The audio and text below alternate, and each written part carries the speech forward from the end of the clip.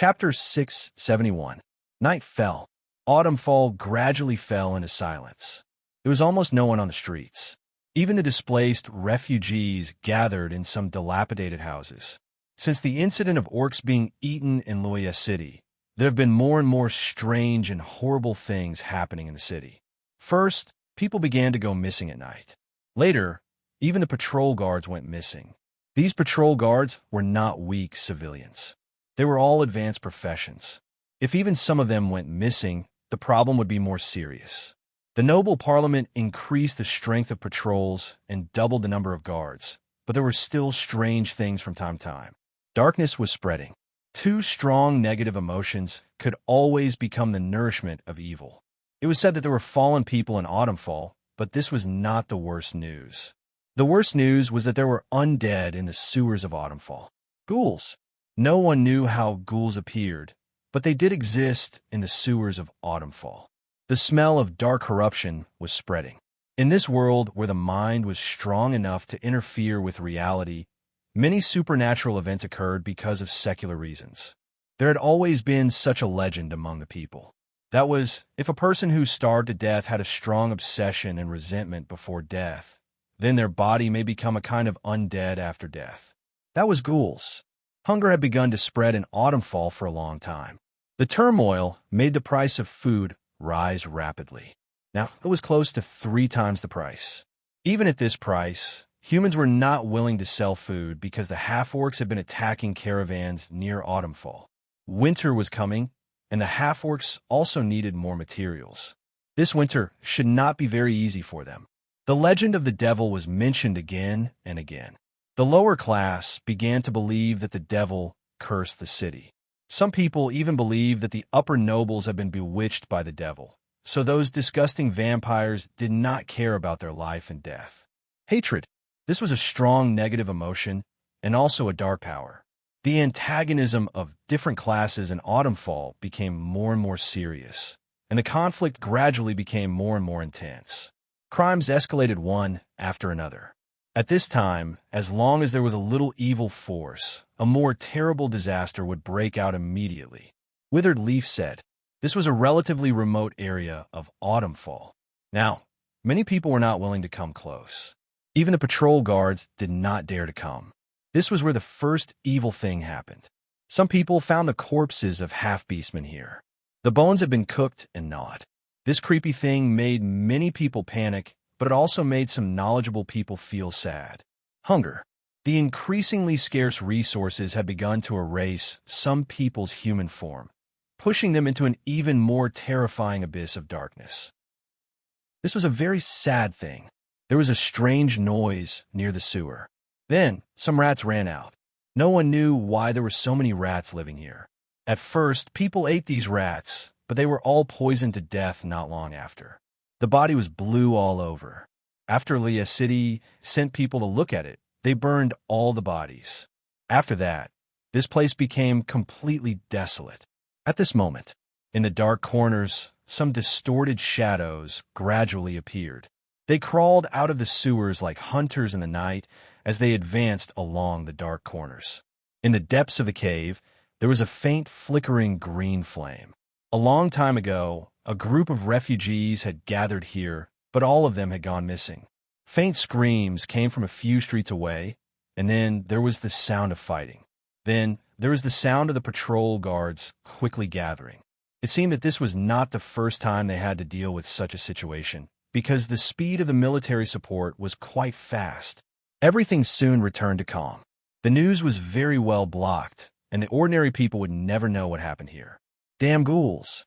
Damn dark creatures. Mark bandaged the wound on his shoulder and then took back his long sword.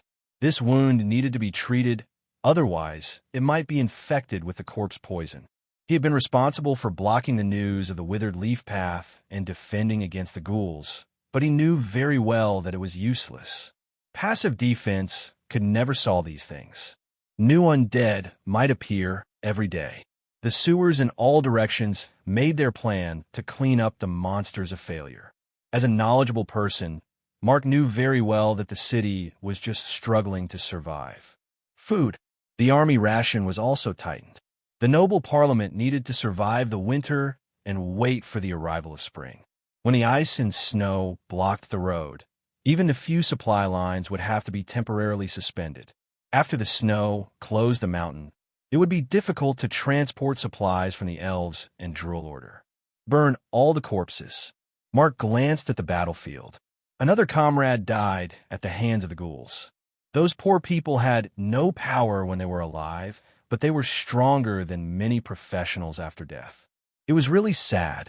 The hatred and resentment of the city nourished these undead. They were originally the product of these negative energy. He heard that there was also a problem in the mass grave, and now the patrol guard's task was a bit tight. Mark could not help but think of what happened during the day. As a native of Autumnfall, he suddenly began to look forward to the arrival of His Excellency. Perhaps only he could save this city that was getting closer to death. Recently, there were differences within the army. Pessimism spread within the army, and the inaction of the noble parliament during this time made many officers feel dissatisfied. Maybe we should consider rejoining the team. Mark thought of this and could not help but look at his companions around him. If they were to rejoin the team, they must have enough foundation. On the other side, in a dilapidated house in Autumnfall, many refugees gathered together. Prayer. The last words left by Lane made many people understand what they should do. In the past, there were people who prayed like the half-elf god, Soren, but none of these prayers were answered. The power of the Avatar crisis was interfering with everything. The power of the gods had long been inferior to before, and the power of prayer could not be conveyed to Soren. Even in the city of Mordor, they had to rely on the temple to collect the power of faith. Temples, statues, altars. These were a central point to gather the power of faith. Only by relying on them could the gods sense the prayers of believers in the case of the outbreak of the Avatar crisis. Autumnfall was far enough away from Mordor. The original temple had been abandoned, and the beliefs of the half-elves were scattered. Some believed in the elven gods, and some believed in the human gods. This was why many people did not leave with Soren. Now, the gods they believed in could not save them. At this time, they began to entrust their hearts to Soren. It was a crude altar. Many refugees gathered around. They knelt in front of the altar and prayed devoutly. When people were on the verge of despair, they were always willing to believe in the gods. Especially before death, people's faith in the gods was the most devout. Muffled prayers could be heard. The simple altar gathered the power of faith, which contained the prayers of believers across space, and began to be transmitted to Mordor. A person's prayer was useless. The weak power of faith could not be sensed by the gods. But when tens of thousands of people began to pray at the same time, the power of faith gathered began to be very amazing. The temporary altar almost instantly appeared with a weak divine light. They were praying to Soren for help. This power gathered into a torrent, and even the gods could sense everything that happened in Autumnfall. Mordor. Tonight, Soren could not sleep, because a huge heterogeneous faith suddenly broke into his divine sense. Almost in an instant, he had a telepathic connection with more than a dozen believers at the same time. And through this connection, he began to know everything that happened in Autumnfall. The situation deteriorated faster than Soren imagined. The turbulent situation in the outside world made it more difficult for Autumnfall, because the weakening of the plane barrier of the Avatar crisis also gave the devils a chance to take advantage of it. In an instant, Soren's mind fell on the altar, but it did not form any form because it consumed too much divine power. In front of him was a black mass of believers kneeling at his feet. These poor people's clothes were crooked, their faces were yellow and emaciated, and their expressions were numb. The desperate environment made them pin their last hope on Soren. So the power of faith gathered was quite amazing. Soren looked past them to the other side of Autumnfall. There, he saw an evil aura, a power full of death, darkness, and blood. That was the power of the evil god. Soren was not sure which evil god it was, but he was sure that his minions had been lurking inside the city. The stench of decay and death filled the air. Even if the main body did not come, Soren could easily feel it. At the same time, In the most prosperous area of Autumnfall, he also vaguely felt the breath of the devils. These devils always liked to corrupt people from the top, because the class and control of power was often the easiest to corrupt, and using them could get twice the result with half the effort. In addition, in the vision of the gods, Soren also vaguely felt some traces left by other existences, but because it was too weak, he could not determine what it was. Very good. All the evil gods are here. It seems that they are all ready to take a share of the ruins of Autumnfall. Autumnfall had fallen. There was almost nothing valuable here, but there was a kind of amazing wealth here for some existences. That was the soul. P.S. There's one more. Chapter 672. Souls were the most precious wealth. For mortals, many common ores, jewelry, materials, and so on in the lower plane were very valuable. But for many creatures in the lower plane, these things were not worth mentioning at all. Only the souls of these mortals in the material plane were the most important wealth. This was the difference in the value of the plane. Therefore, if they wanted to lure a mortal to fall, the devils could always think of enough ways to achieve their goal. The temptation of the devil was not so easy to resist. Soren closed his eyes and sensed everything in Autumnfall, trying to find out which big devil had attacked the city. But it was a pity that Soren found almost nothing. The big devil hid very deeply, and his claws and teeth were not fully exposed. This was one of the most annoying things about demons. These guys always like to hide in the dark corners and weave conspiracies. Unless it was an unavoidable battle, they rarely stood out to confront the enemy head-on. Soren now had two choices. One was to sweep away the dark forces in Mordor and finally control the city completely. But the price of doing so was that he had to fight with an unidentified evil god and deal with a powerful devil at the same time. They had already set their sights on Autumnfall. Soren's action was tantamount to a head-on war. They would regard Soren as an opponent to compete for prey. Autumnfall had already decayed. The deep-rooted order here was not what Soren liked, and he was not willing to accept this rotten order. The traditions, rules, and nobles of Autumnfall had long been imprinted in the bones during hundreds of years of rule. It would take too much time and energy to change them. And after getting all this, Soren still had to deal with a more violent avatar crisis. At that time, the devils would dance and the gods would go berserk.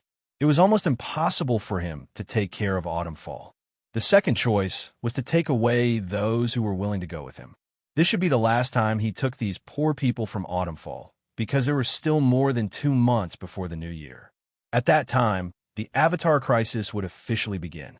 Soren was unlikely to have a third chance to take them away, which meant that this was their last chance. Those who chose to stay would have to face the torrent of fate. Soren is not a savior. He had no interest or ability to save the world. The Avatar crisis had taken away too many lives. Only those who were willing to follow him were worthy of his energy. Soren looked down at the city in front of him. Then, his figure gradually disappeared. Since he had made his decision, he had to start preparing. He is merciful. To a certain extent, Soren was more humane than many gods. Therefore, he would give these people one last chance, but the choice was up to them. Since this was the path he had chosen, he would face it. The first rays of the morning sun shone down. Mordor City, which had been silent for a night, gradually became busy. Today, the residents of Mordor City felt a little strange because the army was mobilized too frequently.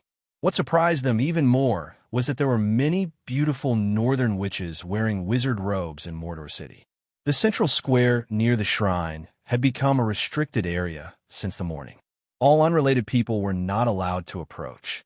A large number of spellcasters had gathered here and had been busy for a long time.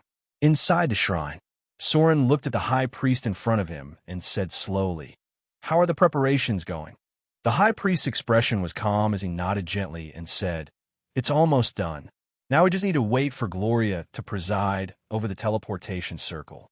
"My lord, the teleportation circle consumes a lot of power. With the power stored in the shrine, it can only be opened twice at most." Soren frowned and said, "I see." Half an hour later, Gloria and Fallen, which in black robes appeared in the central square. Both of them were dressed in similar clothes, and their faces were very similar. At first glance, they looked like twin sisters. They were surrounded by spellcasters from the Northern Witch Council, and a huge teleportation circle had been set up on the ground. It was not difficult for a single person to teleport, but once the scale of the teleportation was expanded, the energy consumed began to increase exponentially. Without the elemental pool of the half-bit wall to supply energy, it was almost impossible to maintain it for a long time. Ready? Gloria glanced around, then nodded to her mother beside her. The two legendary witches began to cast spells at the same time. In the core of the central square, a strong magic aura gradually appeared, and then a portal opened. During this time, Soren had a lot of things to do, so they also temporarily slowed down the progress of exploring the tower. Activate the Golem Army. With the issuance of orders, all the golem puppets that had been prepared near the central square were activated. This time, almost most of the stock of Mordor City was sent out. At the front were 2 diamond golems that had been reintegrated with the soul crystals, followed by 12 steel golems, part of which was Gloria's stock, and then more than 50 stone golems. The clay golems were a little weak in combat, so Soren did not prepare to take them out this time. The location of the teleportation circle was 15 kilometers north of Autumnfall. It was certainly not possible to pick people up with empty words. Force could solve a lot of problems in this case. The first elite guard is in position. The second elite guard is in position. The third elite guard is in position. The Black Flag Legion is in position. As the Golem army was assembled, a team of Mordor City's elite troops also began to assemble. There were more than 30 witches who maintained the portal. Not only did they use Gloria's relationship, but Soren also paid nearly 120,000 Kindler for it. Half of these costs were paid to the Northern Witch Council, and the other half was consumed on the materials to build the portal. Space Beacon Lock. Start the teleportation. The first to enter were the 2 diamond golems, and then the other golems stepped into the portal. Behind them were the elite troops of Mordor City. Although many of their strength had reached the 2nd grade or above, it was the first time for these people to come into contact with this kind of supernatural teleportation circle. Looking at the entire material plane, at present, only the Northern Witch Council and the Wizard City could perform large-scale teleportation. Soren wanted to do this, but he was afraid that he had to wait for the 2 witches to be stronger. I'll leave it to you for the time being. Soren turned to look at the High Priest and said slowly, I'm afraid there will be a lot of people coming this time. You have to be prepared in advance. The High Priest nodded gently. After Soren said all this, he disappeared and directly entered the portal. North of Autumnfall, accompanied by the distortion of space, a portal appeared directly on the plane.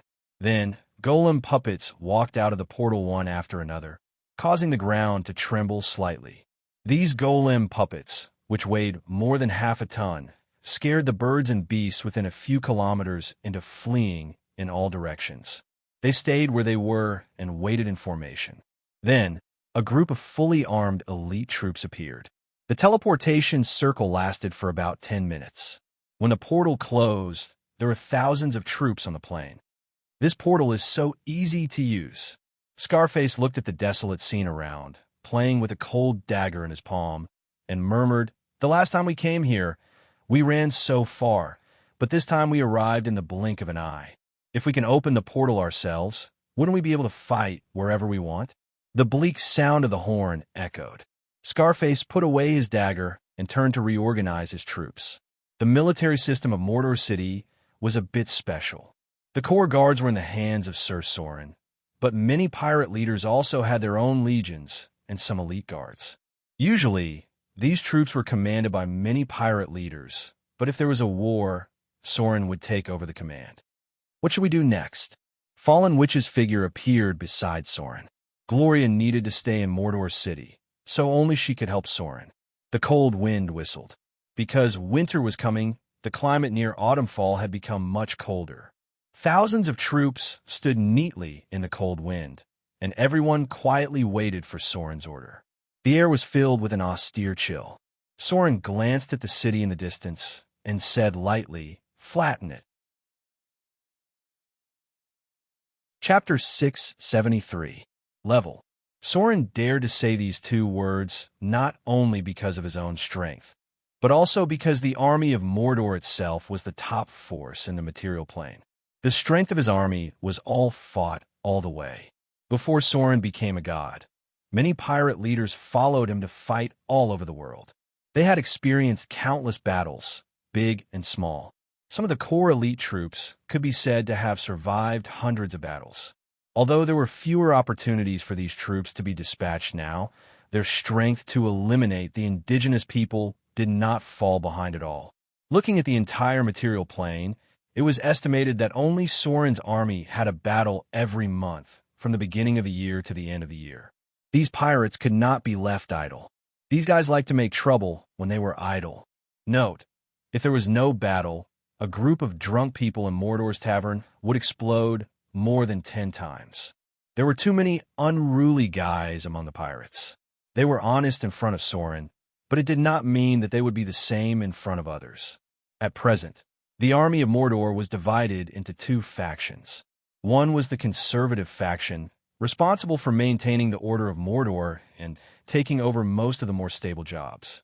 The other faction was the militant faction. Compared to this kind of comfortable life, they preferred a novel and exciting adventure life. So these people were either sent to deal with the indigenous people or sent to perform more dangerous tasks in various places. The conservative faction's life would be more comfortable, and the militant faction's rewards would be more abundant, and their status would rise much faster. Note, because of the clergy of rogue, many of Soren's warriors had part of the profession of rogue.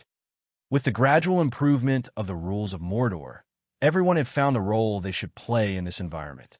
Some people began to settle down and live a more peaceful and busy life, while others were unwilling to be lonely and tried all kinds of adventures.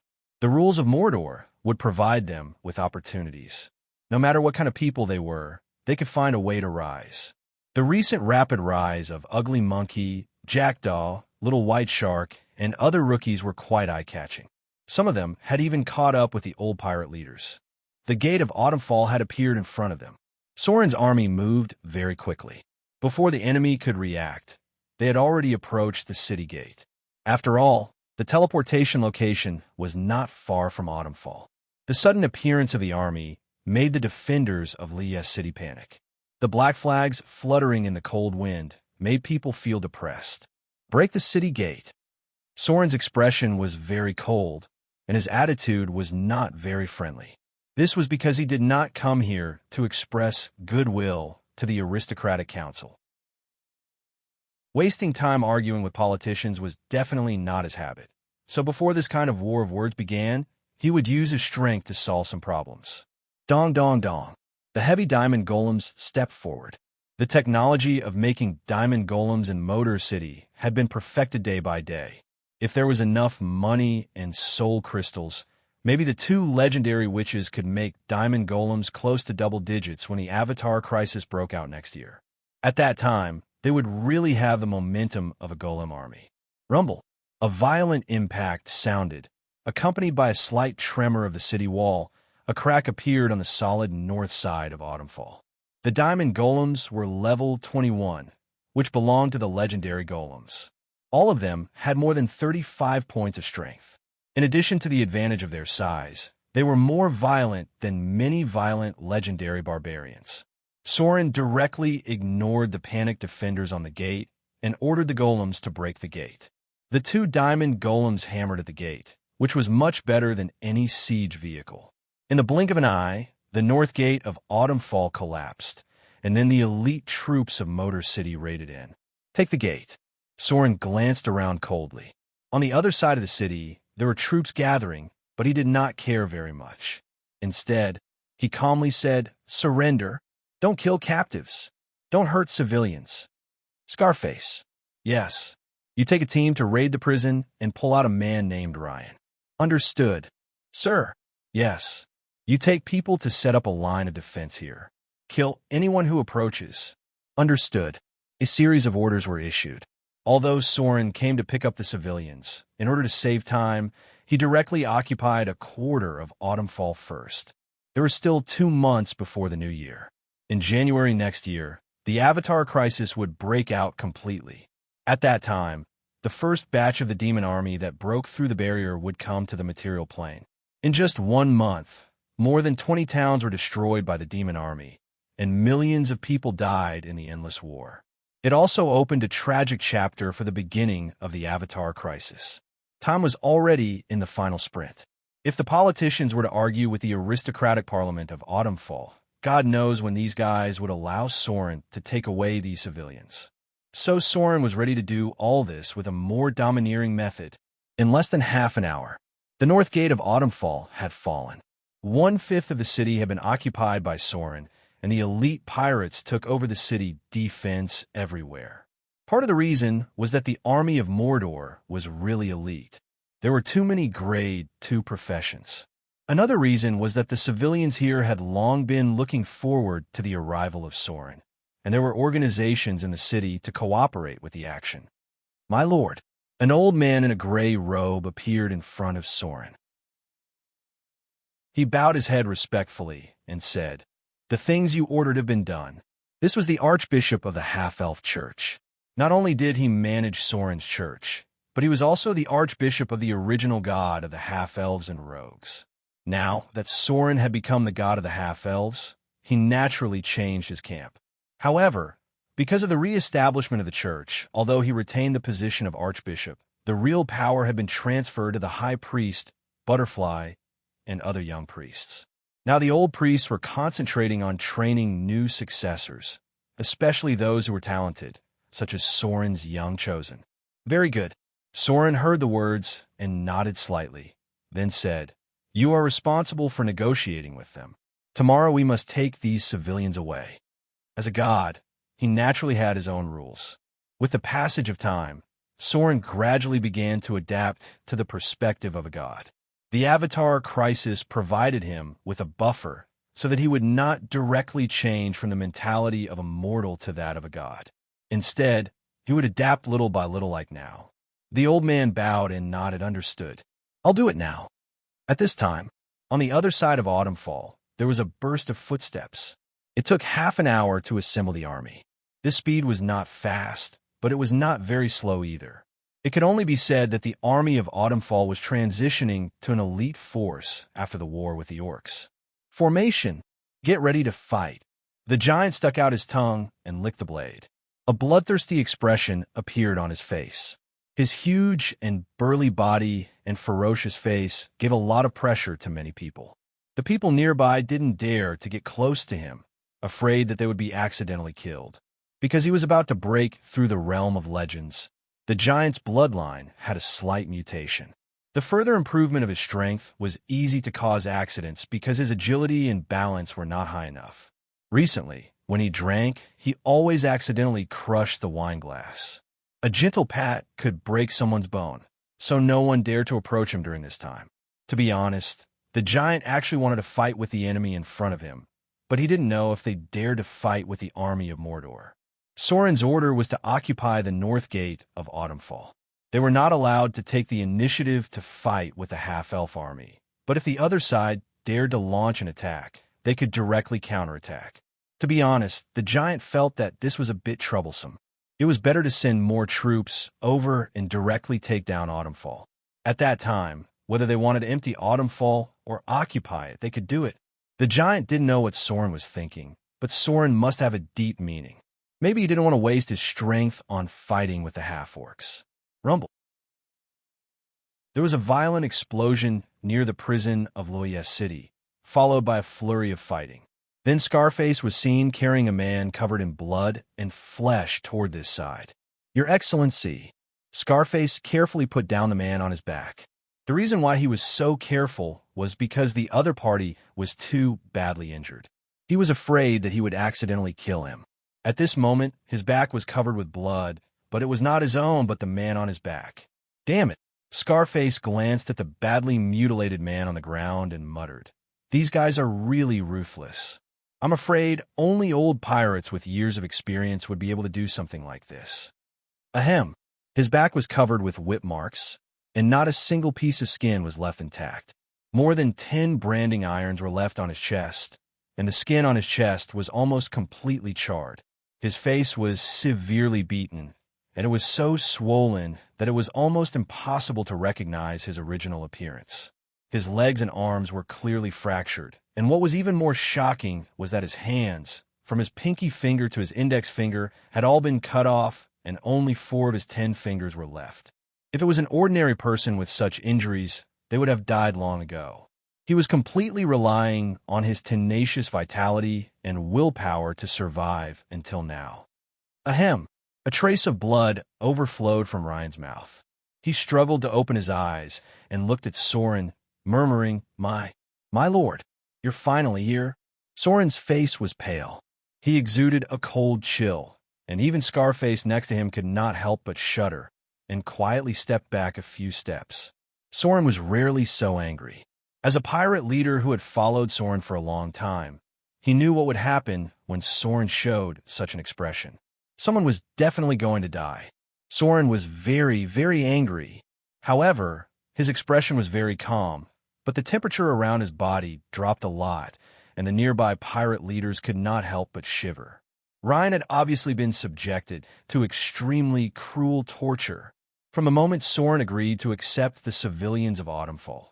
This young warrior had been labeled as a member of the half-elf church. He was equivalent to serving Soren's believers and representing him to come back to reorganize these civilian believers, then lead them to the sea, and finally be sent to Moder by other people. In other words, he was equivalent to a messenger sent by Soren to Autumnfall. Limb regeneration, greater restoration. Holy light appeared in Soren's palm. As a god, he had the ability equivalent to a level 20 priest, but he needed to use some divine power to cast divine spells. Clayton's injuries were gradually recovering, but his mind was still quite weak after the torture. Soren looked at the young warrior in front of him, nodded gently, and said slowly, "Have a good rest." When Soren turned around, there was a clear murderous intent in his eyes, and a trace of anger hidden in the depths of his heart. God's grace was like the sea. God's power was like a prison. Chapter 674. Ryan was seriously injured. Basically, the injuries on his body were equivalent to someone torturing him to death. Soren originally thought that the noble parliament would at most arrest him, and for the sake of the god Soren, they would not make things too difficult for Ryan. That was why Soren ordered his troops to restrain themselves and not avoid too many casualties. However, the current situation was that the noble parliament did not even put a god in their eyes. Dealing with Ryan like this was equivalent to slapping Soren's face several times. This was a very serious blow to Soren's prestige in the eyes of the half-elves. The core of Soren's divine title was half-elves. As his messenger, Ryan was tortured by the noble parliament in the half-elf city. What would the followers think if they saw this?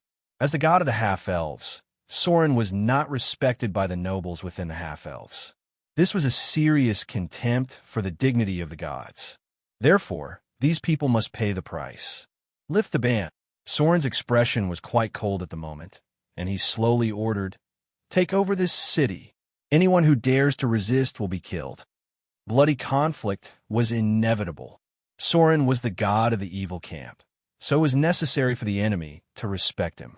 If even the half-elves did not know how to respect him, then how could his enemies respect Soren? In an instant, Soren's order was passed to the ears of all the officers. The next moment, a fierce battle broke out in the main street of Autumnfall. A giant wearing heavy armor with a huge axe was rampaging around.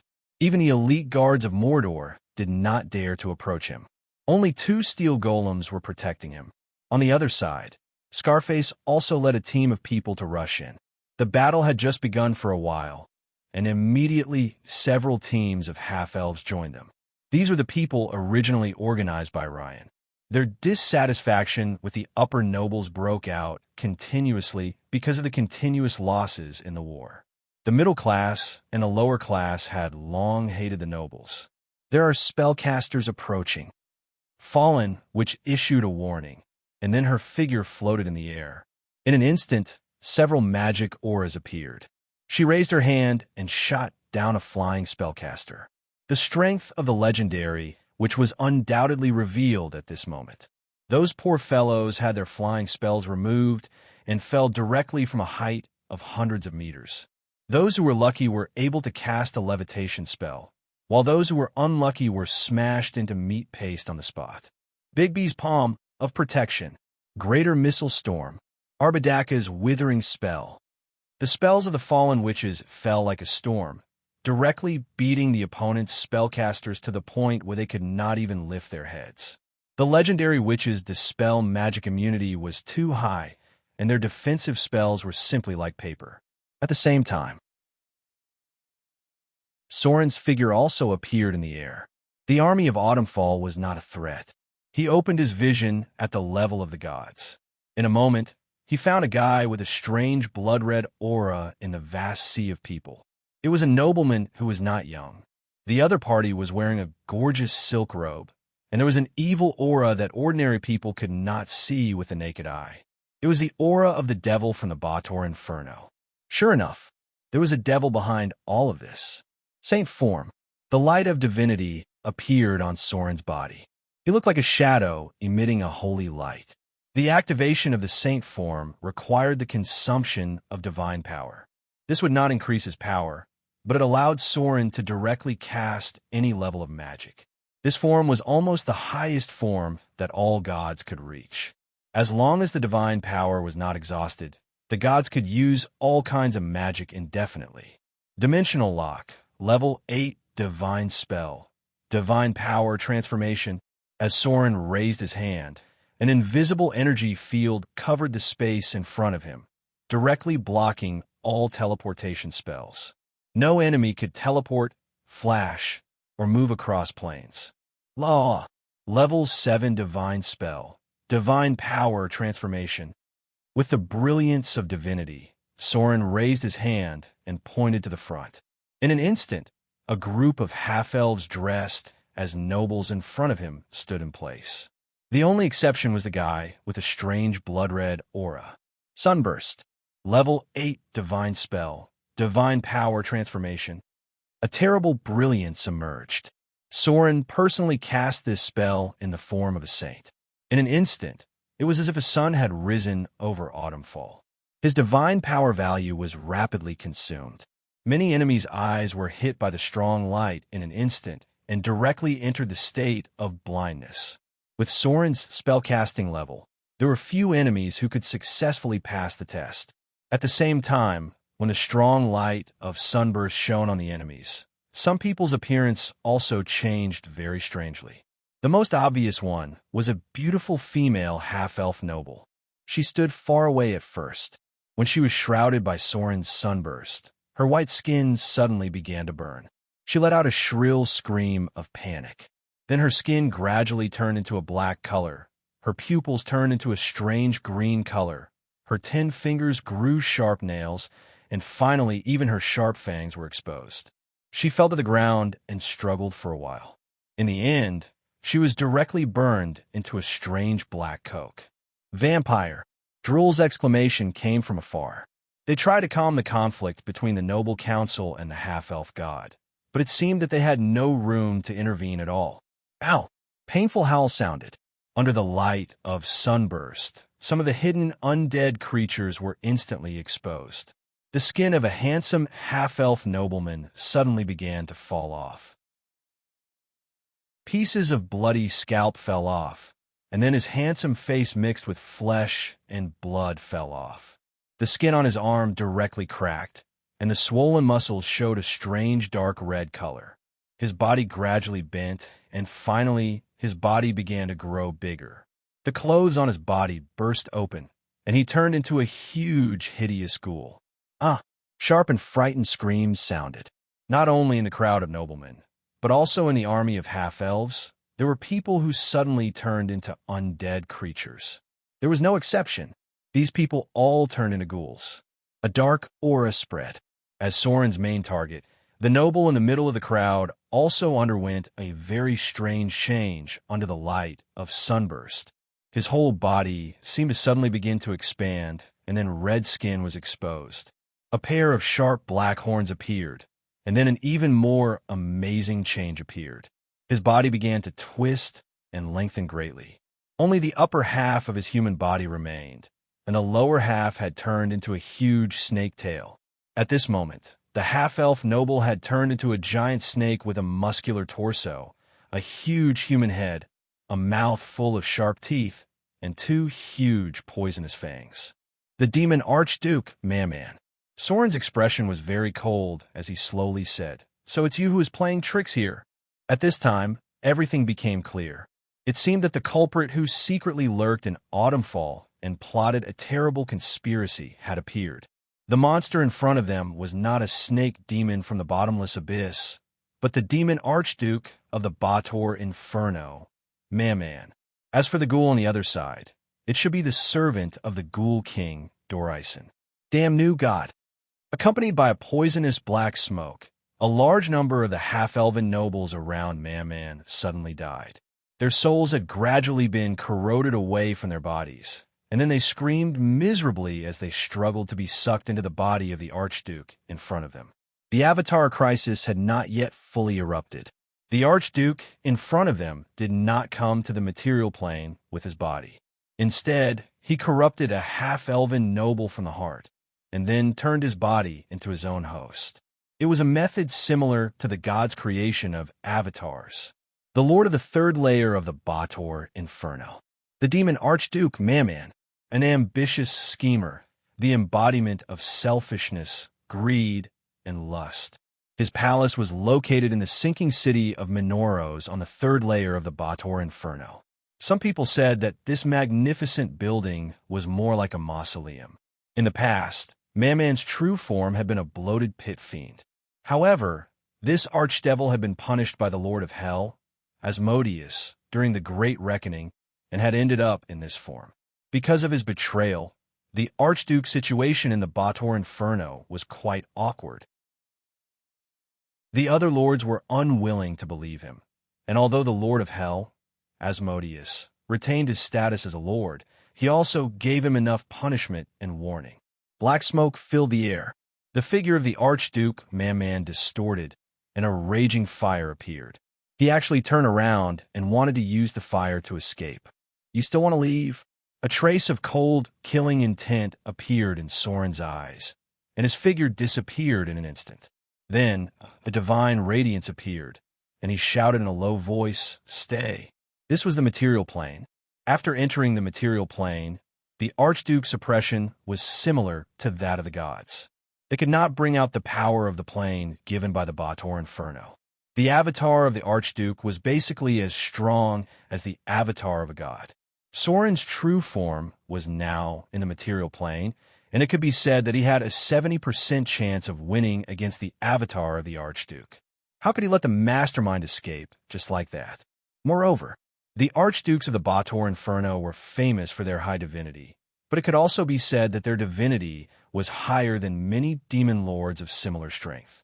The avatar of the Archduke in front of him had inherited a part of his soul. Killing him was like killing an avatar of a god to Soren, and would definitely bring him great rewards. Chapter 675. Souls. More souls.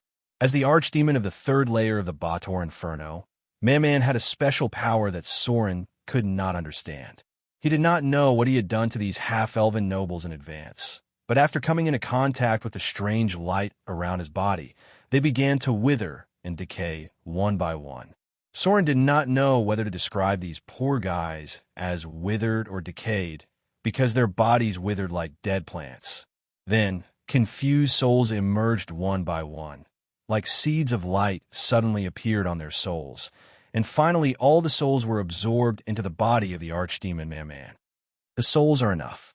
The archdemon Man did not know how many souls he had taken away, but he knew that there were not many living people around him. The archdemon in front of him turned around and looked at Soren with hatred, and said with hatred, "Goodbye, damn new god. I'll come back to you one day." Soren's appearance had undoubtedly completely ruined his plan. It was more difficult for the devil's incarnation to come to the material plane than the gods, and the price and risk were equally great. Man's purpose was to enjoy a feast in the ruins of the city of Autumnfall, perfectly harvest a large number of souls, and then return to the Bator Inferno. But now, Soren's appearance had ruined his plan. The high-grade archdemon always tried to avoid fighting as much as possible, especially this kind of battle where he did not have much of an advantage. Crafty realm. A cloud of black smoke filled the air, and the archdemon's body suddenly disappeared in the raging fire. Even Soren could not sense his position, and he did not know whether he had directly left the material plane or returned to the Bator Inferno.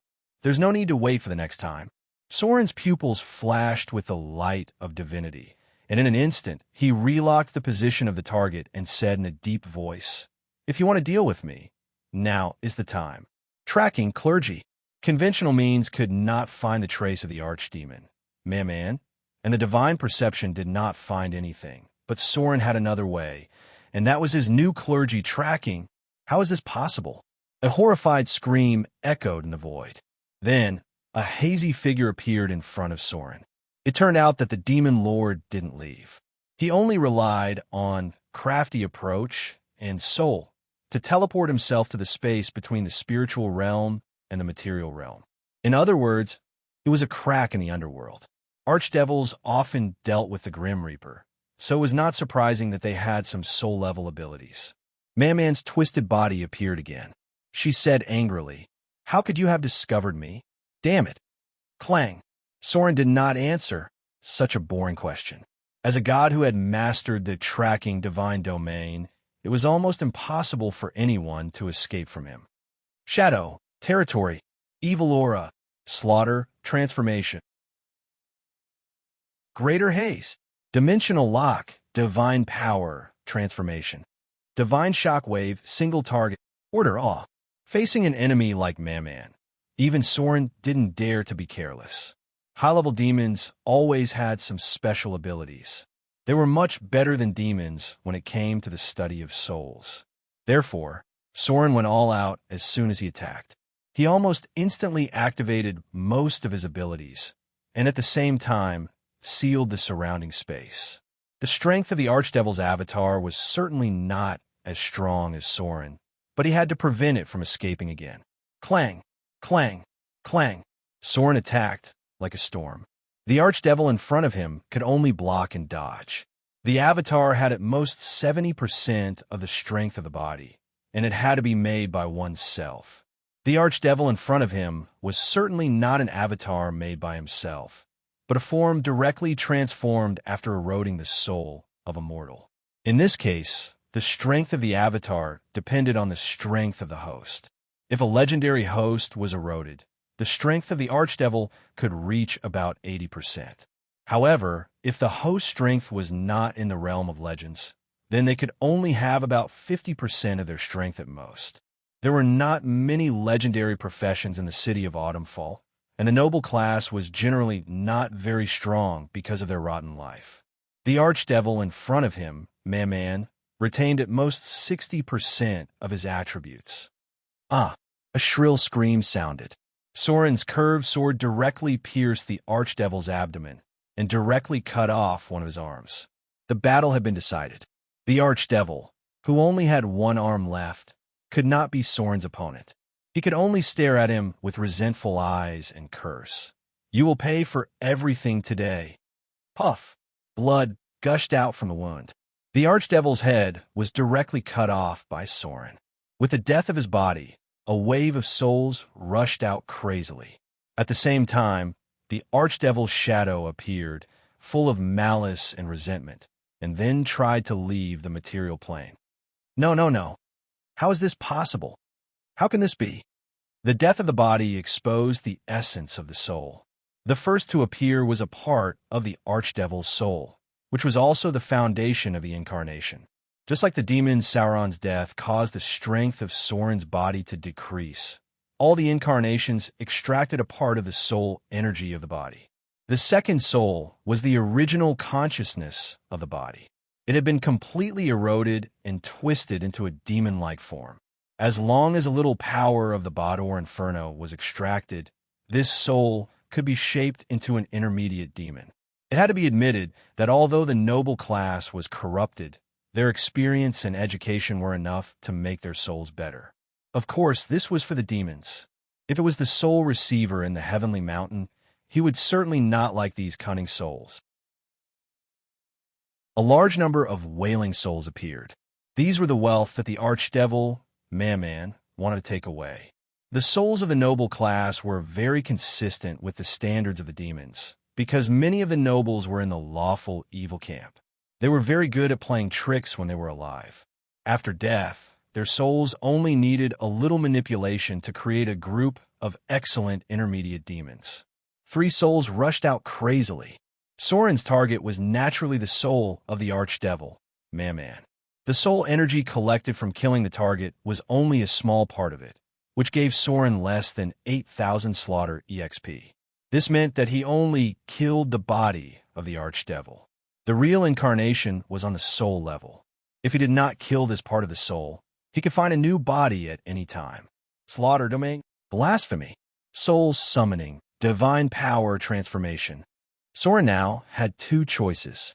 The first choice was to kill a part of the archdevil's soul with an energy attack, and then absorb the soul energy to gain slaughter EXP.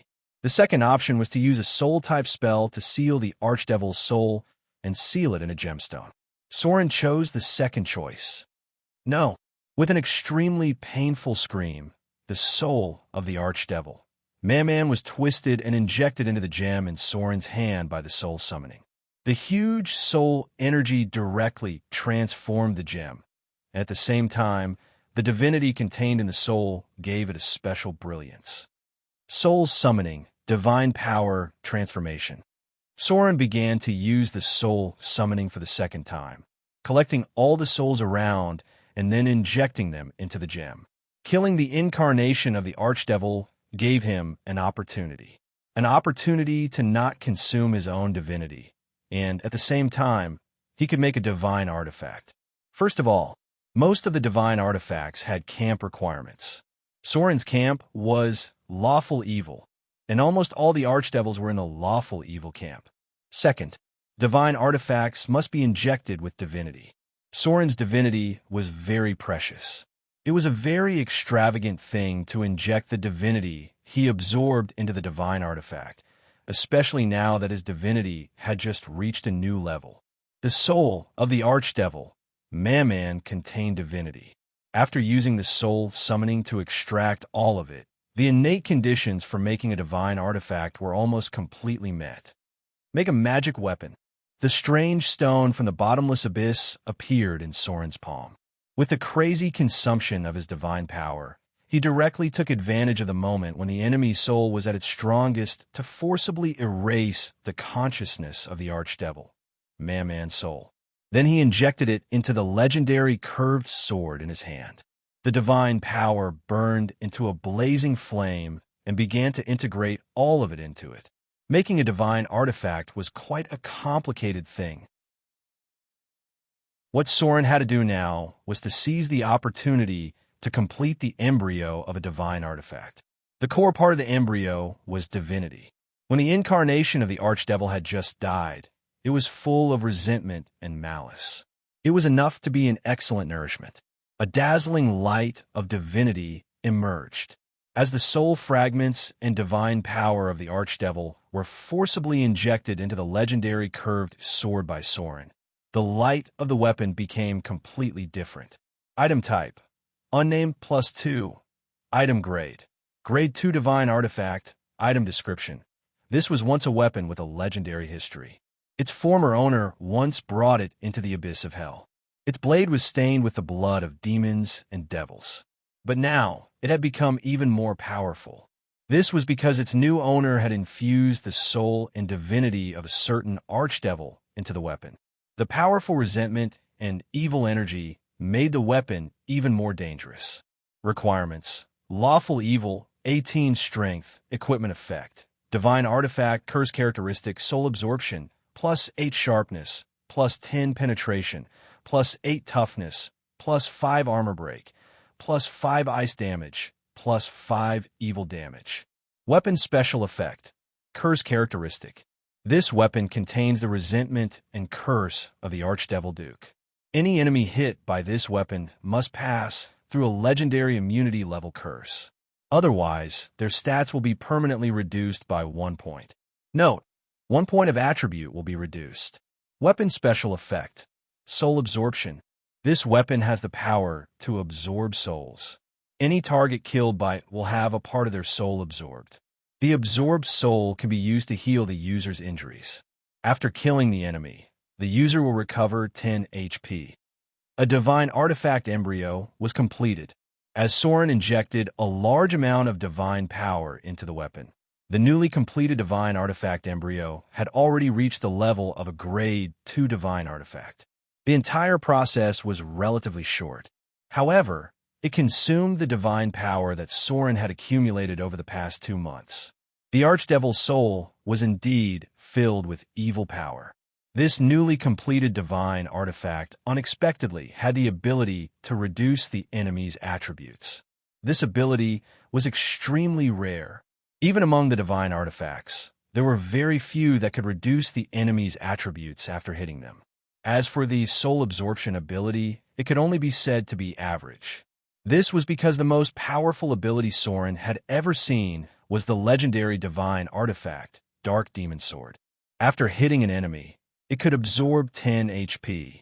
Its effect was much stronger than absorbing the soul of a target to recover 10 HP. Chapter 676. Finally, he had a divine artifact of his own. At this moment, Soren had an urge to cry. He had been in this world for so long. He had been a god for some time, but it was not until today that he had a divine artifact of his own. The most fundamental reason was that divine artifacts were too rare in this world. Even when the Avatar crisis broke out, the number of divine artifacts was still not many. Icing Death was infused with a part of the Archdevil's soul and divinity. The foundation of the divine artifact had been completed. Now what Soren had to do was to infuse it with a part of the power of the law. Any divine artifact had its own part of the power of the law. This was also why divine artifacts could not be used casually. Even legendary items may have camp requirements and profession requirements. Soren now had 2 choices.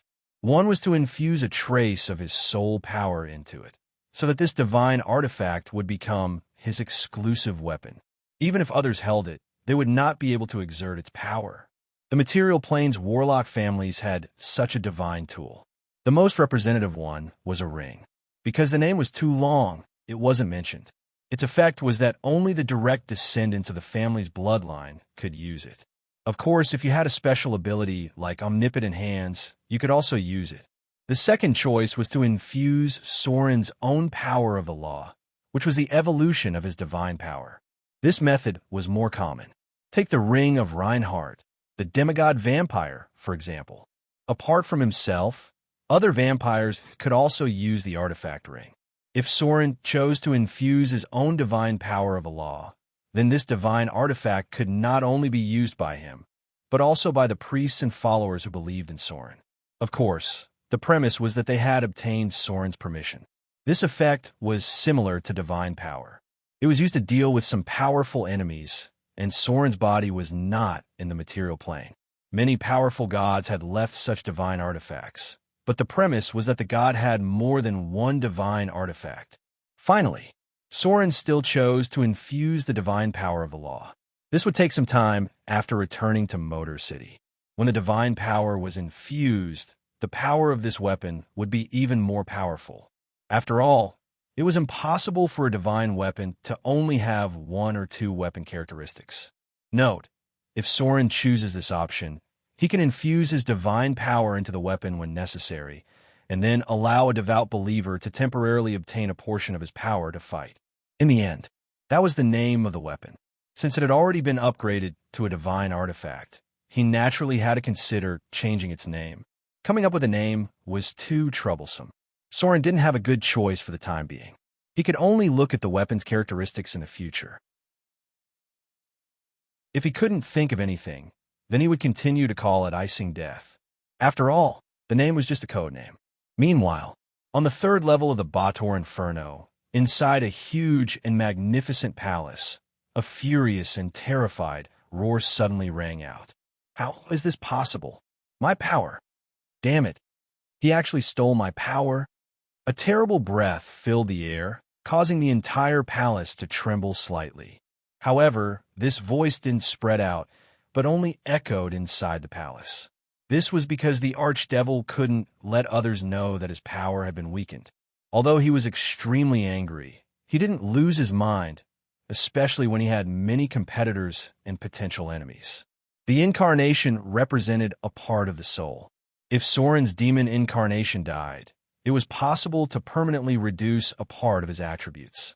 Similarly, if the incarnation of the archdevil died completely, he would lose a part of his attributes and power. This ratio was about 1 in 12. After a long time, the angry archdevil finally calmed down.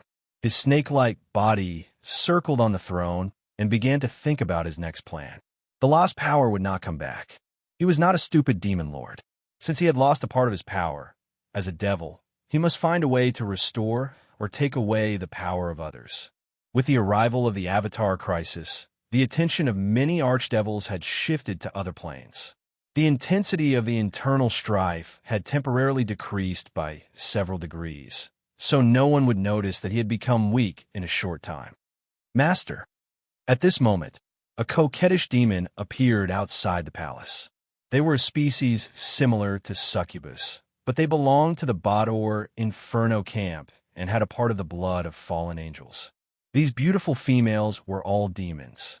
Mortals who fell into their hands would end up miserable. Not only would their bodies be completely drained, even their souls couldn't escape the fate of depravity. What was more terrifying was that the mortals killed by the demons were too addicted to lust, and their intelligence would be easily affected. If their willpower wasn't enough, they would easily become the lowest level of demons after depravity. The archdevil, Man, was the incarnation of greed and lust. There were a large number of demons in his palace. At this moment, the one who appeared was his headmaid. This female demon bent down slightly, revealing her towering peaks, and said in a charming voice, "The Hellpemer wants to visit you." Note, demons always need to add a comma, so I'll temporarily call her a demon. The Hellpemer? The archdevil, Man couldn't help but narrow his eyes. He didn't care much about this Hellpemer because his strength wasn't ranked in the Bator Inferno at all. However, he couldn't ignore this person because he was the supreme ruler of the Bator Inferno and a follower of the Lord of Hell, Asmodeus. To a certain extent, the Hellpemer's position in the Bator Inferno was not inferior to some low-level demon lords. Man straightened his snake-like body. He hated his current body because it wasn't as strong as the original Inferno demon. However, he didn't dare to show all this because this was Asmodeus' punishment for him. After pondering for a moment, he said slowly, "Let him in." Soon, the figure of the Hellpemer appeared outside the palace. Behind him was a beautiful fallen angel with a demonic aura. A trace of surprise and ecstasy appeared in the depths of the archdevil, Man's pupils. But he concealed it well because he found that the soul of this fallen angel was a little different. "Your Excellency, Man." The Hellpemer bowed his head elegantly to show his respect. Then, he said slowly, "I've brought good news for Your Excellency. Perhaps we could try to cooperate." "Cooperation?" Man narrowed his snake-like eyes and smiled strangely. "Let's hear it." Autumnfall. As the archdevil's incarnation was pulled out by Soren, the scales of victory had completely tilted to Soren's side. The next battle was almost no difficulty, but the ghouls hiding in the sewers were a little troublesome. The servants of the Ghoul King were lurking under the city, and it was very troublesome to completely clean them up. It was common knowledge that the undead were always easy to create and resurrect. Completely purifying them would take too much time and cost. In the evening, Autumnfall had completely changed its owner. The noble council that was tempted by the demons suddenly became the target of everyone. Even some nobles with good moral conduct became the target of suspicion. People thought that they might have made deals with the demons. There were some riots among the angry people. Their accumulated resentment broke out, and some even tried to attack the members of the noble council. However, these people were soon brutally suppressed by Soren's elite army.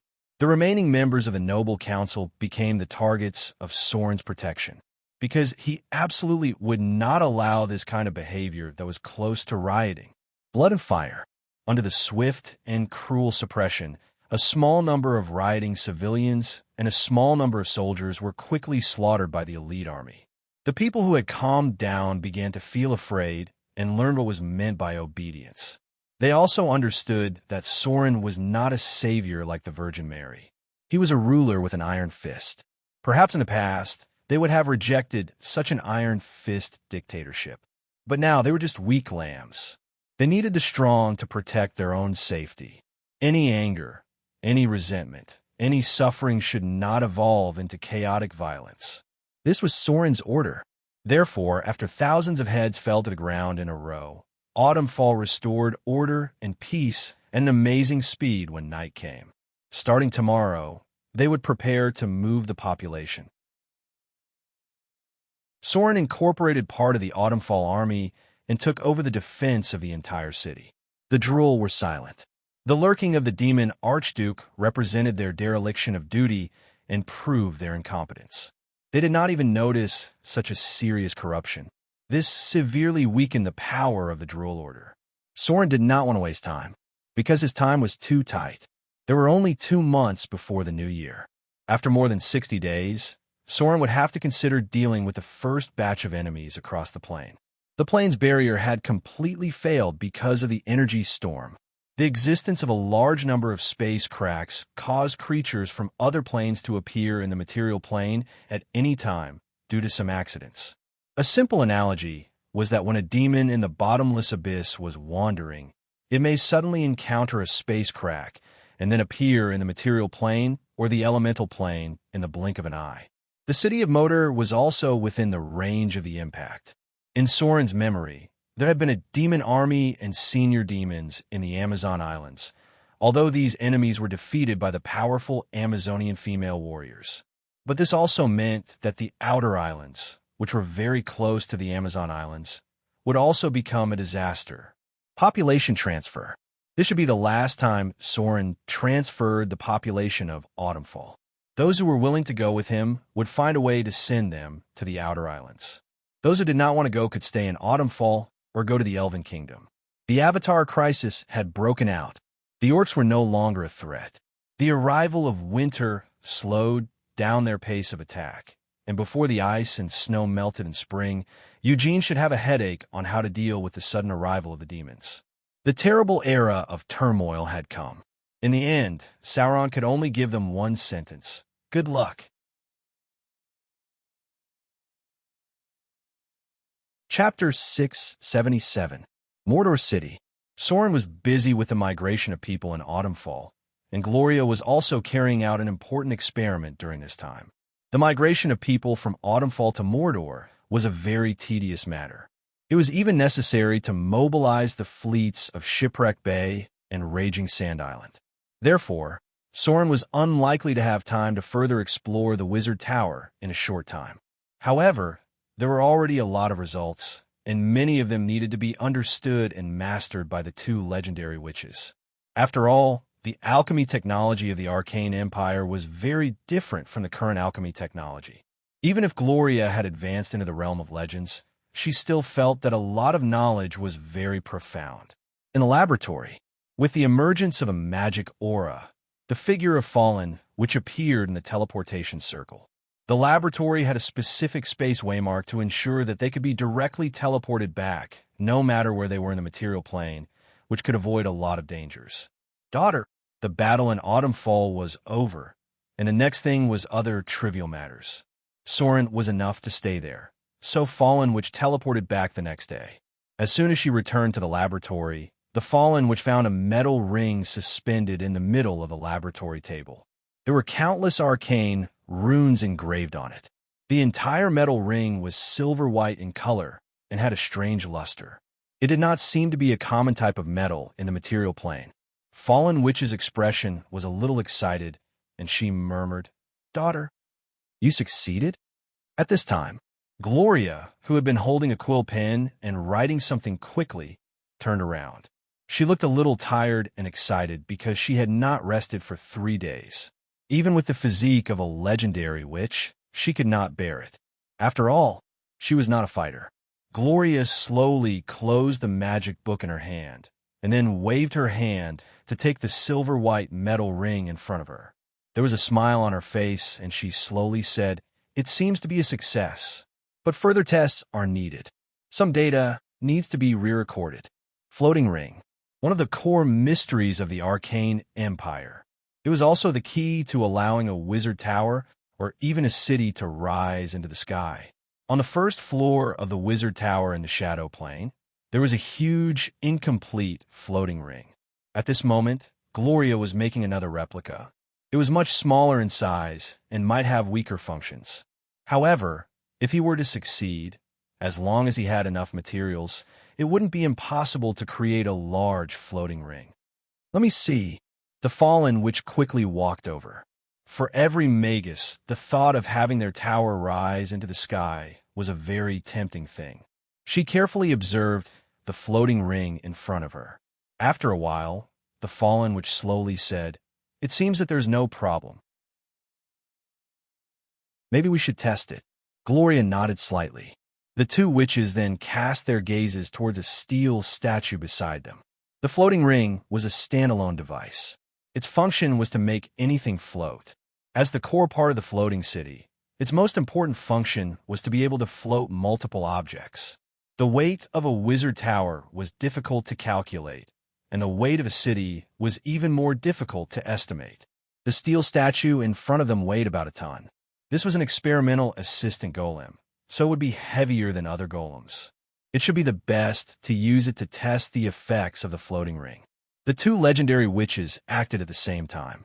Soon, the floating ring was placed on the body of the steel golem. Gloria and the fallen witch looked at each other and began to inject magic power at the same time. With the appearance of a faint aura, the steel golem that weighed about a ton gradually floated up and down and up. The two witches quickly understood the operation of the floating ring. Gloria stopped the spell control and took out a magic book to record. A small floating ring can withstand a weight of about 1 to 3 tons. If you want to make a wizard tower float, you will need at least a large floating ring. If you want to build a floating city, you may need to complete a rather complicated structural diagram. Experiment successful. The first part of the floating ring's data is archived. The steel statue slowly landed.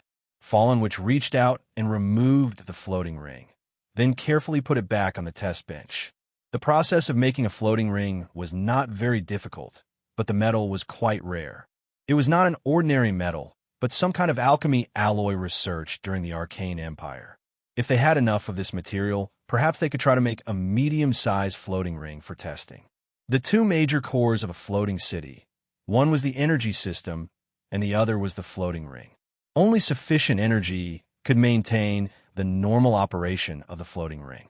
The area and weight of a floating city were so shocking that it was impossible to rely on the elemental pool of the demiplane to provide such a huge amount of energy. Therefore, only the power generated by elemental fission could support the normal operation of a floating city. "Daughter," Fallen Witch turned to look at Gloria and whispered, "You should rest." The physique of a legendary spellcaster was limited. If they did not rest for a long time, it would cause a certain amount of damage to their spirit. Although Gloria was not as stubborn as her mother, she still had a trace of enthusiasm for academic research. Her spirit was still very excited, but Gloria knew that her body was indeed very tired. She gently nodded and put down the research work in her hands, ready to continue the experiment after a sleep. However, just as she was about to leave the laboratory and return to her room to rest, she suddenly relaxed and could not help but frown. Then her expression was a little strange, as if she was surprised, as if she was happy, as if she was nervous. She put her white palm on her abdomen. Her whole body was stiff in place, and it took a while for her to relax. "What's wrong?" Fallen Witch seemed to be aware of her strangeness and asked with concern. Are you not feeling well? Gloria shook her head gently. She bit her lip with her white teeth and stopped talking, but soon showed a hesitant expression, then shook her head and said, "It's nothing. Maybe it's because I've been too tired recently." With that, she turned and left the laboratory. As soon as she walked out of the door of the laboratory, she immediately put her hand on her abdomen. Gloria closed her eyes and felt for a moment. Her white palm gently stroked her abdomen and murmured, "Is it true?" Unbelievable. Gloria stood in place and hesitated for a long time before walking towards her room. She needed to confirm whether it was true or not. Chapter 678. Was she really pregnant? Gloria had a complicated expression on her face. She was surprised and worried at the same time. Because of Soren's special existence, if the two of them had children, there might be some accidents. There were no more than 4 kinds of descendants of gods: true gods, abominations, demigods, and mortals. First of all, the probability of a true god being born was very small. At the same time, there was a certain uniqueness. At present, the most powerful descendant born from a god was the goddess of agriculture. However, her parents were not ordinary gods. One was Mother Earth from ancient times, and the other was the most powerful god, the god of light. The goddess of agriculture was born at the level of a true god. She directly inherited part of her mother's power and then took over the priesthood of agriculture when she became an adult. The second kind was the abomination. In a long history, many abominations were born among the gods, but most of them have been sealed. Abominations could be the descendants of gods, and they could also be the descendants of gods and mortals. The probability of an abomination appearing was not small. They were very scary creatures. However, one thing that was special was that most of the abominations were the descendants of the gods' original bodies, in the form of gods and other creatures. The incarnation of the gods could not do this. Therefore, the abominations were born in other planes. In the past, there were gods who came to the material plane to kill them. This also caused the abominations to be basically a legend in the mortal world. Then there was another kind of descendant, demigods. The existence of demigods was special.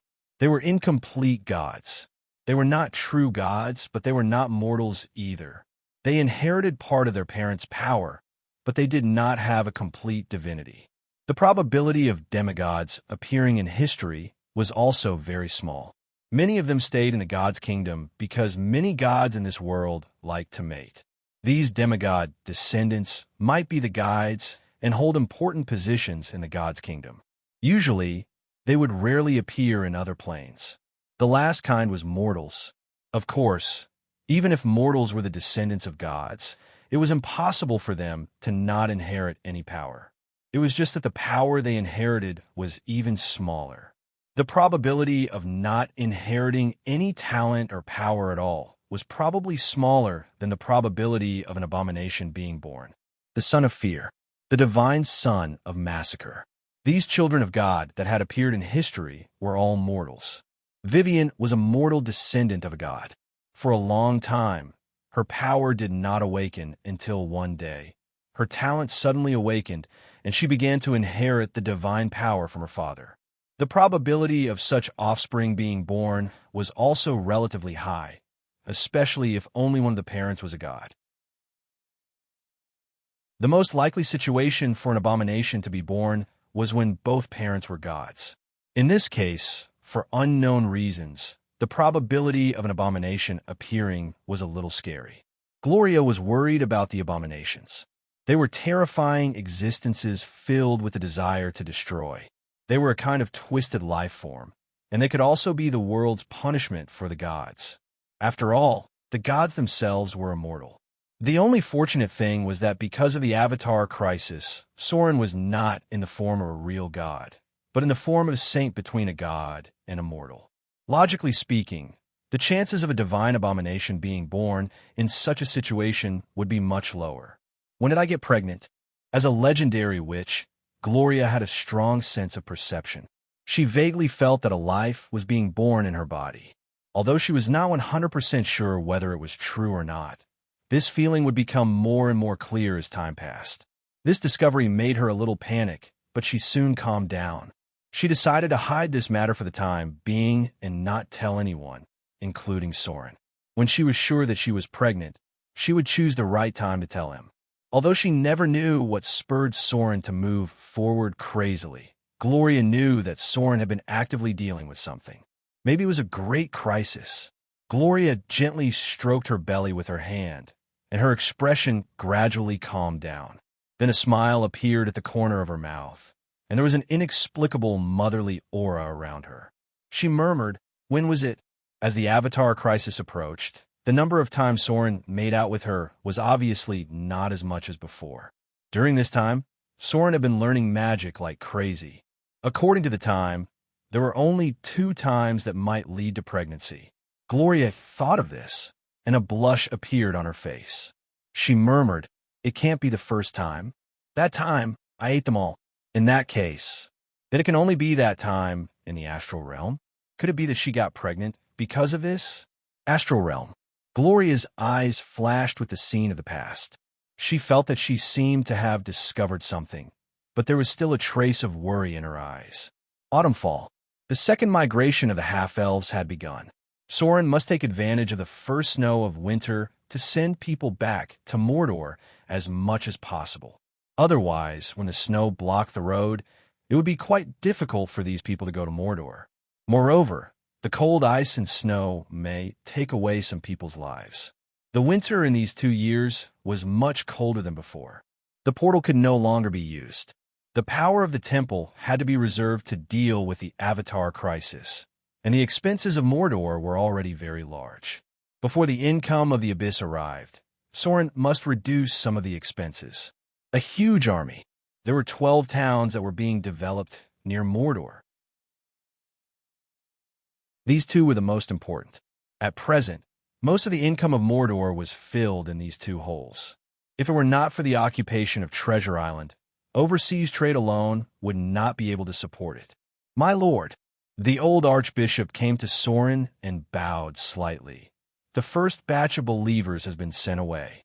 However, we found traces of the half-orcs at the border. They seem to be investigating us." "Half-orcs?" Soren frowned when he heard this, and then said in a deep voice, "Don't worry about them. As long as they don't attack, everything will go according to the original plan." Ascendant. Eugene. This was a rare, far-sighted half-orc. It should not choose to attack the half-elves at this time. That would lead to further escalation of the conflict. Soren was very annoyed by the arrival of winter, and Eugene also had a headache because of the coming winter. If he attacked in this case, Soren would have to pay a high price. But similarly, if Soren decided to retaliate because of anger, at least half of the half-orcs would die this winter. This was a situation where both sides would lose.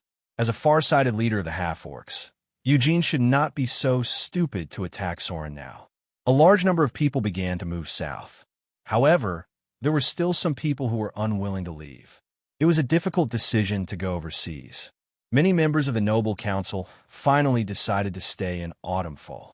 If the half-orcs attacked, they would choose to retreat to the Elven Forest. As nobles among the half-elves, many of them had blood ties with the nobles within the elves. This was the rule of the whole era. Only the descendants of nobles could easily become nobles, and ordinary civilians must struggle for several generations to only become an ordinary knight. This deep-rooted order spread throughout the material plane. Otherwise, Soren's layout in the Windspear Hills would not need Adele Isabella to climb the blood connection with the other party. Everything was going on in an orderly manner. As the fleet of Raging Sand Island approached the nearby sea, Soren's migration was almost guaranteed. At this time, he finally had time to return to Mordor City and deal with the problem of population settlement. Mordor City would certainly not continue to accept more outsiders.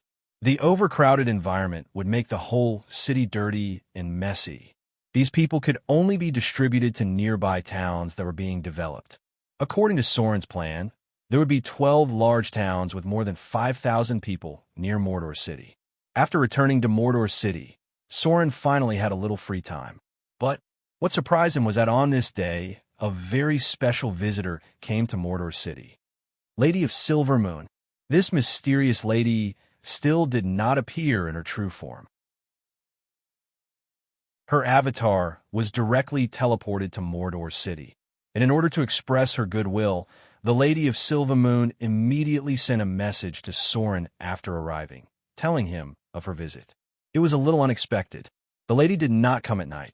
She chose to come during the day. The divine sense allowed Soren to directly find the other party's location. With a magic aura, Soren's figure was teleported to the cliff outside Mordor City. The Lady of Silvermoon stood on the towering cliff overlooking Mordor City. After noticing Soren's appearance, a faint smile appeared on her face, and she slowly said, "It's a very good city. It reminds me of a place called Silvermoon City." Silvermoon City. Soren was silent when he heard this. Of course, he knew Silvermoon City, and he knew that this place, which used to be the most prosperous city in the material plane, had now become a ruin. The northern witches were built on the ruins of Silvermoon City, and the magic lock of the Witch Council was part of the magic lock of Silvermoon City.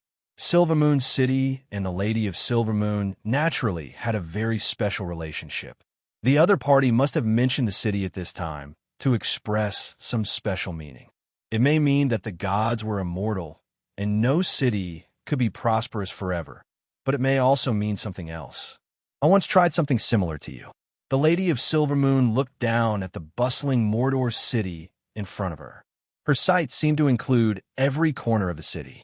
Her bright white face showed a trace of reminiscence, and she whispered, "At that time, Silvermoon City was like this, maybe better than this, full of vitality, freedom, enthusiasm, and hope." The Lady of Silvermoon's expression gradually became gloomy. Then she smiled and shook her head. "I hope you will succeed." The gods all wanted to change the material plane. They wanted to change the world in the direction they wanted. The Lord of Light wanted the world to be full of justice and kindness. The Lady of Wealth wanted the world to have prosperous trade. The Goddess of Agriculture wanted to make agriculture more prosperous, and so on. The gods' changes to the material plane had all kinds of changes after colliding with each other, and finally evolved into a balanced situation. Mordor City was Soren's hope. To some extent, it was also the starting point of Soren's hope to change the world. Do you know? The Lady of Silvermoon smiled slightly, and her attitude seemed to have become much friendlier. Maybe it was because both of them had put a lot of effort into a certain city. She looked at Soren in front of her and slowly said, "This place is not quite the same as I imagined. I thought that a new god like you, who was promoted from a mortal, would only make your territory as foul as Dark Sun." Note, another name for the god of murder. But the truth is very surprising. I see a lot of different things here, although I don't like the harsh order here. Maybe you should give people more freedom. Freedom? Soren's mouth twitched, but he didn't answer the Lady of Silvermoon's words, because talking about freedom at this time was completely suicidal. The chaotic and kind Lady of Silvermoon. Don't you like to die? As one of the ancient gods, how could you fall to this point? Look at the Lady of Night. She's doing well. The Lady of Silvermoon couldn't help but frown. As the chaotic and kind Lady of Silvermoon and Soren, as the lawful and evil Lady of Silvermoon, there were too many subjective conflicts between the two sides. It was impossible to form many similar views. I met the Lady of Agriculture. Soren's silence made the Lady of Silvermoon have to continue. She slowly said, "She suggested that I come to Mordor City, so I came here. I have a lot of questions here, because I found that you are not as evil as I thought. Maybe it's because of this that the Lady of Agriculture chose to cooperate with you. But I still want to know one thing. That is, what do you want? What you're doing doesn't seem to belong to the duties of the gods. I can see that you want to change something." The Lady of Agriculture wanted to change the world. Her ideal was very simple, but it was also very difficult. She wanted to make agriculture in the material plane completely prosperous, and she hoped to rely on the food production brought by agriculture to reduce the conflicts of many races in the material plane. However, this kind of thing was very difficult to achieve, because even if there was enough food, the greed and desire in human nature would still cause a lot of conflicts. But in terms of the basics, if she could achieve her dream, she could reduce the chances of famine. What do I want? Soren frowned when he heard this. Of course, he would not tell the truth to a god of the opposite camp, but he would not tell a lie because there was no way to deceive her at all. So, Soren said the following: I want the old to have someone to rely on, the strong to be useful, and the young to be strong. Everyone can rely on their own efforts to live a better life. There are some orders in this world that I don't like very much. Although I accept them, it doesn't mean that I like them. If it's possible, I want to change some things. At the very least, I want to change it as much as I can. Lady, you certainly didn't come here because of these things. You must have something more important to tell me, right? The Lady of Silvermoon couldn't help but tremble. After a long silence, she shook her head and chuckled. I'm surprised. What you said is actually true. Although this is not your real purpose, it is something you really want to do. I've never seen a god of the evil camp like you. Maybe you should consider switching to the good camp. I believe that many good gods will accept you. The Lady of Silvermoon paused for a moment, then said, Well, I did come here for an important thing. But it's just to return a favor. The Shadow Lord seems to be targeting you. He covets the clergy of rogue and tracking that you have mastered. Maybe you should be more careful in the future. The radiance of divinity appeared. The Lady of Silvermoon really came and went as she pleased. After saying these last words, her avatar directly opened a portal and disappeared from Soren's sight. This was not surprising at all. It was because the people of the chaotic good camp acted like this. They were too casual. P.S. The 4,000-word chapter is presented, and the status is gradually recovering.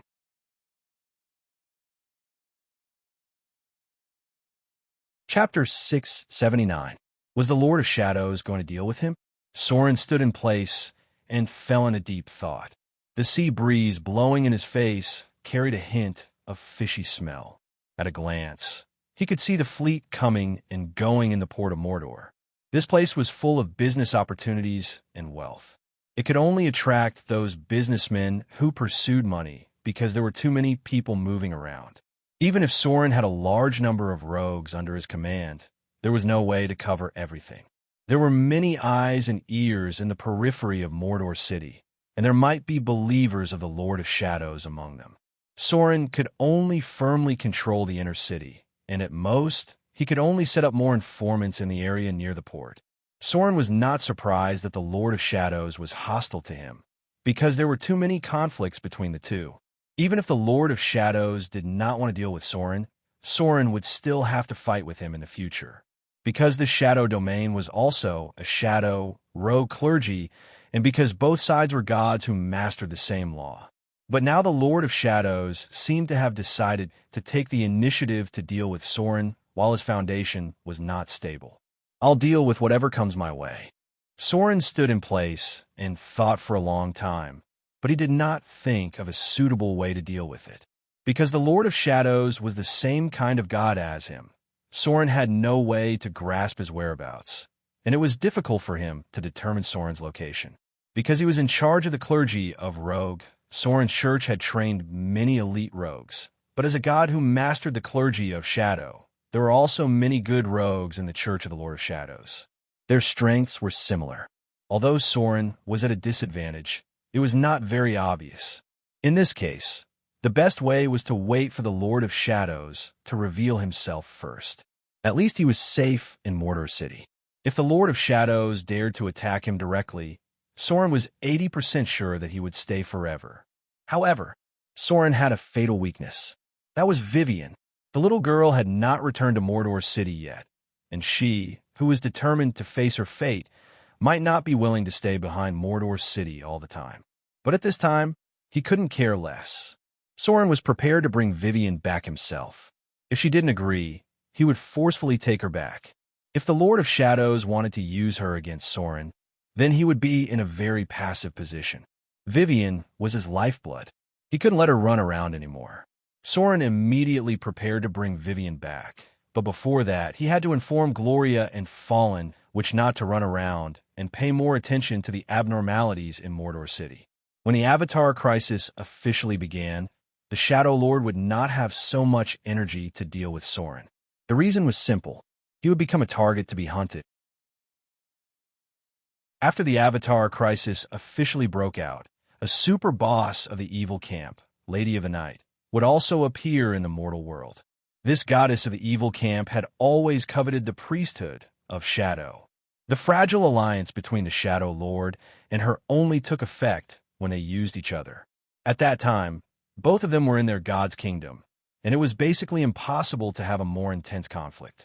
But now that both gods had fallen to the mortal world, it was hard to say whether the fragile alliance agreement between them could be maintained. The Shadow Lord must be very afraid to see the Lady of the Night now, which was why he had been hiding. He might have the idea of accumulating strength to deal with the Lady of the Night by targeting Soren. A day passed in the blink of an eye. The undercurrent of the material plane did not have much impact on the bottomless abyss. After all, the gods fell to the mortal world, and it was impossible for them to fall to the lower planes.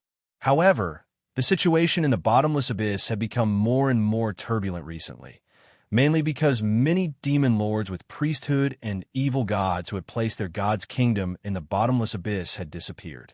Sauron heard news from the mouth of the Ross demons. That was the Blood Sea in the bottomless abyss, which was the kingdom of the goddess of misfortune, had now been completely closed.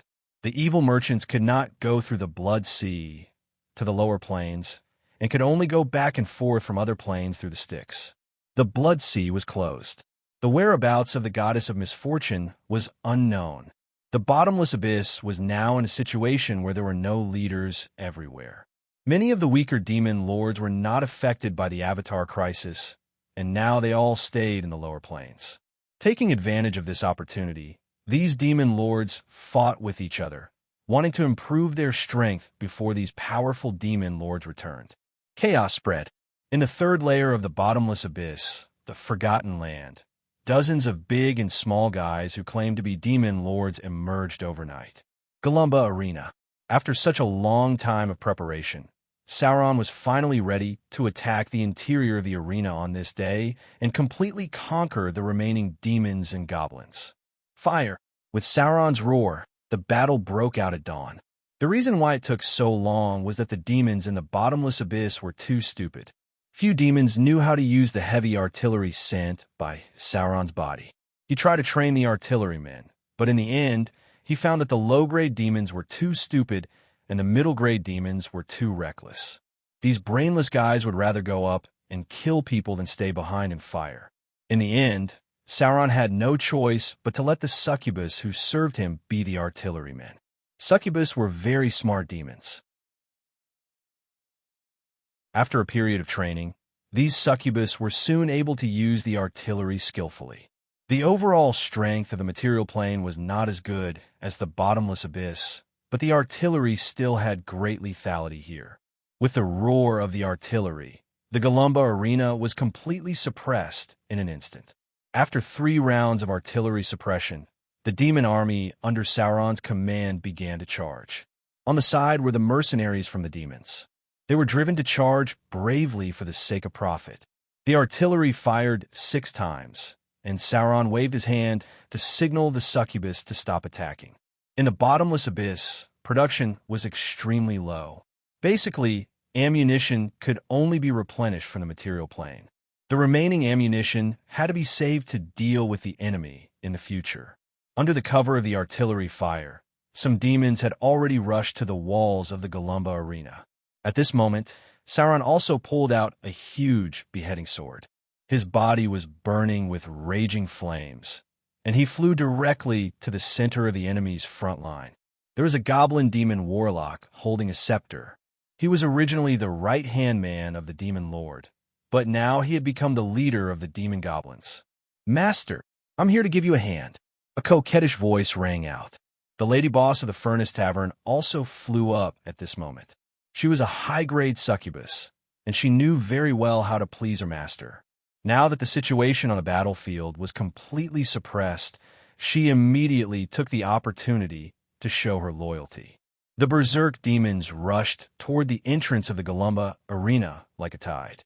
Sauron's body was burning with raging flames, like a sharp knife stabbing into the enemy's front line. He raised his hand, and a flame whip gathered in his palm. The beheading sword spun 360 degrees and beheaded 5 to 6 demons. Then, with a swing of the flame whip wrapped around a goblin demon warlock and dragged him directly in front of him. The target was then engulfed by the raging flames around his body. In the blink of an eye, the target was burned into a piece of charcoal. This was the orthodox fighting style of the Balrog. They loved to drag the enemy to their side and burn them to death with their flaming eyes. Burn them to death. Let the flames purify everything. In the raging flames, another Balrog appeared on the other side of the battlefield. It had a pair of bull horns, a burly body, huge demonic wings, and bull-like hooves. Sauron's ally had arrived on the battlefield. It lit up the surroundings with raging flames, and then rampaged through the line of demons and goblins. Only when it was surrounded by a large number of enemies would it use greater teleportation to escape the encirclement. The two Balrogs formed a pincer attack, and soon a large number of enemies died in their hands. The city wall has been taken. The berserk demons jumped down from the city wall one by one. The enemies guarding the city wall had all been killed. Now, the army of demons and goblins had shrunk extremely, almost holed up in the inner city of the Golumba arena. The slaughter was increasing Sauron's power. When he killed a soul judgment demon, the accumulated demonic power erupted again, directly causing a new mutation in Sauron's body. A row of data appeared in front of him. Ability upgrade. Balrog form evolve into Balrog elite form. You've mastered a new ability, Cleave. You've gained immunity to lightning, poison, and fire damage. Your ability, Summon Demon, has been upgraded. Your ability, Dominate Demon, has been upgraded. A raging fire was ignited. With a slight crackling sound from Sauron's bones, his body grew bigger again. Now he was close to 4 meters tall, and his weight had probably reached more than 3,500 pounds. At the same time, his attribute page also changed. Name, Sauron. Race, Demon. Form, Balrog Elite, Grade 5. Large otherworld creature, crossplane, evil, level. Creature level 24 attributes. Strength 32, Agility 21, Constitution 27, Intelligence 21, Wisdom 21, Charm 24 alignment. Lawful evil. Note: other demons will be slightly hostile to your actions. HP 381415 demonic power.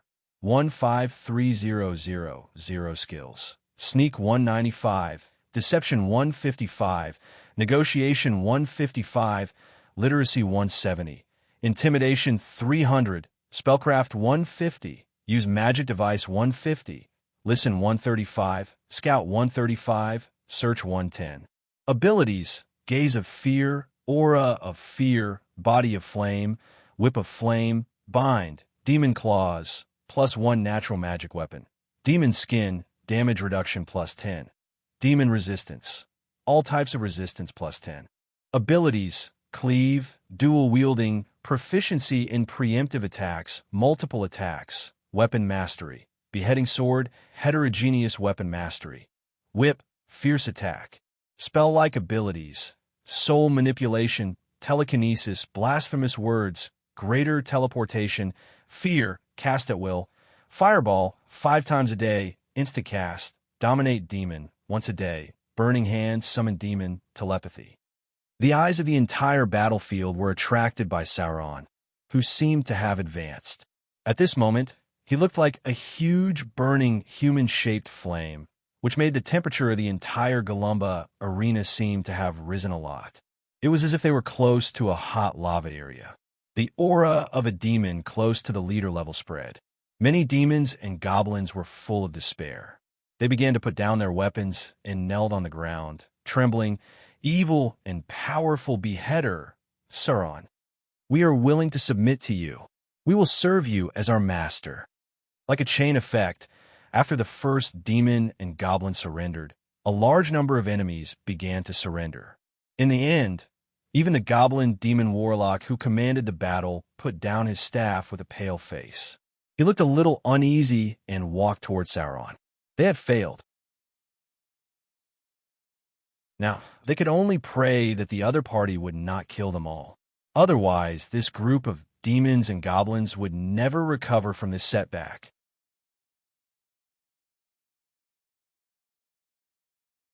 Chapter 680. Enslavement was more valuable than killing. There weren't many creatures in the abyss that knew how to create, and the demons were one of the smarter ones. That was why Sauron quickly accepted the captives who surrendered. However, this was the abyss after all, and it was necessary to show his brutality appropriately. Since these people dared to resist Sauron, some of them had to pay a painful price. Demons didn't appreciate kindness. On the contrary, a cruel and merciless ruler was more likely to gain their approval and make them obey orders more easily. The battle gradually stopped. Sauron's figure appeared on the throne in the center of the Golumba arena. This was a seat prepared for the demon lord. Only the very important death arena could allow the original goblin demon lord to appear. Now, this was Sauron's throne. His huge body sat on it, and two charming succubus maids were massaging his shoulders on his left and right.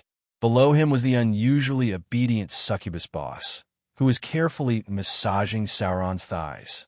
Sauron's demons were on the left side of the arena, while the demons led the mercenaries on the right side.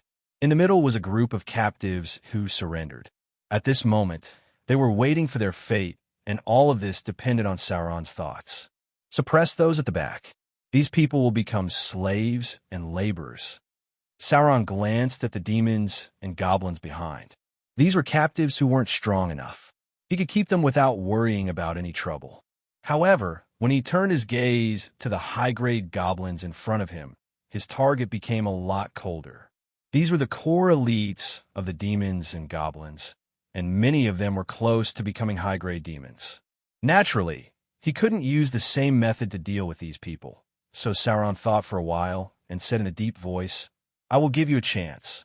Some of you will be able to survive.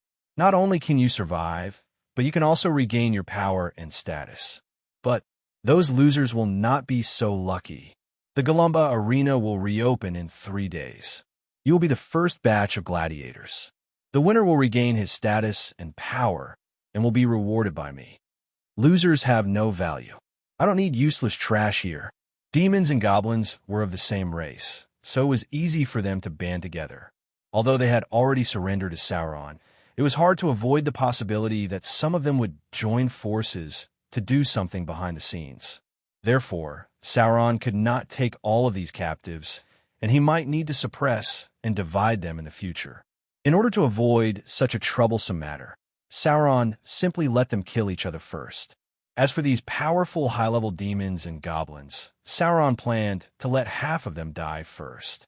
This way, in order to survive, the other half would be filled with hatred and competition between each other in the process.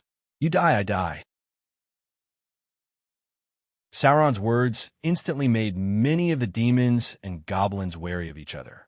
If they had to participate in the death arena to survive, anyone around them could become their opponent. Sauron was satisfied with this. As for losing some of their battle strength, it didn't matter at all. One could always recruit powerful fighters in the bottomless abyss as long as one wasn't afraid of them challenging and overthrowing one's rule.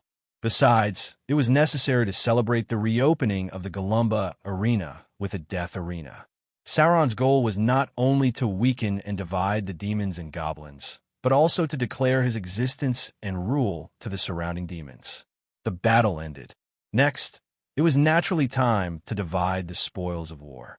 The wealth of the demons and goblins had been plundered, and there was basically nothing of value to be found.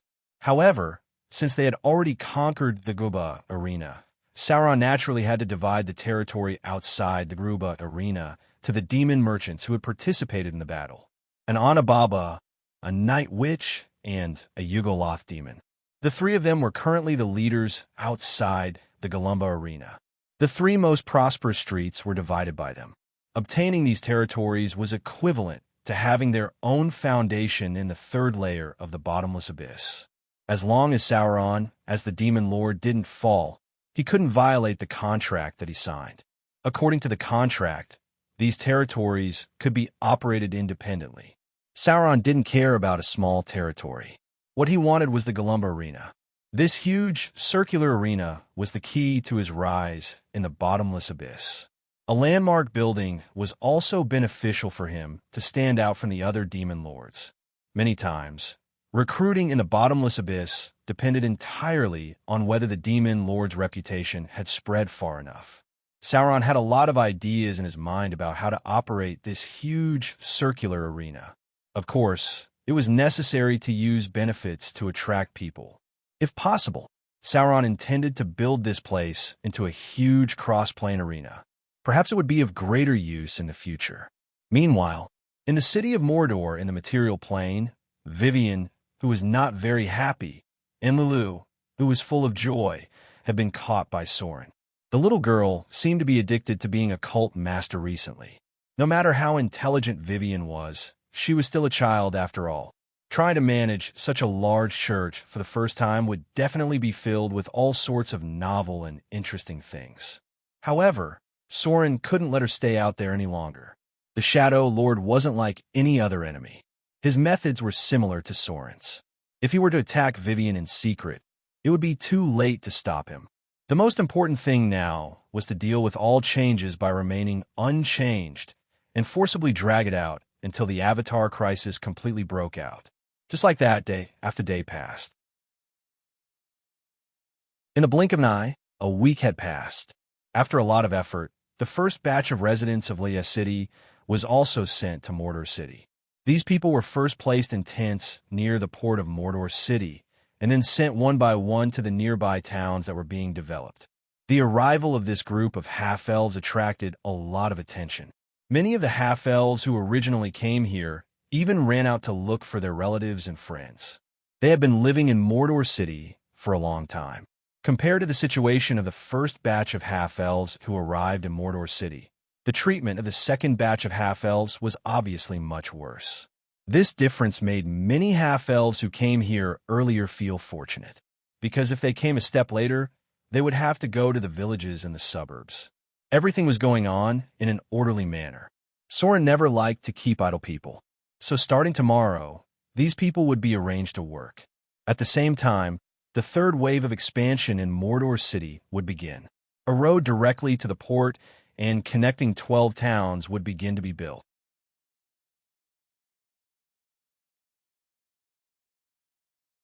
Chapter 681. In the blink of an eye, half a month had passed. The situation on the mainland had become more and more turbulent, but everything in Mordor City was still calm. During this period, Princess Anna of the Frost Kingdom sent a few letters to Sorin, mentioning a few things. Princess Royal seemed to be in retreat recently. With the arrival of winter, the Frost Kingdom also had to deal with the coming cold climate. Winter was a difficult time for this era of material poverty, but the better thing was that because of the arrival of winter, many wars were forced to stop, and the spreading plague was almost cured. The cold climate could make the plague disappear sooner. Although it had not yet snowed, the first frost had already arrived. Mordor City was slightly better because it was located in the subtropics. There was only some frozen soil, but many other places had already begun to freeze. The frozen soil slowed down the construction process a lot, but people were still busy working because if they could not finish the housing, they would be exposed to the northwest wind this winter. 5 kilometers away from Mordor City was a town under construction. The construction site was in full swing, and thousands of people were busy in it, laying the foundation, building houses, and building walls. First, they had to settle down, and then they began to reclaim the nearby land. Half-elves had diligent and dexterous hands. As long as they were given a chance to work, they knew how to support themselves. At this time, Ryan, who had almost recovered from his injury, was patrolling the construction site. As the leader of these half-elven civilians, he naturally became their manager. If there was no accident, he would take over as the mayor of the first town. The people involved in the labor were divided into 2 factions. One was the half-elves of Autumnfall, and the other was the merchants from the south coast. Some farms were also built outside the town. The merchants paid more attention to profits, so some of the land had already begun to grow the first batch of winter wheat. Curdy, Ryan walked around the construction site and suddenly frowned. Where did Yerrick and Dandy go?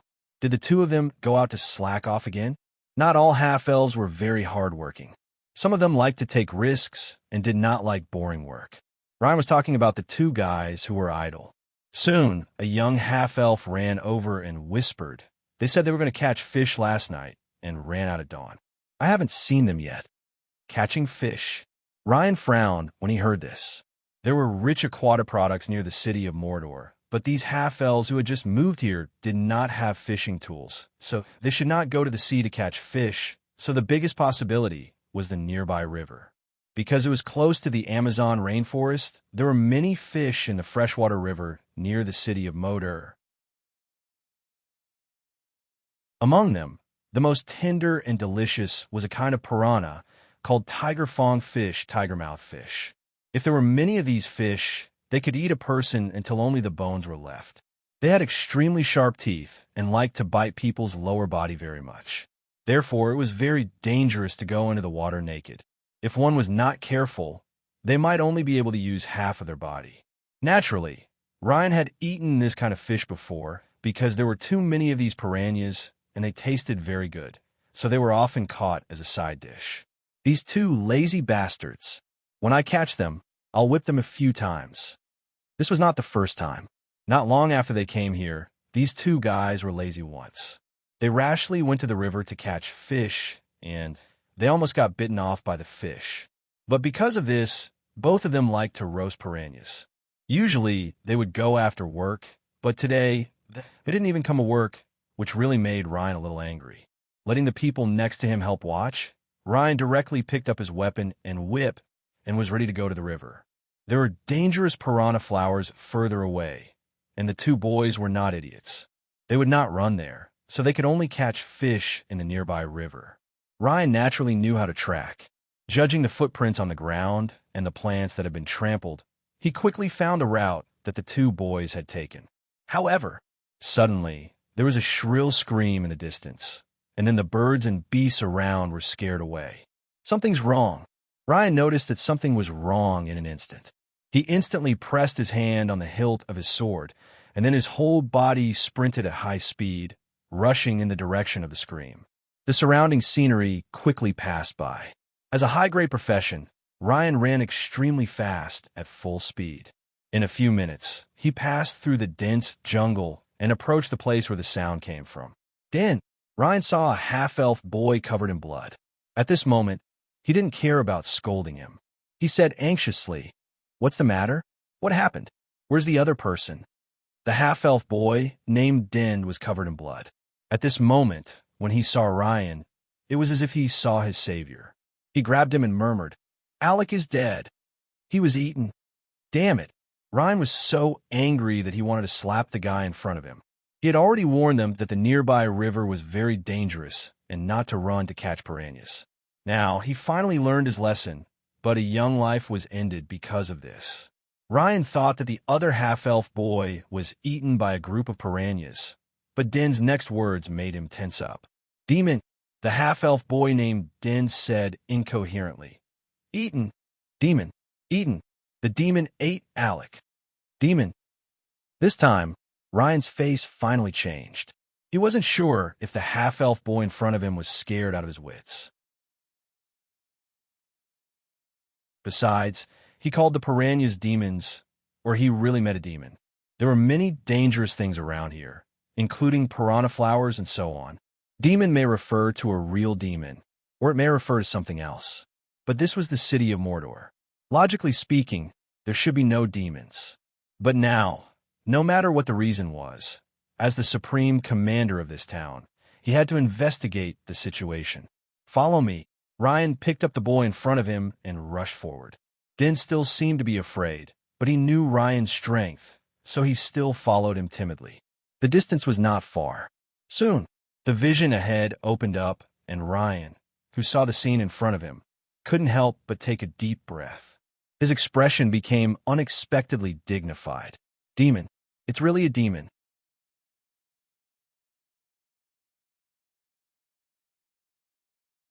Chapter 682. And the number of these demons was not small. At this moment, a dense group of demons was gnawing on a corpse. The corpse had already been gnawed beyond recognition. White brain matter, bright red blood, and spilled intestines. Even Ryan, who had been on the battlefield for a long time, felt a little disgusted. The other half-elf youth was already dead. In such a short period of time, he was about to be eaten up by the hungry demons.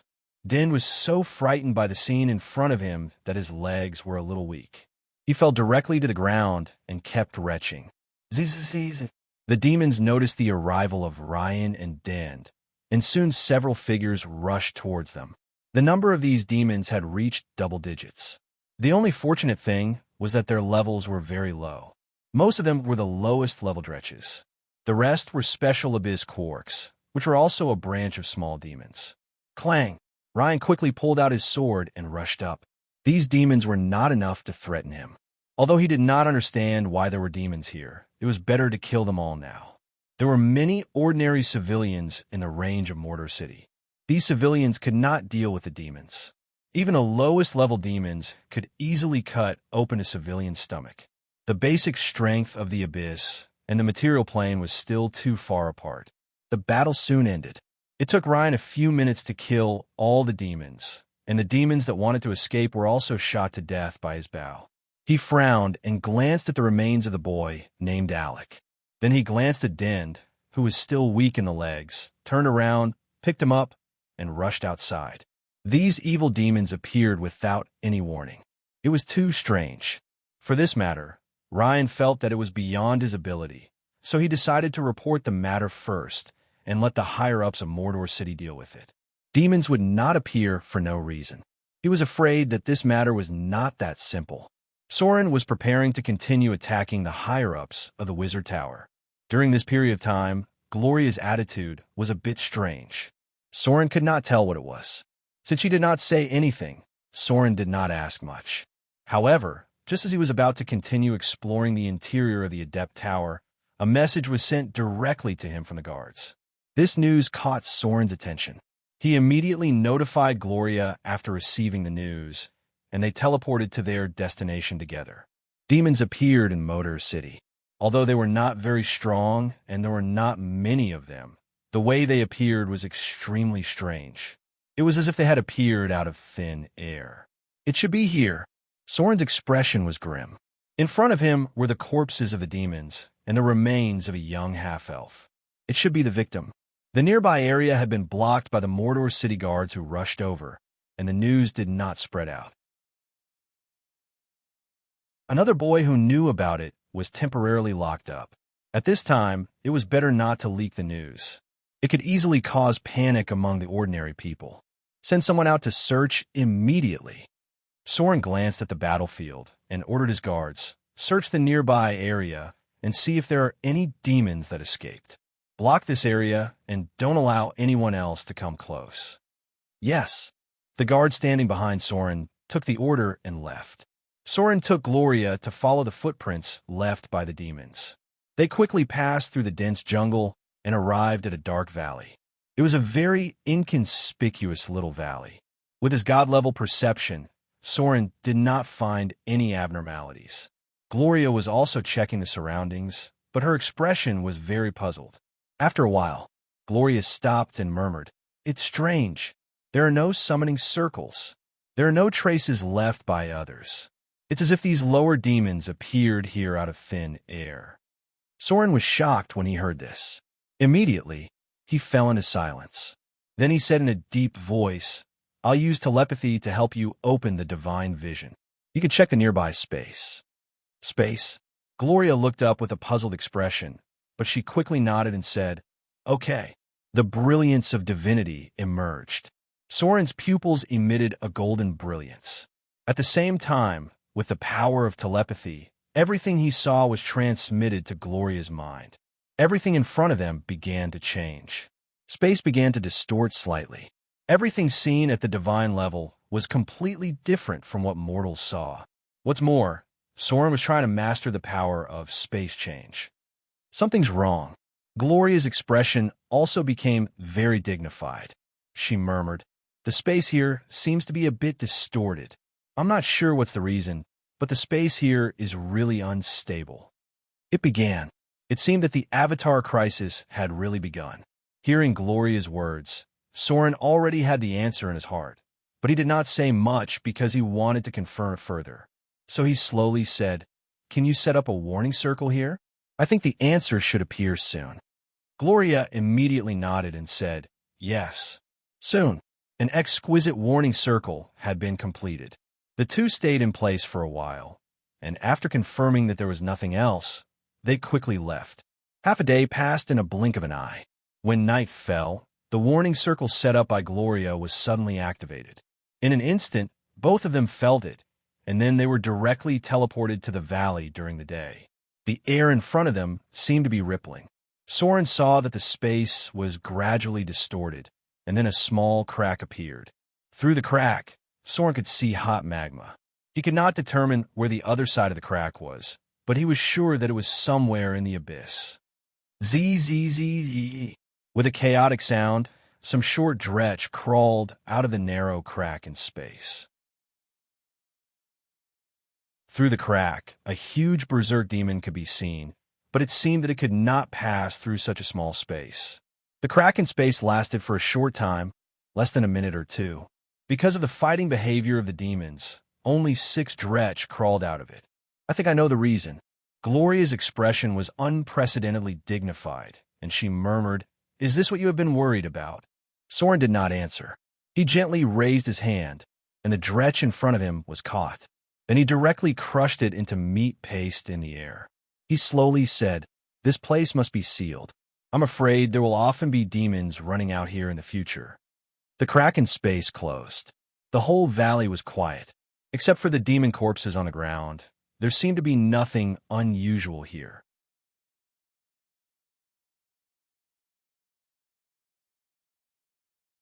Chapter 683. Arendelle. The first snow of winter made this beautiful city by the sea covered in snow. This season was no longer suitable for going out to sea, so people gathered in small taverns to chat and drink in winter. The Black Reef Tavern near the edge of the port area was the most lively and popular place. Not only because there were barmaids full of southern flavor, but also because of the strong liquor from the south coast. A kind of purified liquor, stronger than most of the liquor in the Frost Kingdom. Such liquor was very popular in Arendelle in the cold winter. Naturally, the price was also quite expensive. The Black Reef Tavern was bustling with people. There were 3 floors here. The first floor was the tavern, the second floor was the housing, and the third floor was underground. It was responsible for dealing with some shady business.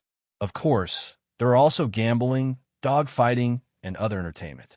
The entrance to the basement was not in the tavern. One had to enter from the back alley. Without a way in, one would not be able to enter. At this time, the lady boss of the tavern, Kelly, was washing the quilt. She was a mature woman full of charm and had a feminine voice that was completely different from those in the north.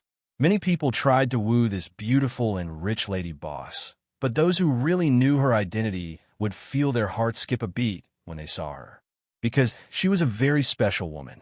She came from the Amazon tropical jungle. An Amazon woman.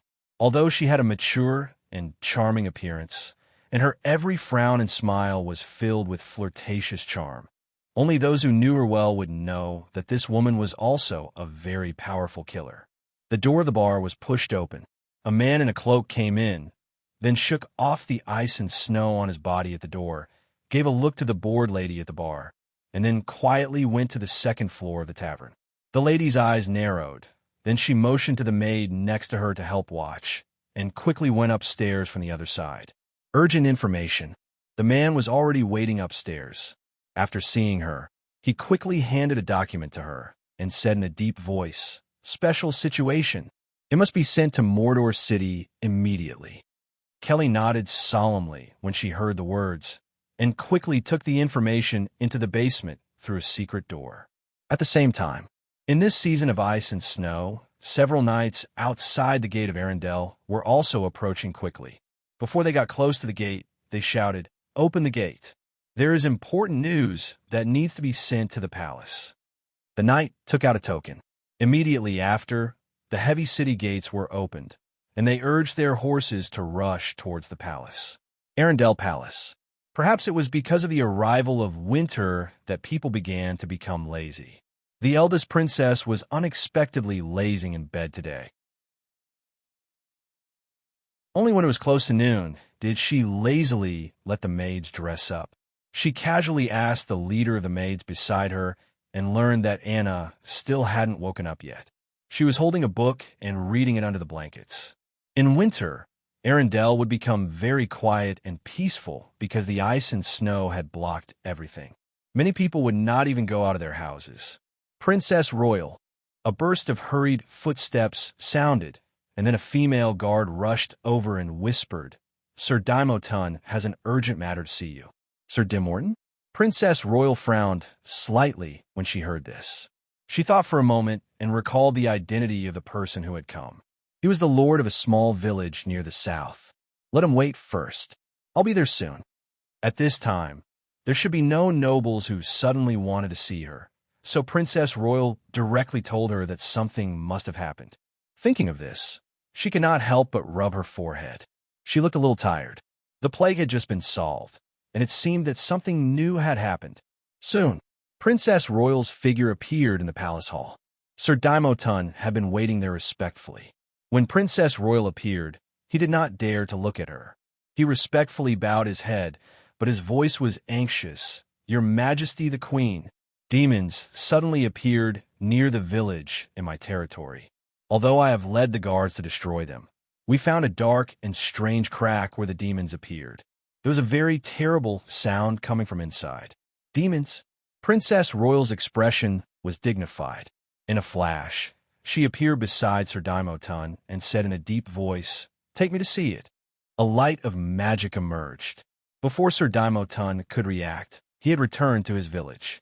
At this moment, he was in the ice and snow, and the figure of Princess Royal was beside him. Incredible! Princess Royal's power made his eyes full of awe and curiosity. But before he could think more, Princess Royal said in a deep voice, "Where is it?" "This way," Sir Dimorton hurriedly said. The two quickly passed through a forest. At this moment, because of the arrival of winter, even beasts were rarely seen. The nearby air was filled with a very evil force, which made people feel depressed. "It's here," Sir Dimorton said with a dignified expression.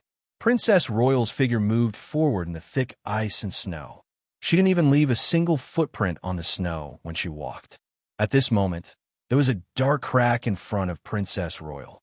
There was a very strange and terrible sound coming from inside, and an extremely gloomy dark domain could be faintly seen. Unlike the plane crack that appeared in Mordor City, it did not close after opening, but directly formed a natural portal that was maintained in a more stable way. Such a situation was extremely rare. Only some closely connected planes could have such a situation. And it was almost impossible for such a naturally formed portal to appear in the material plane, not to mention that this portal was connected to somewhere in the abyss. Dimensional lock. The ice and snow around Princess Royal's body fluttered, and with the emergence of a huge force, Princess Royal tried to close the space crack in front of her. However, something unexpected happened. She failed. The space crack did not disappear. Instead, because of the intervention of her power, it seemed that the space crack had expanded a little because of the huge and automatic distortion force. This was something that Princess Royal had never encountered before. It seemed that some extremely chaotic force had interfered with her ability, and even the magic energy in the nearby space had a trace of chaos and restlessness. Send someone to block this place immediately. The princess furrowed her brows and set up a special magic array around them. Then, she said in a serious voice, "Dispatch the nearby legions to guard this place. Seal off any news about this place. I will send the court witches to check it out. If there are any abnormalities, inform me immediately." Snowflakes fluttered. The surrounding ice and snow were controlled by a powerful force. In an instant, 36 staggered icicles were formed. There were strange ice and snow crystals on the ground, as if everything around was isolated inside.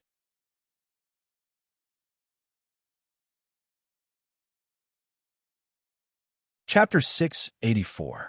Glorious City. A team of knights in silver-white armor was galloping. The armor of the paladins seemed to be shining in the sun. The farmers on the roadside saw them and could not help but bow their heads in respect. The team went south for more than 20 kilometers. Soon, a clergyman appeared.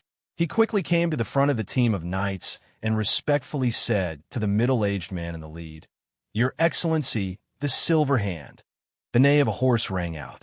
The Silver Hand reined in the horse, looked at the clergyman in front of him with a dignified expression, and said in a deep voice, "How is the situation?" The clergyman quickly replied, "The enemy has been destroyed. The bishop is checking the nearby environment. The appearance of these enemies is too strange." This was the glorious city. It could be said to be the stronghold of the good camp in the material plane. The Church of the Lord of Glory had absolute control here. For thousands of years, no demons and devils dared to set foot on this land. But recently, for some unknown reason, not only did demons appear near the glorious city, but even the figures of devils appeared frequently. And the ones that appeared were not low-level devils.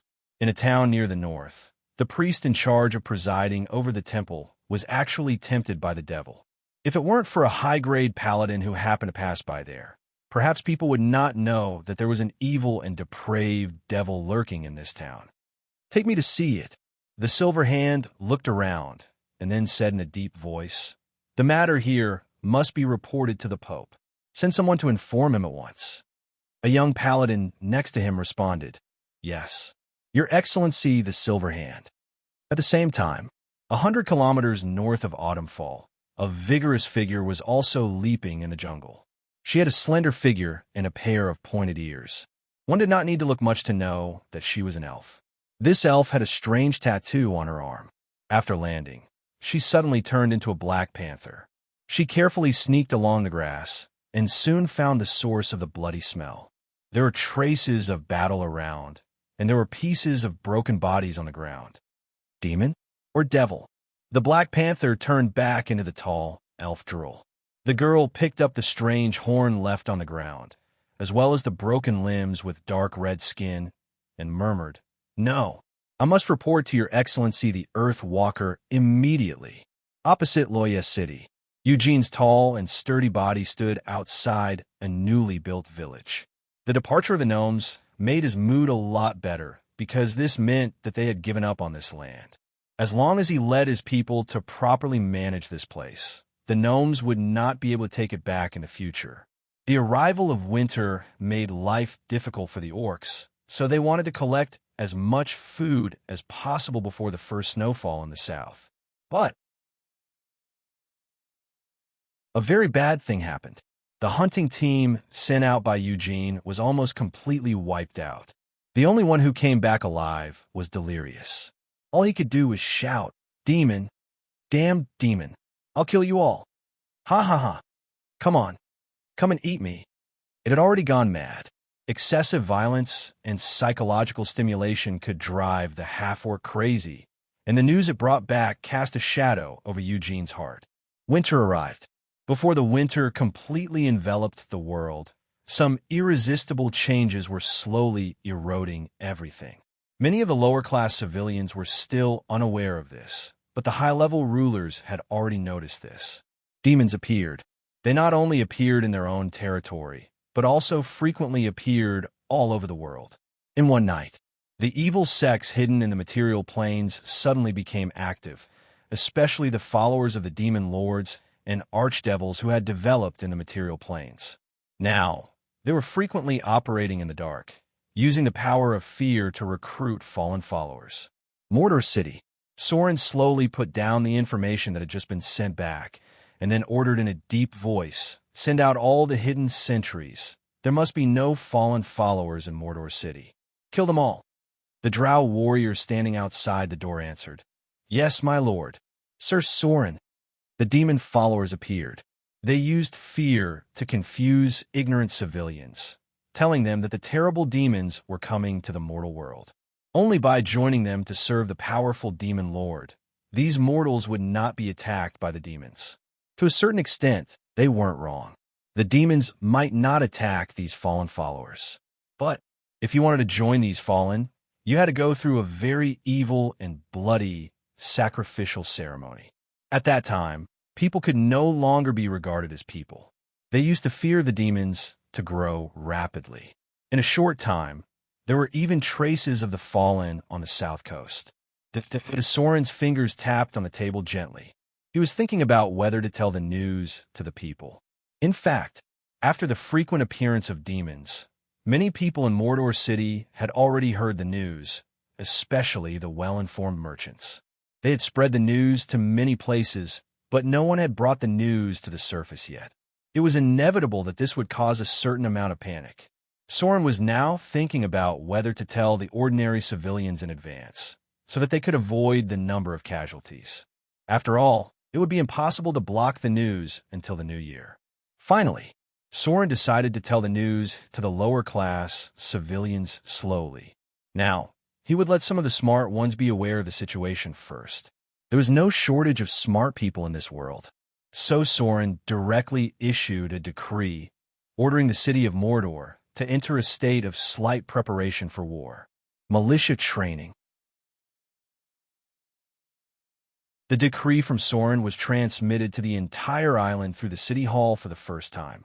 At the same time, other places on the south coast quickly received the news. Mordor City entered a state of preparation for war. The decree clearly stated that all adult men, 16 years old or older, in Mordor City must receive militia-level combat training every 3 days. Training every 3 days. This had reached the training intensity of the auxiliary soldiers. Mordor City had a very large army.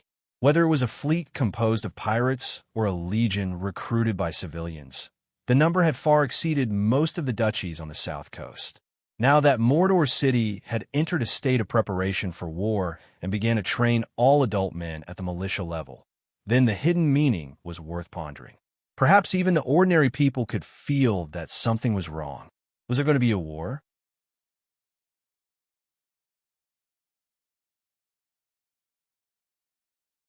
Chapter 685. The cold winter wind was getting more and more piercing. Even the city of Mordor, which was close to the subtropics, had a plummeting temperature. It was foreseeable that this winter would not be much better than last year, and no one knew how many homeless people could survive this winter. The temple in the central square was holding daily prayers. Perhaps because of the arrival of an unusual aura, the church's requirements for the believers were also much stricter. The large prayer that was originally once a week had changed to once every 3 days. At the same time, the half-elf craftsmen from Autumnfall began to make a large number of statues. The temple of the half-elf church was being expanded. Not only the great temple of Mordor, but even the 12 towns that had just been built were also building temples. Priests had already been sent to these places to preside, which was more of a source of faith for Soren. The Temple of Wealth was now somewhat withered. As trade on the mainland became more and more difficult because of the war, the faith of the Lady of Wealth was also seriously disturbed.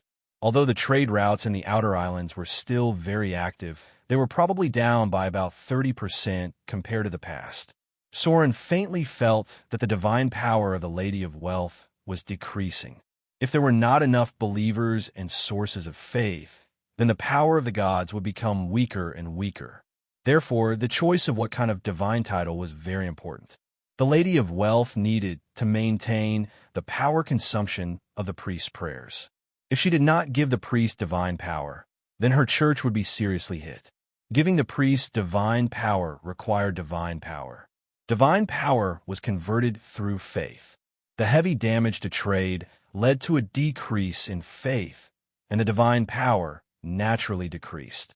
The decrease in divine power meant that it would become difficult to maintain the priest's divine power. In order not to form a vicious cycle, the Lady of Wealth could only give her divine power to the priests. This process would gradually lead to the decline of her divine level, and finally, she might fall to the level of lesser divine power. The chaos of war affected many gods. Not only was the power of the Lady of Wealth declining, but other gods were also constantly decreasing their power. They were even forced to reduce the divine power given to the priests to ensure that their own divine power was enough. But if this was the case, they might be able to support it for a short time. Over time, the priests who serve them might switch to other gods, or even directly give up their faith in this god. Without divine spells, a priest would not even be able to defeat an ordinary warrior. Soren's divine power was getting higher and higher. After more than a month of accumulation, especially after the 2 incidents in Autumnfall, he had almost completed the control of the entire half-elf race. Therefore, his divine power was increasing rapidly. In addition to his own rule domain, he had now reached the standard to advance to weak divine power. Domination had a very surprising effect. Therefore, Soren recently discovered that the divine power points provided by rule wasn't only increased because of his wise leadership, but also because of the increase in population.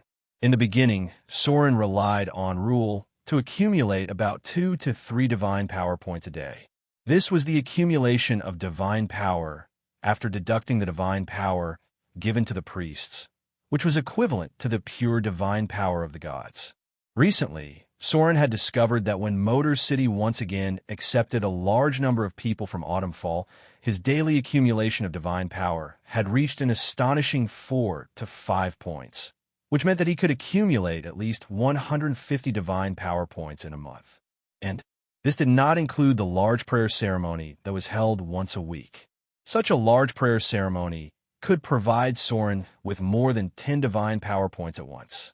If he chose a more bloody sacrifice, evil gods, then the divine power points obtained could reach more than 15. The sacrifice was too old and too primitive. Perhaps the sea goddess would accept the sacrifice and love it, but Soren would not try this kind of backward thing that would even affect the purity of his faith. Finally, with only 3 weeks left before the new year, Soren reached the point where quantitative change led to qualitative change. A row of data appeared in front of him. The row profession has leveled up to level 8. Received 41 DX 33 plus INT 26 to 10 *0. 5 skill points. HP increased by 14. Profession HP 6 plus con 26 to 10 *0. 5. You've received a free attribute point. You've received a talent point. The huge amount of slaughter EXP required to level up as a wizard made Soren unable to do much at the moment. Therefore, he could only level up his rogue profession to level 6. Without a doubt, the free attribute points were added to his dexterity. He was only 1 point away from 35 points of dexterity. As for the talent points, Soren did not even need to think about it. Among the legendary accuracy, 9 deaths, lightning speed, and so on, he chose the legendary talent that would give him the biggest boost, Insight into Weakness. Insight into Weakness legendary talent. After countless battles and summaries, you have mastered a special ability. This ability allows you to discover any enemy's weakness. This will allow you to maximize your combat power. Relying on the ability of Insight into Weakness, you can launch sneak attacks on enemies that are immune to backstab. Insight into Weakness can deal additional damage equivalent to the value of dexterity. Requirement: Epic Dexterity, Reflex Evasion, Legendary Battle Skill. One of the most powerful talents for melee professions. For a legendary melee professions, there were 3 legendary talents that could completely change their combat power. These 3 legendary talents were Whirlwind, Insight into Weakness, and Perfect Dual Wielding. Whirlwind was needless to say. This should be one of the most terrifying legendary melee abilities. Only a few people in the entire material plane could master it. In addition to this ability, Insight into Weakness could provide a terrifying bonus for Critical Strike and Critical Strike. Perfect Dual Wielding could directly double the speed of a person's attack. In terms of combat power outburst, there were almost no melee legendary talents that could match the 3 legendary abilities. Now, Soren had mastered 2 of them: Perfect Dual Wielding and Insight into Weakness. Motor City Temple. Soren's figure appeared in the center of the temple. Accompanied by a divine radiance, his figure directly floated in mid-air. Then, the power of faith that shrouded the temple began to rush into his body frantically. The dazzling light shrouded the temple, and many believers who saw it could not help but kneel on the ground. His divine power was constantly increasing. When it reached the critical point of 300 points, suddenly all the divine power began to be consumed. At the same time, Soren's body had some kind of special change. A row of data appeared in front of him. Advanced to lesser divine power. The Saint form has been upgraded. Magic immunity, ring 1 to 4. Ability breakthrough. Automatically mastered epic divine power. Epic divine power, legendary ability. Consume part of your divine power to add additional divine power damage to any of your physical attacks. The additional damage is equal to 2 times your own charm bonus. Note, the current charm bonus is 5 points, and each attack adds an additional 10 points of divine power damage. The quantitative change finally led to a qualitative change. With the improvement of his divine power level, Soren could not only master more powerful divinity abilities, but also increase his spell immunity level to level 4. Epic Divine Power was a legendary ability for priests. It seemed that Soren had also directly mastered it because of the promotion of his divine power level. At this time, his attributes were really a bit like a divine power. Name: Soren, Saint Form, Lesser Divine Power. Race: Half-Elf Son of Slaughter. Attributes: Strength 22, plus 9, Giant Strength plus 6, Dexterity 34, plus 4, Vitality 26, plus 4, Intelligence 26, plus 5, Wisdom 19, plus 4, Charm 20, plus 4. Alignment: Lawful Evil Profession. Level 8 Rogue, 082, 6500. Level 10 Shadow Dancer, Max. Level 10 Wizard, 089, 7500. Level 5 Arcanist, 01095000. Grade 6. Health points, 475 strong. EXP, 165075. Slaughter EXP, 7545. Profession EXP, unassigned. Skill points, none. Attribute points, none. Legend level, 150. Divinity points, 71. Lesser Divinity. Requires 100 points to upgrade. Intermediate Divinity. Divinity points, 30. Lesser Divinity. Requires 100 points to upgrade. Intermediate Divinity. Divine Power points, 13600. Requires 600 Divine Power points to upgrade to Intermediate Divine Power.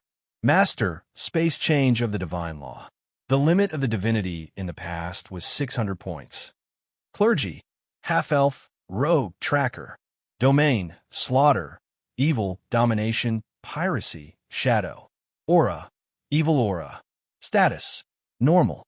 Basic skills: Sneak 395, Literacy 325, Steal 215, Picklock 215, Snare 180, Focus 185, Negotiate 355, Appraise 125, Deceive 215, Intimidate 375, Taunt 215, Perform 155, Listen 315, Dodge 215, Parry 185, Block 125, Heal 155, Search 315, Detect 325, Scroll Copy 95, Spell Identify 155, Survival 325, Use Magic Equipment 125, Cooking 115, Alchemy 155, Forge Magic Weapon 185.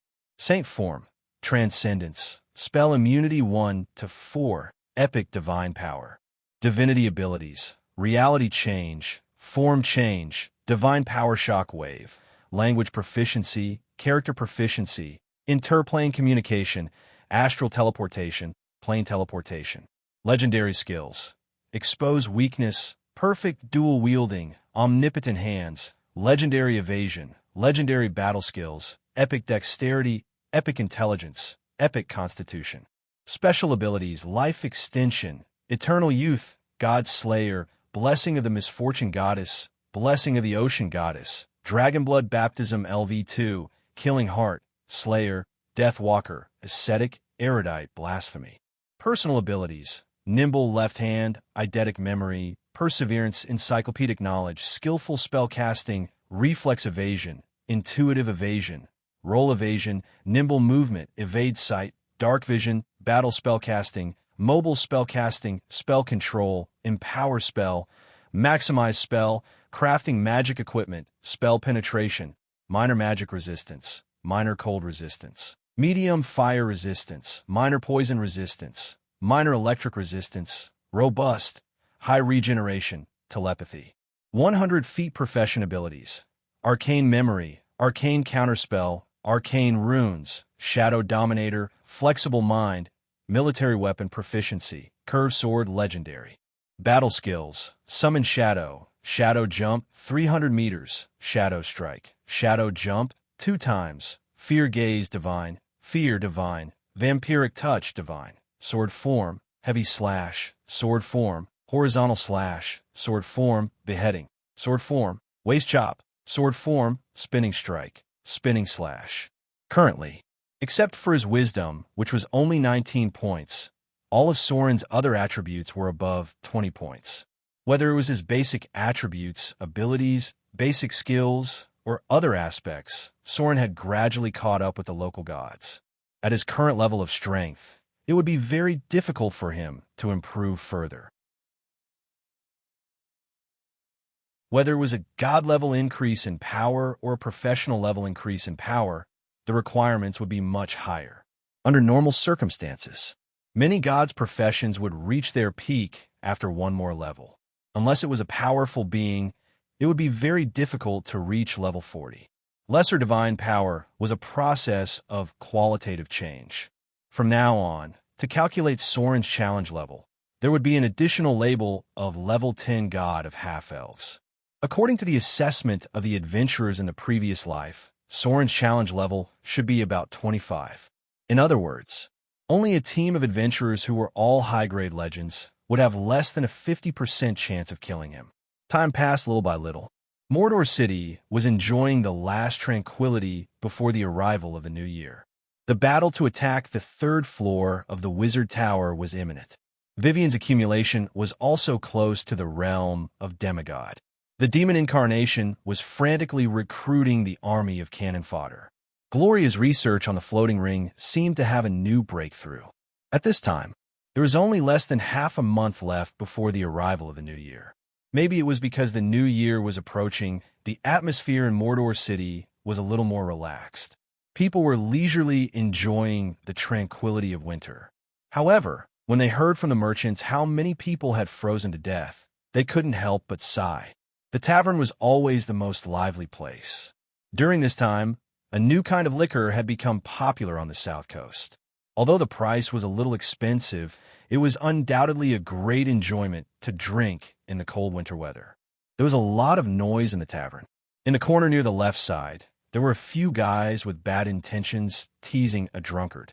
It seemed that they wanted to see the drunkard make a fool of himself for fun. Such people were common, whether it was drunken drunkards or other guests looking for fun. The owner of the tavern looked at the group of people in front of him. Because the new year was coming, many fleets did not plan to go out to sea, so during this time, there were sailors, guards, and merchants looking for fun everywhere. There was a sound of dispute. The tavern owner wiped the table with a rag. At first, he didn't pay much attention, but suddenly he heard a word that made him alert, and then he listened to the conversation over there. Really?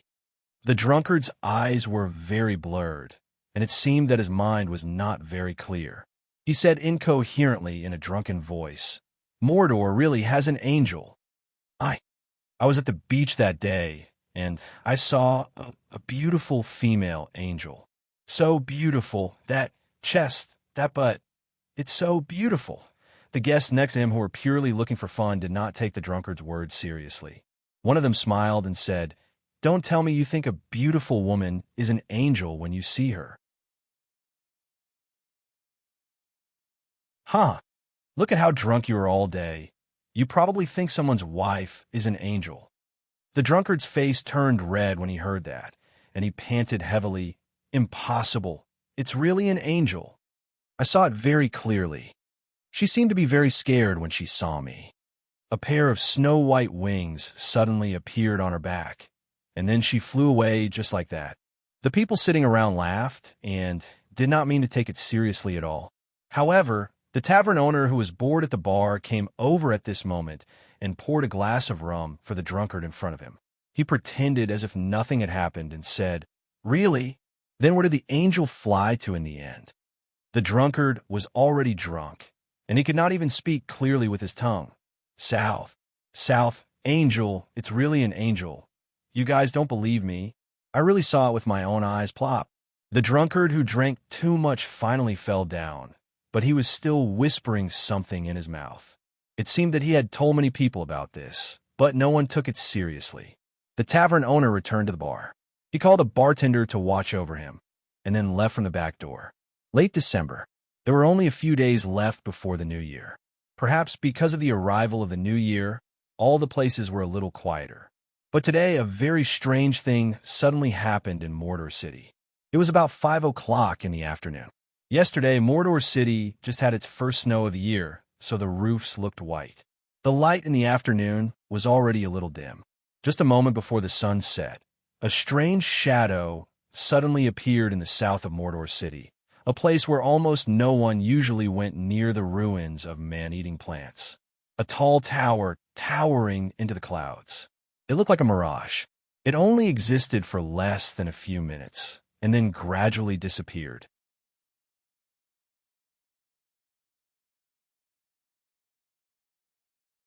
Chapter 686.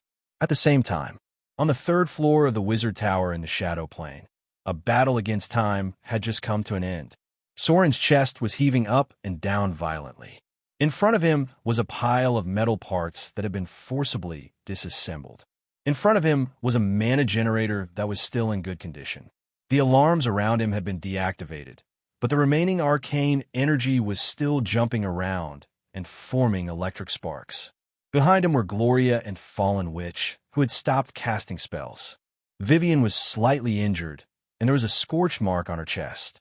"Are you okay?" Soren quickly rushed over and raised his hand to cast Restore. Vivian was not badly injured, but the little girl was his treasure, and he did not care about wasting Restore's energy. The battle just now was very thrilling. The strength of this mana generator was much stronger than Soren had imagined. The level of the rune was probably around level 30. Only an Arcanist could create a rune of this level, and it was a terrifying enemy that could challenge the old red dragon. Soren had actually used a trick to deal with it. Before the battle began, he had asked Vivian to cast Time Stop once. As a lesser god, Soren was immune to this spell.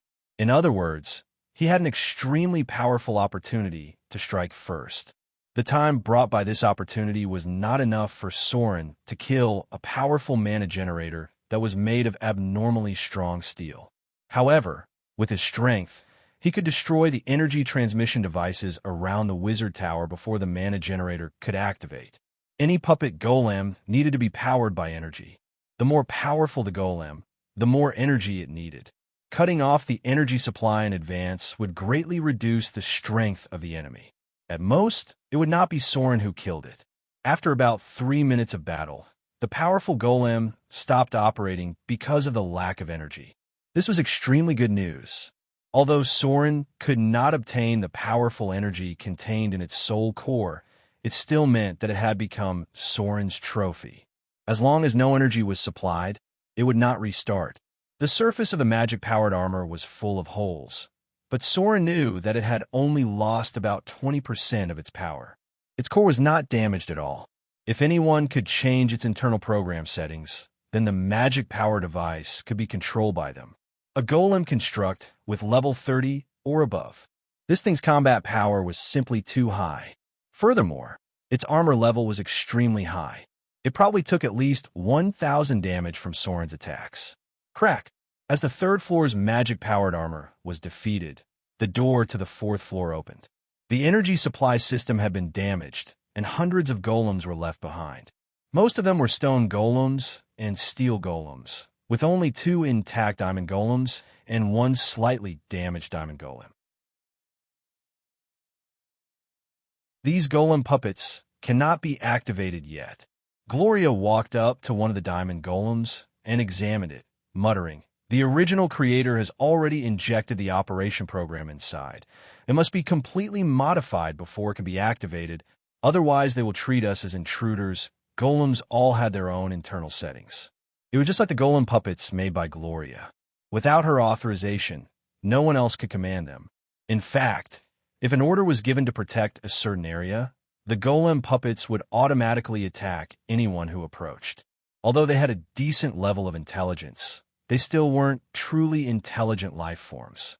Most of the golems operated according to the original order, unless they encountered a high-level construct life form like the metallic girl in the bottomless abyss. Warning! Warning! A strange alarm sounded and lasted for about a minute before it stopped. Nothing unusual happened after that, but in the sky south of Motor City, the shadow of a tall tower suddenly appeared, looking like a mirage. The shadow only lasted for a short period of time. After a few minutes, it would be gone. Brother. Vivian seemed to be eager to try, as if she was very interested in the secrets inside the tower. She asked excitedly, "Do you want to continue? I can still cast another time stop. Should we continue our exploration?" Metal, machinery, arcane energy. Everything here was out of place with what they saw in the material plane. It was as if humans living in the 21st century had suddenly stepped into a secret base in the interstellar era. Anyone could not help but be curious about everything here. "I'll go up and take a look first." This battle was relatively easy. Soren made a gesture to the others, and then entered the 4th floor of the Wizard Tower. There were no enemies. Surprisingly, there were no enemies on the 4th floor of the Wizard Tower, and a lot of materials were stored, including the mysterious silver-white metal that Gloria had been trying to figure out. There were tons of them. There were 6 rooms on the 4th floor of the Wizard Tower. Each room had an extremely dangerous spell trigger trap. If the person who set the trap didn't enter, it would be triggered directly. The level of the spell trap was a bit scary. If it was another rogue who came in, they would probably die without knowing why. But this was nothing for Soren, because he was the god of half-elves and rogues. If he couldn't even remove the spell trap, he could just find a place to kill himself. "There's no danger. You can come up." Soren quickly removed a few spell traps, and then looked down and said, "The 4th floor is a warehouse. It seems that there are no guards." There were 6 large rooms. It should also be the use of the space ability of the half-plane. The internal diameter was much larger than the diameter of the Wizard Tower. "Wow!" Vivian exclaimed when she came up, then approached one of the tables. After rummaging through the cabinets, she murmured, "So much dragon blood? But it seems to have expired." There were a bunch of bottles and jars. There were many labels on them, from black dragon, red dragon, blue dragon, silver dragon, and so on to Hydra, hellhound, and deep-sea giant beasts. Unfortunately, because too much time had passed, both the potions and the blood had lost their effectiveness. "This is the frost giant potion, right?" Gloria picked up a bottle and looked at it, then opened the drawer next to her and said excitedly, "The formula is here too." "Huh? Why haven't I heard of some of the materials on it?" Different times, there must be differences in the formula. Thousands of years had changed too much. There were a lot of things on the 4th floor. Although many of them were preserved by magic, time had turned them into scrap. More than half of the things here were damaged or expired. The only good thing was that all the metals here were well preserved. "Is this astral sand?" Gloria's white fingers picked up some strange silver-white powder. Suddenly, she seemed to have thought of something and quickly rushed to the pile of silver-white metal. It was the core material of the floating ring. Most of the advanced magic power devices also had this kind of silver-white metal. Gloria compared the 2 materials with each other. As if she was not sure, she immediately turned to Fallen Witch and said, "Mother, can you please bring the alchemy device here? I need to analyze the structure of these 2 materials." The silver-white powder was not completely astral sand. This was because astral sand would emit a strange light, but the 2 looked very similar. It was possible that they had gone through some special refining process. Fallen Witch was very fast. She directly teleported back, and then teleported back with an alchemy device.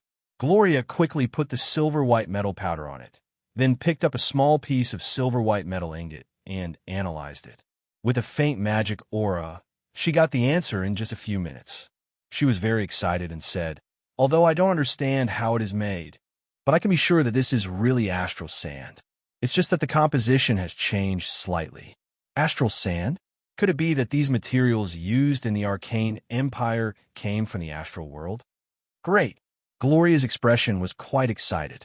She murmured, "If we can figure out how these metals are made, we can make a huge floating ring, and I believe the Witch Council will be very willing to buy them at an extremely high price." Gloria needed a wizard tower.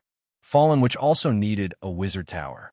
Although they had never said it to Soren, they were just considerate of Soren's difficulties. The huge expenditure of Mordor City could not be reduced. The wizard tower often cost millions of Kindler. Even the Witch Council could not afford it, so they could only make do with a laboratory.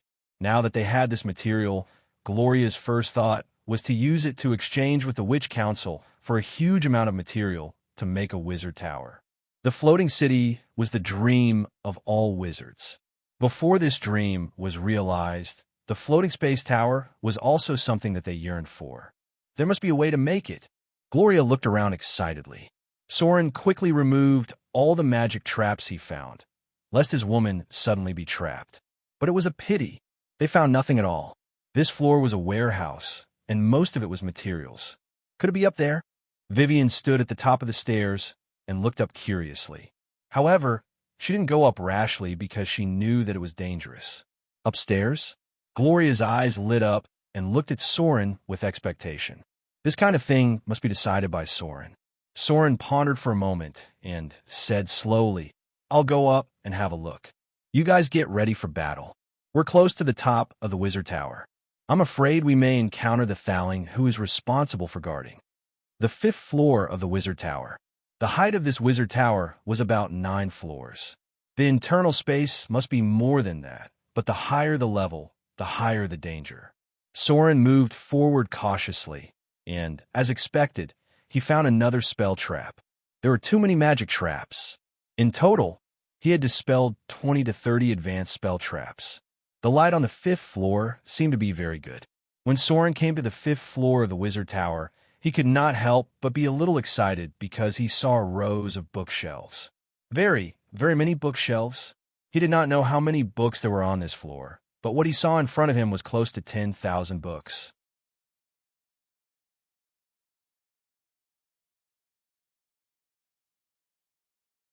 Chapter 687. There were no enemies.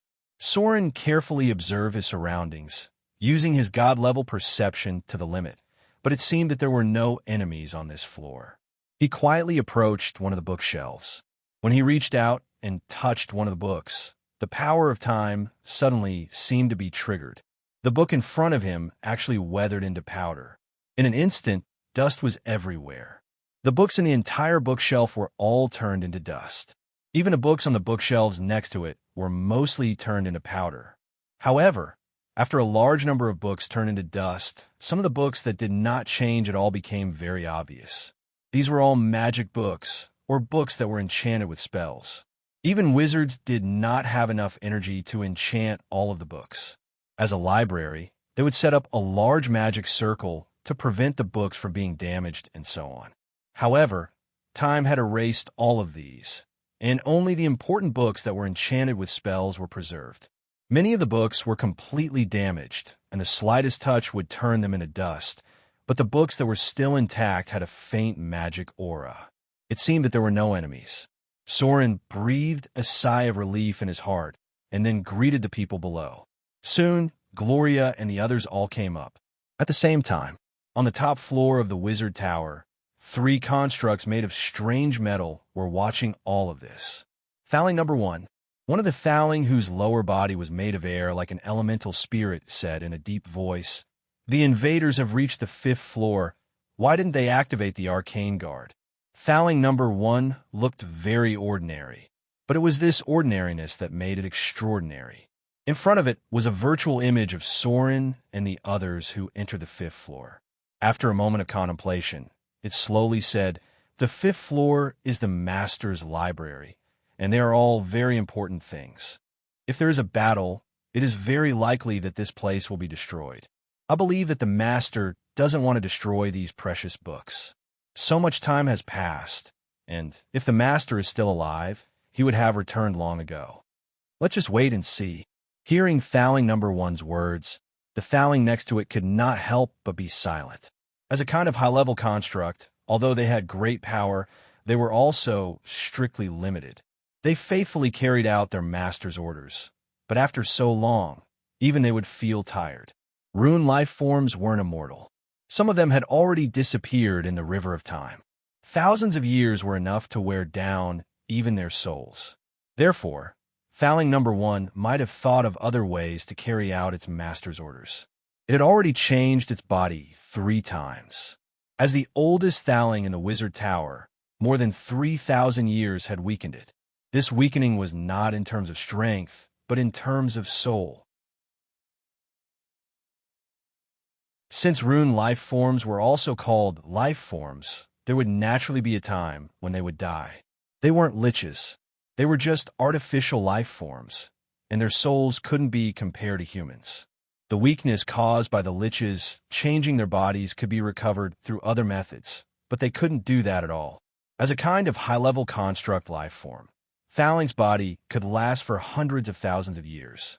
However, it had been too long since the Arcane Empire. Changing their bodies again and again had brought them closer to death. If Soren didn't come, perhaps all the Thaling here would have died in less than 100 years.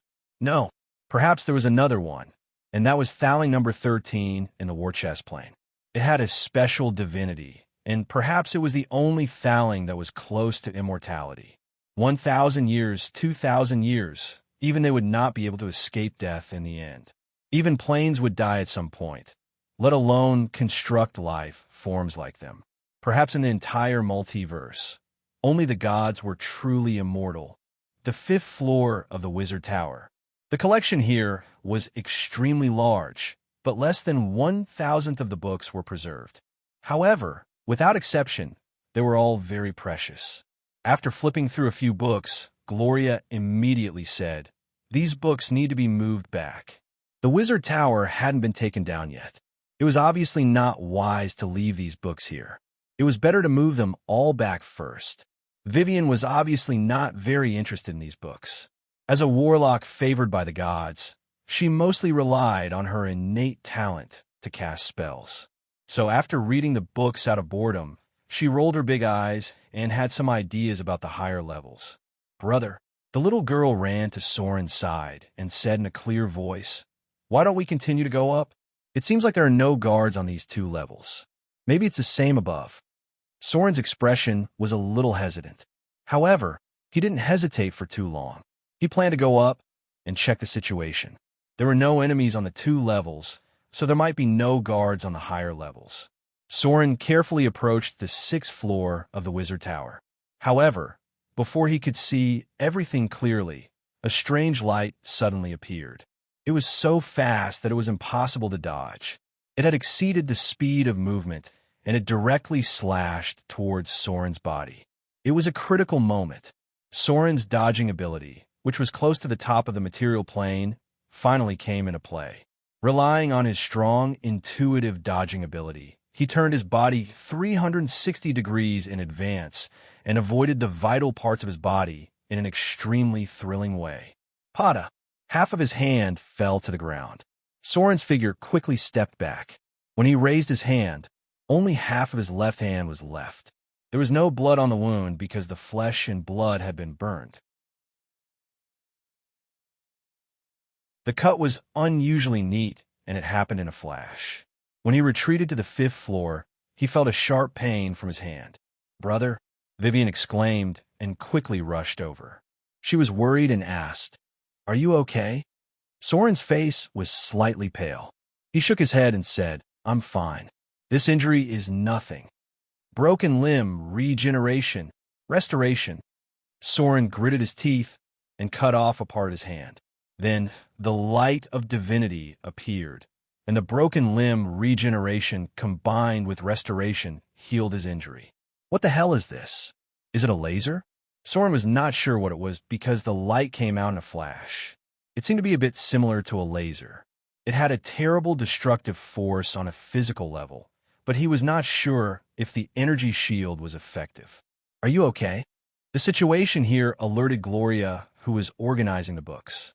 She quickly rushed over and asked worriedly, "Are you hurt badly?" Soren shook his head and raised his hand to show them. He then said, "Be careful. Don't go near the front. Looks like there's a powerful trap up there." "Is it really a laser?" Soren was not sure yet, but he felt that it should be something similar. If it was really a laser, then there must be a trigger device. As long as he destroyed it, he could enter the 6th floor. The level of civilization during the Arcane Empire was probably not much lower than the Interstellar era. They had been exploring the astral plane and the multiverse for a long time. The appearance of something like this was still within the range of Soren's tolerance. He could still get rid of this thing after he figured out the situation. "Why don't we stop here for today?" Gloria checked Soren's injuries, then looked at the half of his hand that was cut off on the ground. She said with a serious expression, "I'm researching a level 9 spell called Spirit World Travel. Maybe we can wait until I'm done and go through here in spirit form." Soren nodded when he heard that. This thing was a bit dangerous. Cutting off the hand was not a big deal, but if the head was cut off as well, then he would be dead for sure. This kind of trap could not even protect against spirits. It was safer to wait until Gloria mastered the spell. But before leaving, Soren wanted to continue testing. So he quickly took out 2 pieces of metal and threw them toward the stairs in front of him. One left and one right. In an instant, a strange light appeared in front of him again.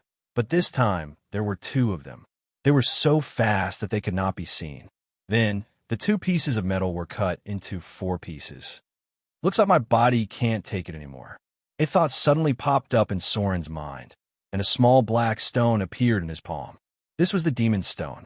It was an elemental material that appeared in the abyss near the edge of the plane. The size of a small fingernail could weigh more than a few kilograms. Soren carefully threw it out. In an instant, the strange light appeared again, and then there was the sound of something falling to the ground. Magician's hand. Soren cast a spell and took the demon stone back. It was not cut in half, but there was a very shallow mark on the surface. It seemed that the light was not enough to cut it. 1 object was 1 light, and 2 objects were 2 light. Soren seemed to have understood something. It was not difficult to pass through it. Soren actually had another way, which was to use the divine shield to rush through. This thing was similar to the mana crystal pulse cannon. Anyway, it was a highly condensed energy attack, which could be understood as the lowest level of mana pulse attack. If he opened the divine shield, he could still rush through it, but the consumption of divine power points might be a lot. When the Godslayer dealt with the Queen of Spiders, a mana pulse cannon almost broke the Queen of Spiders' divine shield. Although the Queen of Spiders was very powerful, the consumption of divine power points must be very high. Soren thought about it and decided to take it slow. The Avatar crisis was getting closer and closer, and divine power points were more precious than Slaughter EXP. There was no need to use them like this. The group quickly left the Wizard Tower. Gloria and the Fallen Witch needed to digest today's gains, and Vivian also needed to further integrate the power of the divine spark. The little girl's priesthood was still not settled at all. Soren had no clue now. He did not know what kind of priesthood Vivian was suitable for and what kind of help he could provide. Fear was temporarily impossible.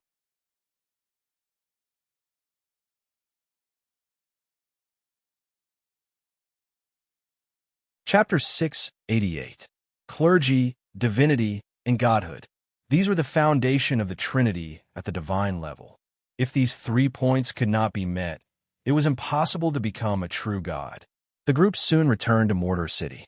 If possible, Soren still wanted to help Vivian become a god. In this way, she would be on the same level as the Dreadlord. Even if there was a gap in strength between gods, there would not be a terrible suppression of the gods. However, the clergy suitable for Vivian was a problem that gave Soren a headache. Even if he was willing to give his clergy to Vivian, the little girl would not be able to absorb it at all. The clergy must meet their own conditions. It was just like how Soren was a half-elf and a rogue, which was why he could easily fuse these two clergies. Although the tracking clergy had no direct connection, it was also very compatible with him. So Soren could easily absorb and transform it. If Soren was suddenly given a matriarchal clergy, he would not want it anymore. There were still many clergies for general purposes. However, there were also many clergies that were only suitable for men and women. If he didn't want to become like the Elven Lord, it was better not to integrate clergies that were not suitable for him. A day passed in the blink of an eye. With the arrival of the new year, the atmosphere in Mordor City became cheerful. Even the drows, who had always been serious and rigid, began to prepare for the new year. Other people were naturally very eager. During this time, some outsiders came to Mordor City. Many of them were bards. Some of them were believers who served the goddess of joy, and some were hedonists who worshipped the goddess of cat and dance. Festivals were when they were very active. The war on the continent made the joy less and less. Even when the new year was coming, there were many places where there was no joy of the festival. So in order to complete part of the tasks of the temple, these guys turned their attention to the more peaceful and prosperous areas. If they couldn't even fill their stomachs, then there was no joy to speak of. The beliefs of these two goddesses were based on the condition of being well-fed and well-fed.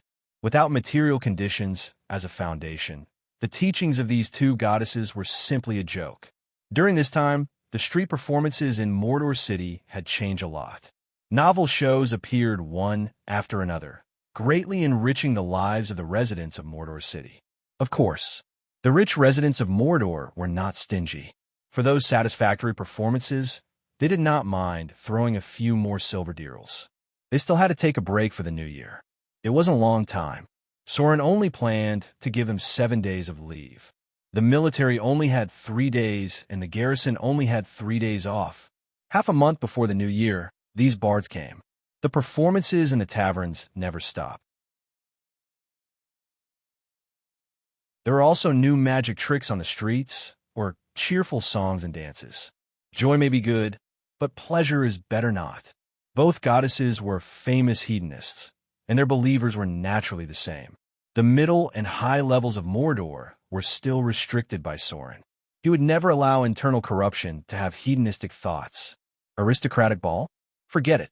There were no nobles in Mordor City, so naturally, there was no need for aristocratic masquerades. This thing was used by the two goddesses to infiltrate the ruling class. Happiness was something that only people who didn't have to worry about food and clothing would pursue more. So during this time, the ordinary people of Mordor City had a lot of fun, but the management of the city was still shrouded in a tense atmosphere. Soren didn't want to have a bad relationship with the two goddesses, but he also didn't want to see them infiltrate his power. He still had to pay attention to this aspect, because there were more handsome men and beautiful women among the believers of the two goddesses. Bards also relied on their faces and charm to make a living. Soren still remembered that in an aristocratic masquerade ball he once participated in, even the priest of the goddess of joy came in person. As for what it was, as long as one was a man, they would definitely know. Soren thought that time would pass quietly to the new year, but he still thought too much. Just a week before the new year, a terrible disaster came to Mordor City. That day, the wind was gentle and the sun was bright. It should be a rare good weather during this time. Many people came out to bask in the sun and wash clothes. It looked no different from usual, but when it was close to noon, the sky suddenly darkened. It was very dark. There was a sense of oppression like dark clouds, and the wind was raging. However, there was no rainstorm, but there was no sunlight. Is a storm coming? Soren seemed to have sensed it. His figure appeared outside the door, frowning and looking at the sky. As the god who sheltered Mordor City, he had a special sense of everything here. Some drastic changes, including the weather, would be noticed by him. Nothing seemed to be out of the ordinary. But just when Soren thought it was just a more serious storm coming, suddenly there was a scream full of fear from the port area. The response of the guards was extremely fast. Almost before the harassment spread, a team of troops rushed to the port of Mordor City. But when they saw everything in front of them, the general of the guards couldn't help but swallow deeply.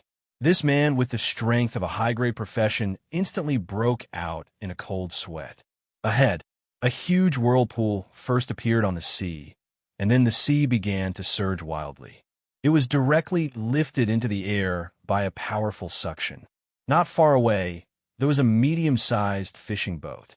In just a moment, the fishing boat was pulled in by a huge suction force. In the process of high-speed rotation, the entire fishing boat became fragmented, and the living people on it disappeared in the blink of an eye. Waterspout, a terrifyingly huge tornado, was taking shape. It was still some distance away from the port of Mordor City, but it had already brought a terrible disaster. The nearby fishing boats couldn't escape from the wind at all, and they were pulled in and shattered in an instant. Even a warship of Mordor City couldn't resist this terrible power. It also rose into the air and shattered under the amazing tearing force inside the tornado. The giant tornado was gradually approaching. The terrible wind almost made people unable to stand still. Its route was just in the direction of Mordor City. If it swept through Mordor City, there would be only ruins left. Bardolph was a brave warrior. Although Bardolph was not like some people in Mordor City who could take off their shirts in the tavern to show others their plentiful achievements. As a warrior who had made contributions in the naval battle of Raging Sand Island, it was not an exaggeration to say that Bardolph had been through hundreds of battles. But now, this northern man who dared to rush into more than 10 enemies alone was a little weak at the moment, because everything that appeared in front of him was not something he could resist at all. This was a natural disaster. He was not afraid of enemies stronger than himself. He even killed opponents stronger than himself several times. But now, everything he faced had made him feel deeply powerless. The terrible tornado was gradually approaching. When it passed over Port Mordor, it could destroy everything here in an instant. This was the power of nature. It was not something that mortals could resist at all. Perhaps only the gods could resist this terrible natural disaster. Gods! A thought flashed through Bardolph's mind. The next moment, he saw a sacred light rising in the central square of Mordor City. This light went straight into the sky. Then a huge figure appeared in the sky. His whole body seemed to be made of golden light. In an instant, he appeared over the port of Mordor City. The situation was so critical. So much so that Soren had no time to think about how this terrible tornado appeared. He must not let the huge tornado pass over Mordor City. Otherwise, he would have to rebuild everything on the ruins. God form. In the central square, the high priest was personally presiding over a super large prayer ceremony. Almost all the believers were temporarily gathered by the army. Bursts of prayers echoed over Mordor City. The power of faith shrouded in the temple was frantically extracted by Soren, and then poured into his temporary body like a tide. A body completely composed of energy and divine power. Although it was still not a complete divine form, this was already Soren's strongest form. Only in a place with his temple, Soren could temporarily enter this form, and it would consume a lot of divine power. The huge tornado was getting closer and closer. The wooden buildings near the port were easily torn apart. Not only were there all kinds of debris flying in the sky, but also people who could not escape in time. Soren had no energy to save these people at the moment. The enemy he needed to face was not something that could be killed by force. In the face of this terrible disaster formed by nature, he could only rely on the power of the gods to fight against it. His divine power was being consumed crazily. Even the power of the temple could not maintain Soren's divine form at this moment. In the face of this terrible supergiant tornado, Soren could only gather all his power to cast a divine spell. Miracle, legendary divine spell, change reality, divine ability. The dazzling golden light shrouded the world. All the power of faith in the city of Mordor was frantically extracted. In an instant, the world changed color, and even the surrounding space seemed to be blocked. A huge amount of divine power and the faith of the people converged, and the prayers of the believers echoed between heaven and earth. Soren was the carrier of this power. He transformed all his divine power and the prayers of the people into real power. He changed and distorted the reality in front of him in the form of a god. In the surging torrent of power, he forcibly strangled the supergiant tornado in front of him. Everything returned to calm. If it weren't for the building debris falling from the sky and the bloody bodies, everyone would think that the terrible disaster that had just appeared was just an illusion. There was a burst of cheers. The people who survived couldn't help but cry with joy. They were glad that they had safely survived this terrible disaster. Soren's expression was unprecedentedly tired. He was almost able to stand with the help of Gloria. This terrible tornado appeared so strangely. As if he had sensed it, Soren suddenly looked in the direction of the Amazon jungle. "Fly." Soren seemed to be a little exhausted at the moment. He said to Gloria next to him, and soon the two of them rose into the air. The height was gradually climbing. Everything under their feet became smaller and smaller. Gloria's expression was a little confused at first, but soon she was shocked. Tornado! In their sight, they could also see a huge tornado, but it was far away from Motor City. It raged very far away from the island, tearing everything into pieces. Sure enough, Soren sighed and said slowly, "Let's go down. I understand the reason." The Storm Lord, this ancient god, he finally failed to resist the energy storm. It seemed that now he had also fallen into the mortal world.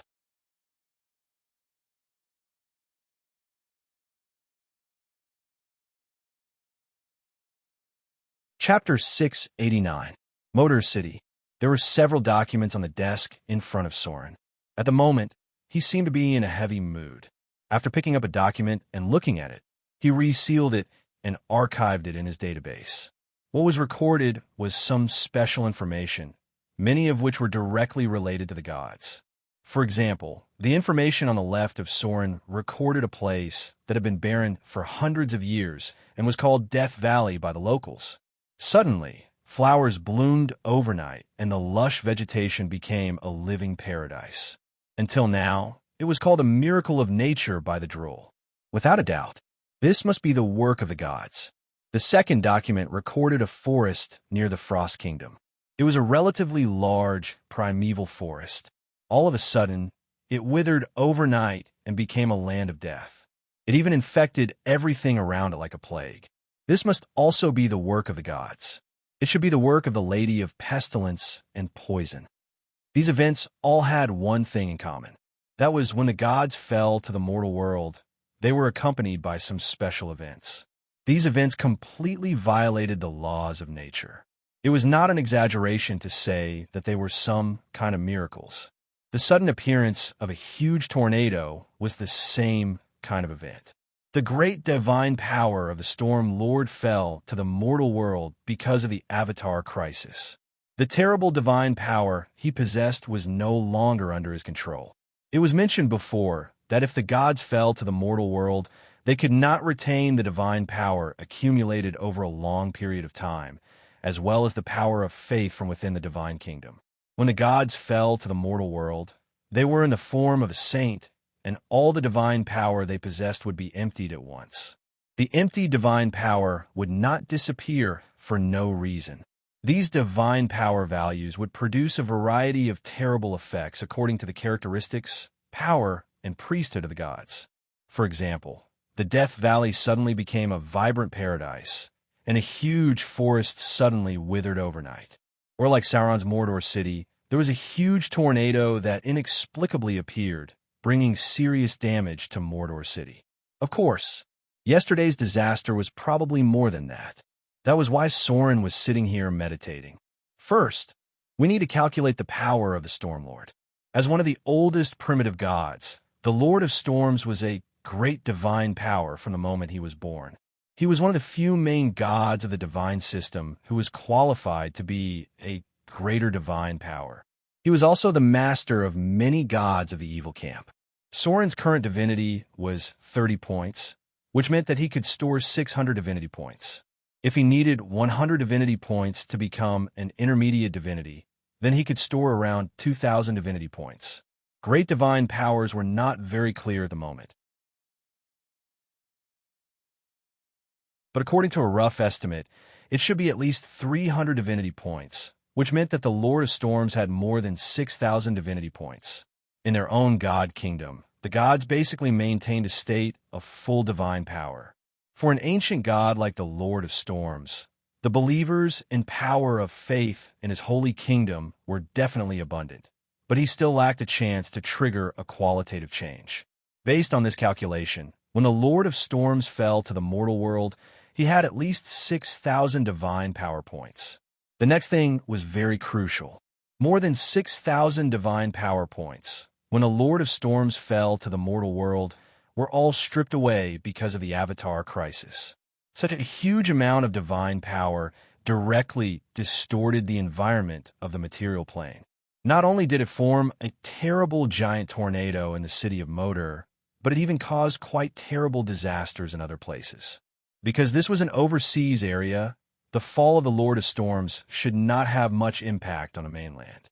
In theory, the place that should be most affected should be the Amazon jungle, and then the outer islands near the Amazon jungle would be affected. 6,000 divine power points. With such a huge power, Soren could not imagine how much damage it would cause. The Lord of Storms was not a god of the good camp. His power was full of aggression, destruction, and destruction. At this time, when he fell to the mortal world, the dissipation of divine power would have a huge impact on the divine power of the entire overseas area. He definitely did not come down voluntarily. The gods who came down voluntarily could at least leave their divine power inside the god's kingdom, so it would not have a terrible impact on the material plane. Many gods came down voluntarily. Although they still could not bring down any divine power points, at least they could leave their divine power inside the god's kingdom to prevent the further impact of the stripped divine power on the material plane. This sudden disaster might have changed some of the patterns in the overseas area. The dock area had become a mess. The loss of the city of Moder was still relatively serious. They lost a warship and nearly 100 soldiers on it, and all 5 fishing boats sank. About 1/5 of the dock was destroyed, and it would take some time to repair. At present, the number of missing people had reached at least 1,000, and more than 300 people were confirmed dead. The main reason was that the port of Moder was too crowded, and the giant tornado appeared too quickly. Some people did not even have time to escape before they disappeared. The only good thing was that the number of believers praying in the temple had increased a lot. Even merchants from other places in the city of Moder had donated a lot of kindler. Soren's miracle obviously had a more far-reaching impact. In the face of such a terrible disaster, a God who blessed them would naturally make the believers more devout. The bad thing was that the divine power points were all used up. Fortunately, the recovery speed was not slow. The divine power points increased by about 1 or 2 points every day. It should be related to the expansion of believers and the piety of their faith. It was estimated that this disaster could bring some devout fanatics to Soren. Quack, quack, quack. A strange sound echoed near the port of Moder. There were also bodies floating on the sea. The army was salvaging these bodies for burial. Suddenly, a strange bird appeared in their line of sight. Its appearance was 60% similar to a crow, but its appearance was scarier. It had pitch-black feathers, a sharp beak, blood-red eyes, and dark green claws. Its body wasn't very big, but what was more frightening was that its body was surrounded by a strange black gas, which even made the space around it somewhat blurry. What the hell is this? The officer near the port was shocked. The strange bird stopped on a mast. The sailors near it seemed to be a little timid, and no one dared to go up and drive it away. The officer bravely approached, and just as he was about to drive the strange bird away, he was glanced at by the other party's scarlet eyes, and his legs were a little weak. "Hurry up!" His voice trembled a little, and he hurriedly said, "Report to the higher-ups immediately. This bird is strange." Soren was not the first to arrive. Gloria arrived 1 step ahead of him. After seeing the strange bird in front of her, her heart couldn't help but thump. Then she searched for the memory of it in her mind. After thinking of something, her expression couldn't help but become slightly nervous. Bird of Death. Soren's figure appeared in the shadow. When he saw the strange bird that looked like a crow in front of him, his expression couldn't help but be quite dignified. He murmured, "Why is this thing here? Don't they rarely come to the material plane?" Bird of Death. As the name suggested, it was a bird with a special perception of death. They were also the eyes and ears of the Grim Reaper. This strange bird's challenge level was not high. The most troublesome ability was only Death Gaze. Most of the time, it lived in the spiritual realm and the underworld. It was basically difficult to see its traces in other planes. Bird of Death had a special connection with the Grim Reaper.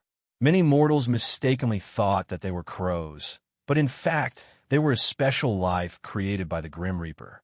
Bird of Death could see spirits, ghosts, and the undead. They liked to chase the traces of death. In the spiritual realm, if a lot of people died, the Bird of Death would usually appear quickly. Then, the servants of the Grim Reaper would also come. The Grim Reaper naturally also had a kingdom that belonged to them. There were many souls that served them. Most of the souls were operated through the river Styx. Only souls that were strong enough could alarm the servants of the Grim Reaper. Under normal circumstances, wherever the Bird of Death appeared, it was possible to see the servants of the Grim Reaper. Divine perception. Soren's sight crossed the space, and everything in front of him became gray. Not only did the shadow plane enter his vision, but also everything in the spiritual realm entered his perception range. There was no Grim Reaper. What he saw was just a twisted monster with a pair of scarlet eyes that was shrouded in a black shadow. It didn't look like a bird anymore. This was the true face of the Bird of Death. It didn't appear. Soren's appearance seemed to alarm the Bird of Death in front of him. After taking a look at Soren, the Bird of Death, which was unscrupulous at first, suddenly showed a very human-like expression of horror, and then made a crow's caw and flew in the direction of the sea. Soren scared it. The Bird of Death seemed to have seen through his identity as a god spirit, and then it ran away in fear. Is the underworld also affected by the Avatar crisis? All this seemed like a small episode, but Soren must have thought of more than this. The appearance of the Bird of Death was definitely not good news, because seeing this thing was said to bring bad luck. However, Soren had the blessing of the goddess of misfortune, so it shouldn't have any effect, right?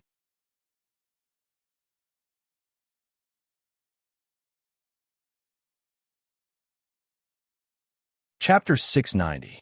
A Quiet Night. The port of Mordor City seemed very calm. Except for the guards patrolling from time to time, there was only a little noise coming from the tavern. New Year was coming. Even if such a terrible disaster happened yesterday, there were still many people in the tavern today. In the words of these people, such a terrible thing had happened so suddenly that they were almost scared to death. At such a time, they definitely needed a drink to calm their nerves. Rayson was dragged to the tavern by his companions. At that time, the huge tornado suddenly appeared, and he was very close to his companions. The terrible wind almost swept them away. If it weren't for the fact that they were holding on to a wooden stake and Soren ended the tornado at that time, they would have died long ago. Rayson was not a good drinker, so after a few drinks, he sneaked out quietly. Suddenly, he felt a little urgent to pee, so he avoided the guards and walked towards the edge of the dock. Mordor City did not allow people to urinate and defecate anywhere. If they were caught, they would be whipped. However, sailors like them naturally had their ways. They ran to the dock and peed directly into the sea. Even if the guards saw it, they couldn't do anything because it was impossible to catch them red-handed. Everything should be fine. But when Rayson finished peeing and was about to go back, he suddenly felt a cold wind blowing, and his whole body couldn't help but shiver. Forget it. Inexplicably, he felt a little panic in his heart. He even felt that something was looking at him from behind. Maybe to embolden himself, he couldn't help but raise his body slightly and said to himself, "I'll just go back and drink." At this moment, suddenly, a cold palm touched his back, and then there was a sad voice. "Is there any wine? I want to have a drink." What the hell? It turned out that there was someone behind him. Which bastard came to scare him? Although Rayson was not a powerful professional, he had at least practiced a little. After hearing someone talking behind him, he suddenly felt a lot bolder. He turned around and said, "You bastard! Do you want to scare me to death? You! What the hell? There's a ghost!" Plop! Laxon lost his balance and fell directly into the sea from the dock. The cold sea water immediately made him sober, but he was still very scared. His teeth were chattering as he shouted, "Help! There was a ghost. It was really an undead. Someone come quickly. This place is haunted." In Rexon's line of sight, there was a middle-aged man with an incomparably pale complexion. His figure was floating in the air, and his lower body was a blurry mass of gas. Only his upper body looked like a human. His expression seemed to be a little dazed, as if he had been frightened.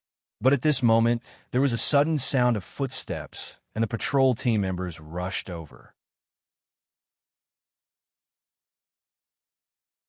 The appearance of the torch in front of them seemed to have startled the ghost in front of them.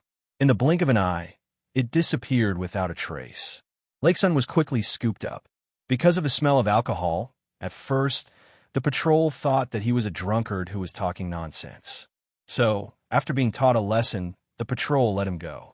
Things didn't seem to have any problems. But then something went wrong. Because in the middle of the next night, the patrol team members suddenly heard someone shouting that there was a ghost. This time, the patrol team finally took it seriously. They quickly reported the matter to the temple and the city hall, and then the priests immediately came to check. Unfortunately, after spending a little effort, the priests still found nothing. The third day, the higher-ups began to send people to act in advance. Several clever rogues lurked nearby. They waited until midnight, and they finally saw some vague pale ghosts. And there was more than one. It was really a ghost. Since the establishment of Mordor City, it had never been haunted. It was not unusual for people to die. Mordor City had fought a lot of wars. Even if thousands of people died on some battlefields, it was still a battlefield. But why did it suddenly become haunted this time? No matter how many strange things happened, life still had to go on. Maybe it was because the Avatar crisis was getting closer and closer, and more strange things were happening. Even the nerves of ordinary people had become much more relaxed, and their ability to accept things had also strengthened a lot. Port Mordor was haunted. It was not surprising that the news quickly spread throughout the docks. But it was not a problem for it to spread throughout the docks. Everyone still did what they should do. They couldn't just do nothing because it was haunted, right? They could only make do with it for now. The arrival of the new year was still unstoppable. 3 days before the new year, the city of Mordor had its second snow of the day. The hauntings seemed to have been solved by the temple. At least no one had encountered ghosts again. There would be a grand ceremony held by the temple for the new year. There would be a large-scale celebration at that time. Now the whole city of Mordor was busy, and the civilians were also looking forward to that day. However, on the day of the new year, Soren received a very important news. The goddess of magic had finally appeared. The goddess had been in the mortal world for some time. She was called the Mysterious Lady by the world. If she really wanted to hide, it would be very difficult to find her. Counting with his fingers, the goddess had been in the mortal world for almost 3 months. According to the normal progress, and without any accidents, the goddess of magic should have recovered a part of her divine power. After all, her priesthood was too powerful. With the help of the magic net, her recovery speed would definitely be faster than other gods. The timing of the goddess' appearance was very special. It happened to be the day before the new year. So after receiving the news, Soren didn't care about the new year. He took the things he had prepared and immediately tracked the goddess. The goddess of magic appeared. She actually appeared in the east of the material plane. No wonder so many people didn't have any news about her. She actually went to the Eastern Kingdom with a large number of magic chaotic areas and dead magic areas. This was probably the case of the most dangerous place is the safest place. The goddess of magic, who walked in the Eastern Kingdom, was probably the most affected, but it was because of this that no one could guess where she went. It wasn't until the day before yesterday, when a special phenomenon close to the level of a miracle suddenly appeared, that the traces of the goddess of magic were discovered. The goddess of magic went to the Eastern Kingdom. It seemed that she should be back now. No one knew where she was yet, but as long as there was a trace, there would always be a way to find her.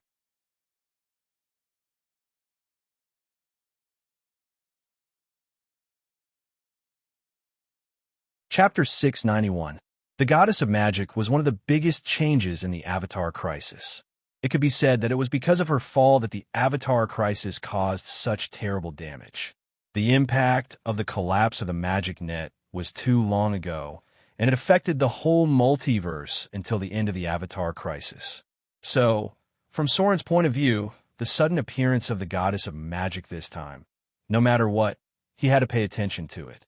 Whether it could change the future or not, at least he needed to judge where the future would lead from this matter. In the near future, the death of tens of millions of people was related to the Goddess of Magic. At the critical moment when the plane barrier was broken and the demon army and the devil army came to the material plane, the Goddess of Magic suddenly fell. The collapse of the magic net caused all the spellcasters to become weak in an instant.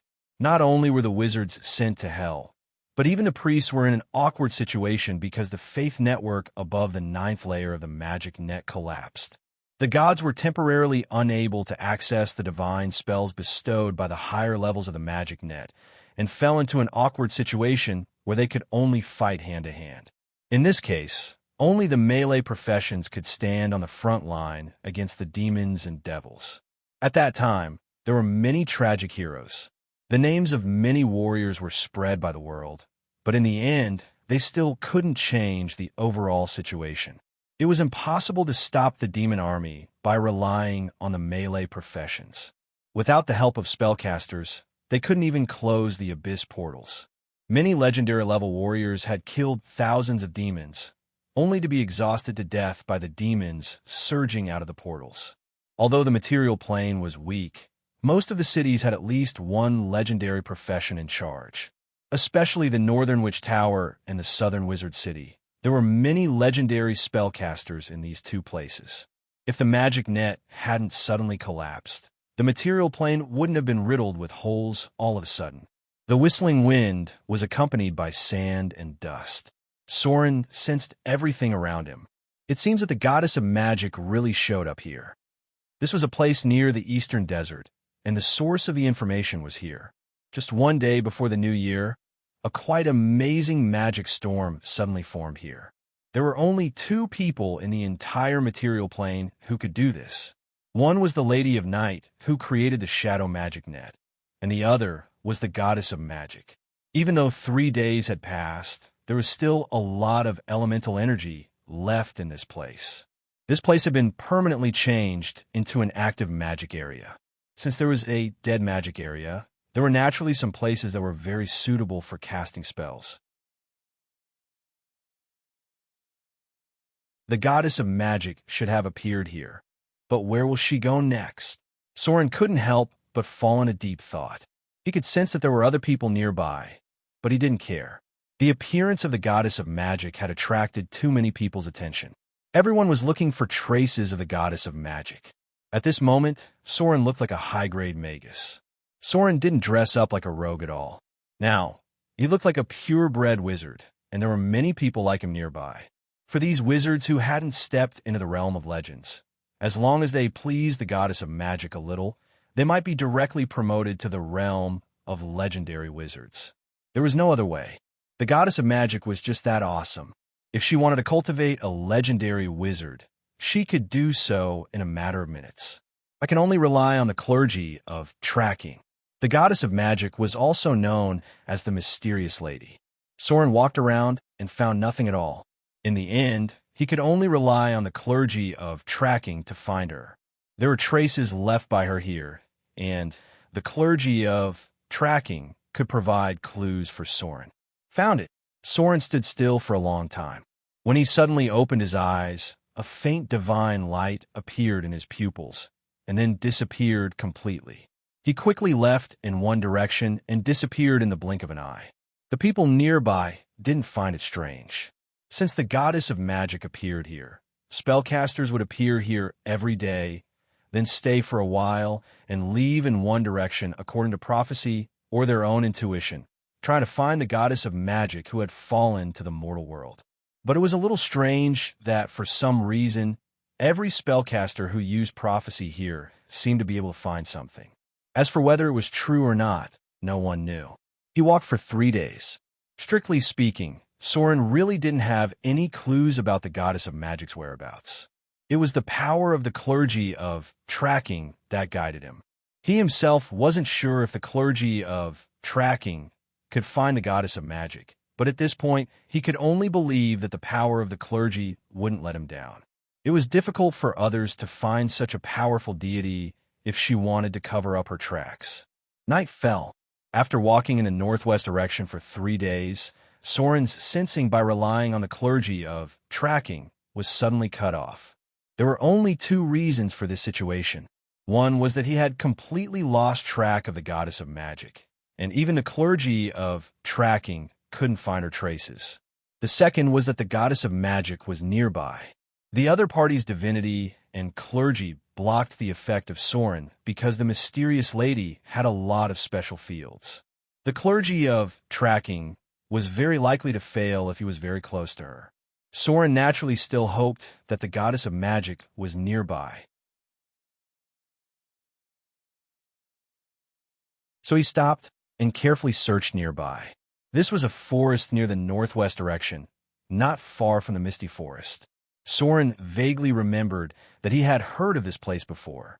Generally speaking, Soren remembered that there were treasures in places because of the profession of a rogue. Who is it? Suddenly, a vigilant voice sounded. Soren found that he had triggered an alert spell at this time. The opponent's spellcasting ability was obviously much higher than his. I mean no harm. Soren quickly stood up from the shadows because he had seen the missile storm condensed in the opponent's palm. He explained, "I'm the wizard from the south, Sauron. I just happened to pass by here. May I know who you are?"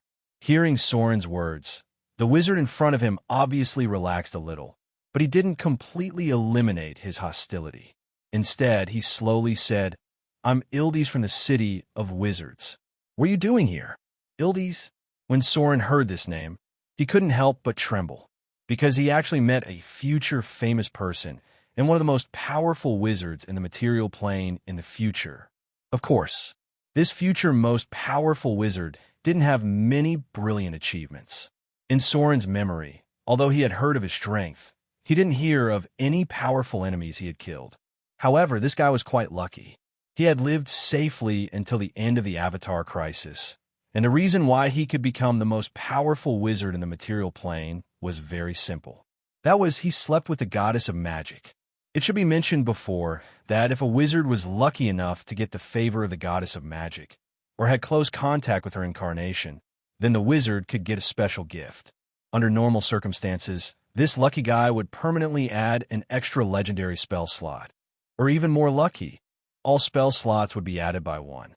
These were all permanent, and these spell slots wouldn't be affected by one's own strength. Even if a level 1 wizard got the favor of the goddess of magic, he could also use these spell slots after a close contact. Of course, the premise was that he could remember a legendary spell. It seemed that this generation's goddess of magic was the only lucky guy who got the favor of the goddess of magic, but the previous goddess of magic had a lot of wizards who got the favor. Even the daughter of the previous goddess of magic could bestow extra spell slots. A certain lady who had once ruled Silvermoon City was quite sought after by the people, because obtaining her youthful knight could give you an extra spell slot. To be honest, if there were really children of the plane in this world, then Ildes in front of him should be one of them.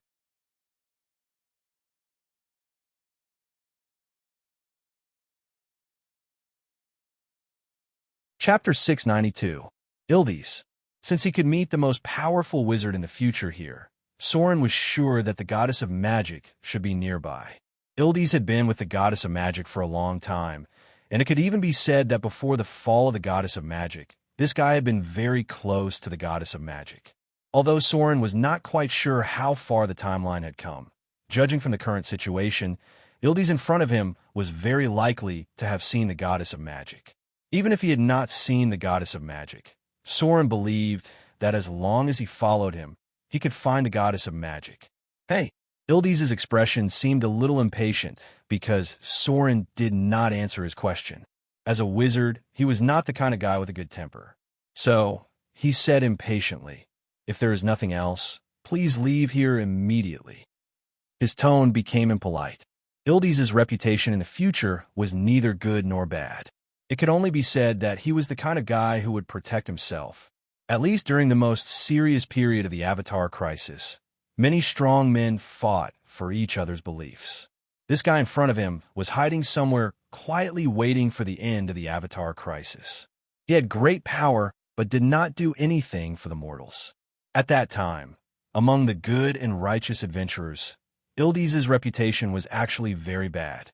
Many people thought that he was a selfish coward who inherited part of the power of the goddess of magic after the fall of the goddess of magic, but he only knew how to hide in the corner and do nothing. The paladin had asked him for help and invitation, but in the end, he did not respond. During the Avatar crisis, the number of spellcasters in the material plane was quite limited. Except for one or two special existences, the most powerful ones were Ildiz in front of him and Arendelle's Princess Royal. The two had never fought, so there was no way to calculate who was stronger. Soren could not leave. He still had to find the goddess of magic who fell to the mortal world through Ildiz. In any case, he felt that he should meet the goddess. Soren felt that some of his appropriate reminders might be able to change the fate of the future. Actually, Soren's mind raced as he tried to recall all the information he could find about Ildiz. It was not easy to eliminate a stranger in such a short amount of time.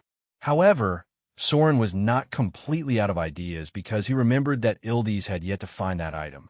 If Soren remembered correctly, Ildiz cared a lot about that thing. He even spent a long time looking for clues related to it. After a short pause, Soren pretended to be hesitant. After a while, he said, "Actually, at first, I was going to look for the goddess of magic. But after discovering that so many people are looking for her, I'm ready to give up. However, recently, I accidentally discovered the secret of a treasure. This treasure is related to the legendary Archmage staff. From what I can see, Your Excellency seems to be a very powerful spellcaster. I can't enter this treasure trove by myself. Perhaps we can work together to explore it. Of course, if you're not interested, I'll leave now." At first, Ildiz didn't seem to care too much. He was still very wary of this stranger who suddenly appeared. However, when Soren mentioned the legendary Archmage staff, Ildiz's expression suddenly became quite serious. He even cast a lie detection spell at an astonishing speed. In a very short time, he was sure that Soren was not lying. He really knew the secret related to the Archmage staff. Then, in an instant, Ildiz's expression became a lot more enthusiastic. He pointed at the bonfire next to him and said with a slightly fake smile, "What a coincidence. At first, I was going to look for the goddess of magic, but I didn't find any clues, so I'm ready to give up on this plan." The Archmage staff? Do you know where it is? The future. Ildiz's weapon was the legendary Archmage staff. It was a terrifying divine weapon that appeared during the era of the Son of Massacre. For a long time before he met the goddess of magic, Ildiz was looking for any clues related to the Archmage staff. However, it seemed like he had no intention of telling Soren the details at all. Soren didn't remember much about Ildiz. He only vaguely remembered that Ildiz had a very powerful enemy who killed his father. At first, he planned to use the power of the Archmage staff to deal with this enemy. Soren didn't care that much. What he cared about the most right now was to find the goddess of magic through Ildiz. It would be best if they could communicate with each other as enemies. As for the Archmage staff, it didn't matter. That thing had been sealed for thousands of years. To be honest, even if Soren didn't tell Ildiz, he would still find clues in the end. As for whether he could take it out or not, it depended on the direction of the script. The difficulty of the Archmage staff was level 27. Soren had a 70% chance of dying inside. In fact, he had always suspected that Ildiz's ability to take out the Archmage staff had something to do with the goddess of magic. Maybe the goddess of magic helped to break the seal. The Archmage staff was one of the legendary divine weapons in the material plane. In terms of combat power, it was probably several times stronger than the Holy Avenger. During the era of the Son of Massacre, this divine weapon had a terrible impact. However, The Archmage's staff had been sealed several times, but it was always found with great difficulty. In the end, a god couldn't stand it anymore and personally came to the mortal world to seal this divine weapon. After that, only some legends were left in the material plane. The Archmage's staff was one of the most powerful divine weapons that appeared during the Avatar crisis. However, the most dramatic thing was that this staff was actually a melee staff. Ildes could become the most powerful wizard in the future. The first reason was naturally because he had the goddess of magic. His innate spell slots were much higher than other wizards, and he also inherited a small part of the divine power from the goddess of magic. The adventurers who had seen him in action at that time inferred that Ildes' talent, equipment, and other abilities, as well as the gift of the goddess of magic, had nearly twice as many spell slots as the wizards of the same level. This made it almost impossible for anyone in the material plane to exchange spells with him. His combat power was excellent. Another important reason was that he also held the legendary divine weapon, Archmage's Staff. This divine weapon was not only powerful in combat, but also had a legendary spell that could be used to absorb the attack spells launched by the enemy and restore the spell slots used by the user. Ildes relied on these 2 points to be comparable to the Princess Royal of the Frost Kingdom.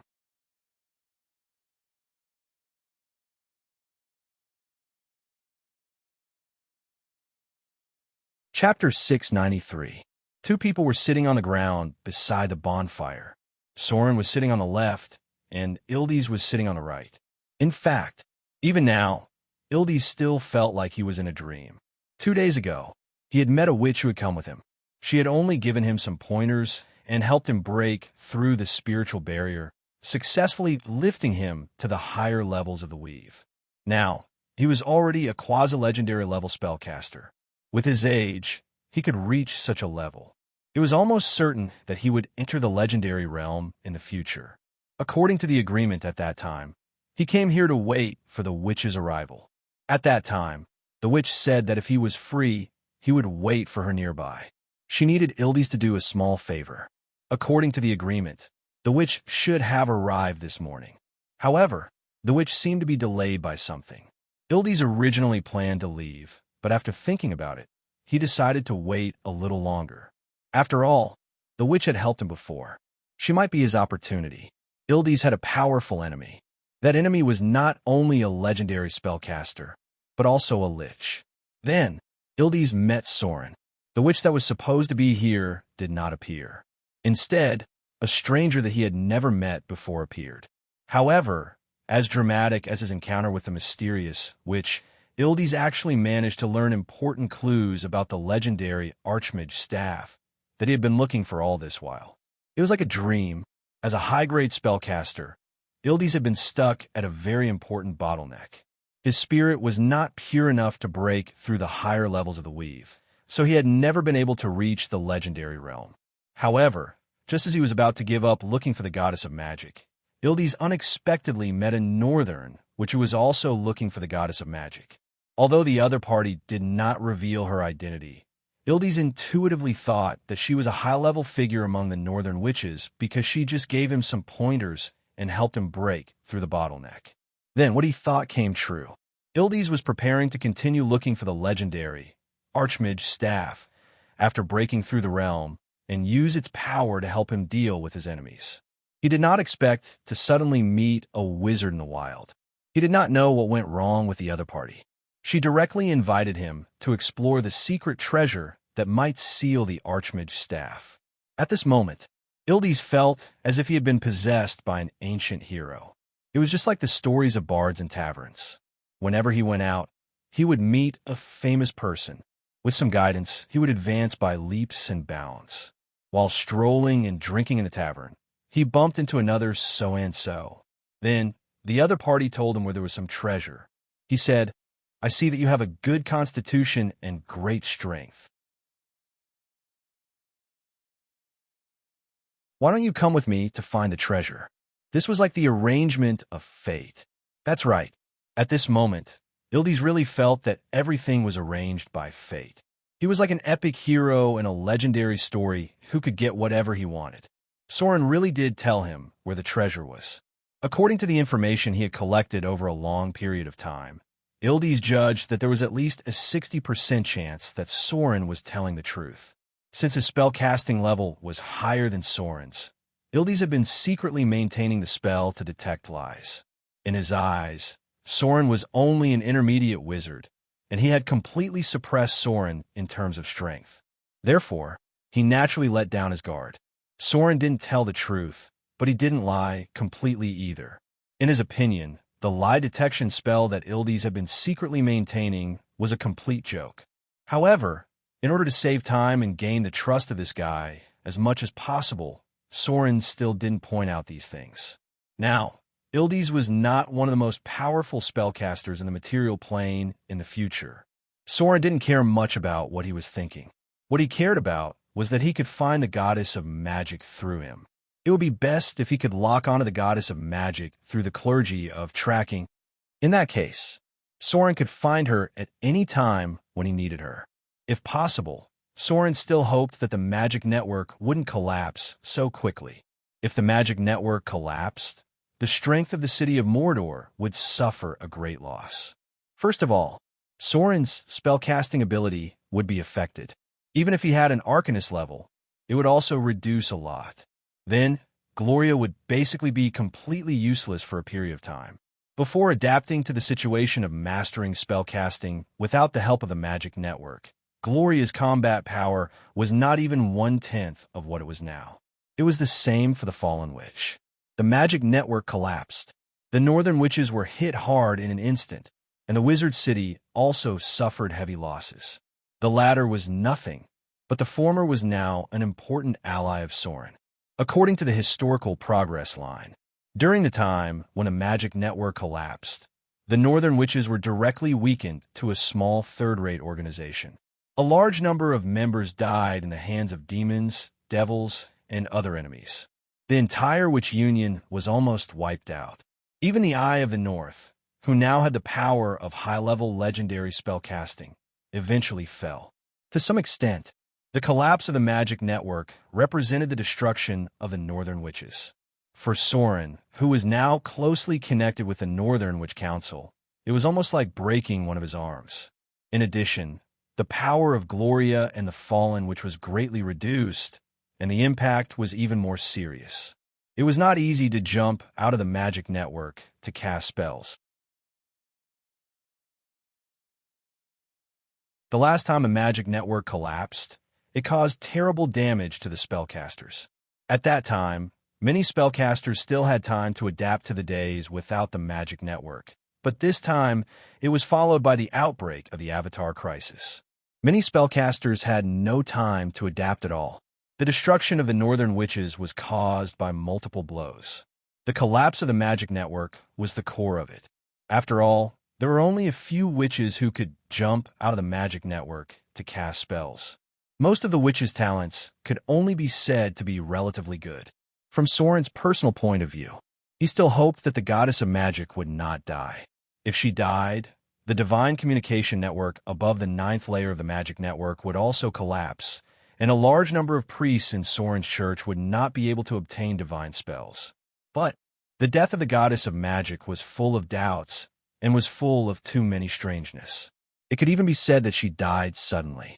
To be honest, Soren did not believe that the goddess of magic died in the hands of mortals. No matter what, the Avatar Crisis had finally come. Soren was ready to try to contact the goddess of magic first, and then think about the future. Perhaps this would be a turning point in history. Soren still hoped to change the world a little.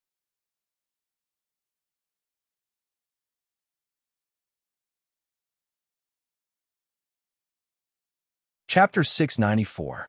The night passed quickly. It wasn't easy to gain Ildes' trust, but at least Soren made him accept him quickly, and the two formed a temporary adventurer alliance. To be honest, after observing Ildes for a night, Soren really didn't find anything special about this legendary future most powerful wizard.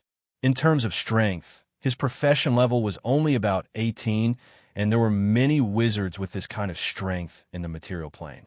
Ildes shouldn't be too old, probably in his 20s or 30s. In terms of talent, he should be considered a genius. But there were people who were better than him. There was Gloria among the northern witches, and there were a few people in the South Wizard City who were more talented than him. The South Wizards had a deeper background. From the perspective of the gods, if a wizard in his 20s or 30s hadn't reached the legendary realm, he could only be considered a relatively good mortal. Every 100 years, there would be 1 or 2 monsters who reached the legendary realm at the age of 20. Ildes was at most a foil to history. How should he put it? After Sauron's repeated observations, he felt that Ildes was the kind of person who could not be compared to the best, but was better than the worst. There was nothing special about his character. He was more cautious and knew how to protect himself. He was also more scheming, and he was not the kind of wizard who only knew how to do research. He was above average in all aspects. But all these added up didn't seem to be the reason why the goddess of magic chose him, right? But this guy was quite handsome. Yes, it should be said that he was extremely handsome. In terms of appearance, Soren should be considered very handsome. After all, he was half-elf, and his charm wasn't low in all aspects. But compared to Ildes in front of him, he might be a little bit worse. This guy had blonde hair, a handsome face, and a tall and straight body. As a human, he was more handsome than many elves. He had to admit that he was born with good looks. But this shouldn't be the reason why the goddess of magic chose him, right? In terms of appearance, the male angels in the upper plane were the most handsome. The Sky Piercer race was much better than the elves. The gods in the upper plane should have long been used to this kind of guy. The light of dawn appeared. Ildes seemed to be a little disappointed. He had already waited for an extra day, but the mysterious witch still hadn't appeared. It seems like she won't be coming, Ildes thought in his heart, and couldn't help but feel a little disappointed. But soon he sorted out his emotions. Since the mysterious witch didn't come, he could only continue his own business. Since Sony next to him told him about the clues about the Great Mage's staff, it was best for them to form an adventurer team to explore the place. If he could get the Great Mage's staff, he might be able to defeat the evil lich. Let's go. Ildes stood up and slowly said, "It seems that the person I'm waiting for won't be coming." Soren heard Ildes. Yesterday, he heard from Ildes that he was waiting for someone, and his intuition told him that the person was the goddess of magic. Certes, Hertes, Ts histories, or Ildes didn't meet the goddess of magic in the present. Or is it because of my appearance? The goddess of magic has discovered my identity, so she didn't appear here? Damn it, double quotes. Don't tell me we've lost the clue. Soren's expression suddenly became a little hesitant and said slowly, "Why don't we wait a little longer? Maybe she's just delayed by something. The place where the Great Mage's staff is sealed is very dangerous. Maybe it'll be easier with her help." Ildes frowned when he heard this. After a while, he nodded gently and said, "Okay, let's wait a little longer." As soon as his voice fell, a figure suddenly appeared in their line of sight. Ildes didn't think much of it, but after seeing the other party, a look of surprise appeared on his face. Soren was quite shocked at this moment, because the other party appeared directly in front of him out of thin air, without any warning at all. The person who appeared in front of them was a witch. Strictly speaking, from her appearance, she looked like a member of the Northern Witches because her dress was very similar to Gloria's. She wore a loose wizard's robe, and her face was also covered with a veil. They couldn't see what the other party looked like, but they could notice a pair of strange eyes that seemed to be full of magic. After the mysterious witch appeared, her gaze first fell on Ildes. She smiled and nodded gently, then turned her gaze to Soren next to him. When the witch in front of him saw Soren, there was a trace of surprise and nervousness on her face. She even faintly prepared to fight. It wasn't until Soren put his hand on his chest and slightly bowed to her that the witch in front of him relaxed a little. "Ildes," the witch in front of him said softly and slowly, "May I know who this sir is?" "Sir." Ildes was stunned for a moment because the witch used an honorific, but he didn't think much of it at the moment. A title didn't mean anything, so he introduced, "This is Mage Sony. I happened to meet him here yesterday." "Yesterday?" The witch frowned slightly when she heard this, and then nodded gently in acknowledgement. She saw Soren's identity. To be honest, there was no way for the two of them to hide from each other. Soren couldn't hide from the witch in front of him, and the witch in front of him naturally couldn't hide from Soren. No wonder others couldn't find the goddess of magic. She now looked like a member of the Northern Witches. If it wasn't for a god who met her, it was basically difficult for mortals to discover her true identity. Even if a god met her, he might not be able to see through her disguise. Soren knew too much to be able to determine her identity. If other gods met her and didn't force her to use her divine power, they would only think that she was a legendary witch. What was she going to do? Soren was very curious about the purpose of the goddess of magic, but it was better to try to contact her first to make sure that there was no hostility between them. Quack, quack, quack. At this moment, a strange cry suddenly came from all around them. Soren was familiar with this sound because he had heard it in the city of Moder. It was the sound of the bird of death, and it was hard to forget it. Bird of death. Soren looked up and saw a bird of death. At this moment, the witch in front of him suddenly changed her expression and looked a little nervous. Let's get out of here first. Bird of death. The eyes and ears of death.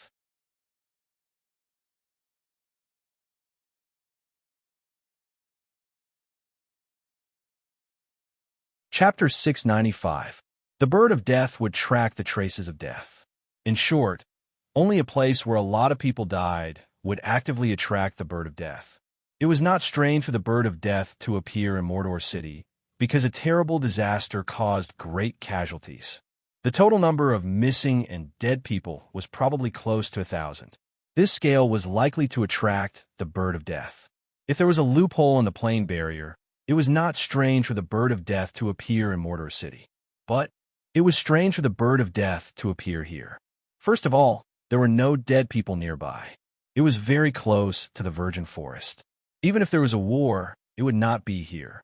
And as far as Soren's current god-level perception was concerned, there were only 3 people here, and there was no breath of death. It was impossible to attract the bird of death, not to mention that the bird of death had been watching them. Ildis seemed to be a little scared by the bird of death. He didn't know whether to kill it or not. If he killed it, he might offend the god of death, but if he didn't kill it, he felt awkward. After the bird of death died, its soul returned directly to the hands of the god of death. Because they were creatures created by the god of death, after the soul returned, the god of death could see most of the things it saw during its lifetime through the soul of the bird of death. Note, what it saw during the 12 to 24 hours before its death. Was the god of death really watching them? Soren felt that it was unlikely. Although the Avatar crisis also affected the god of death, it should not have a great impact on the god of death. If Soren remembered correctly, the god of death could choose not to fall into the mortal world, but to fall into the spiritual realm and the shadow plane connected to the mortal world. Which god of death would it be? Soren kept up with the witch in front of him, but he kept thinking in his mind. Now it was better to leave first and see what the goddess of magic wanted to do. At present, there were 3 most powerful gods of death. The first one was the king of the dead, Clemvox, one of the children of the plane favored by fate. He succeeded as a mortal and inherited the powerful power of the ancient god of death, Jurgil. He became the most powerful god of the god of death. The second one was the sealed god of murder. He also held a part of the death priesthood, but his focus was on the slaughter domain evolved from death. He had been sealed for a long time because of his madness, and it was basically impossible for him to escape now. The last one was Naruto, an equally powerful death god, but an evil existence that was known as the enemy of kindness, the abomination of life, the emissary of darkness, the king of gloom, and the reaper of flesh and blood. In addition to these 3, there were other gods who held part of the clergy of death, such as the goddess of death in the desert, Osiris, the god of death in the Muhammad divine system, Uragalin, the god of death in the Halfling divine system, and some other gods of death from other races. However, these were all mediocre gods of death. Their kingdom was not established in the underworld, and they only controlled part of the domain of death. These gods were basically negligible because the death god system did not include them. Could it be the king of the dead? Clemvox was often called the lord of the eternal sleep. His doctrine believed that the dead should not be disturbed, and priests were often active all over the world to appease the awakened undead. He was the lover of the current goddess of magic when he was immortal. The two of them became gods at the same time because of the blessing of fate, but after becoming gods, their lovers' identities were broken. For a long time, the king of the dead's attitude towards the goddess of magic was very vague because the current goddess of magic was not the former goddess of magic, but she was also not his lover. The name Mystra had always been used by the goddess of magic, and every goddess of magic was actually a composite. Just like Soren's fusion of divinity and divinity, he could rely on his strong will to eliminate the residual consciousness of the previous god. But at that time, Midnight, the name of the goddess of magic when she was immortal, who became a god as a mortal and relied on a gift, could not do this.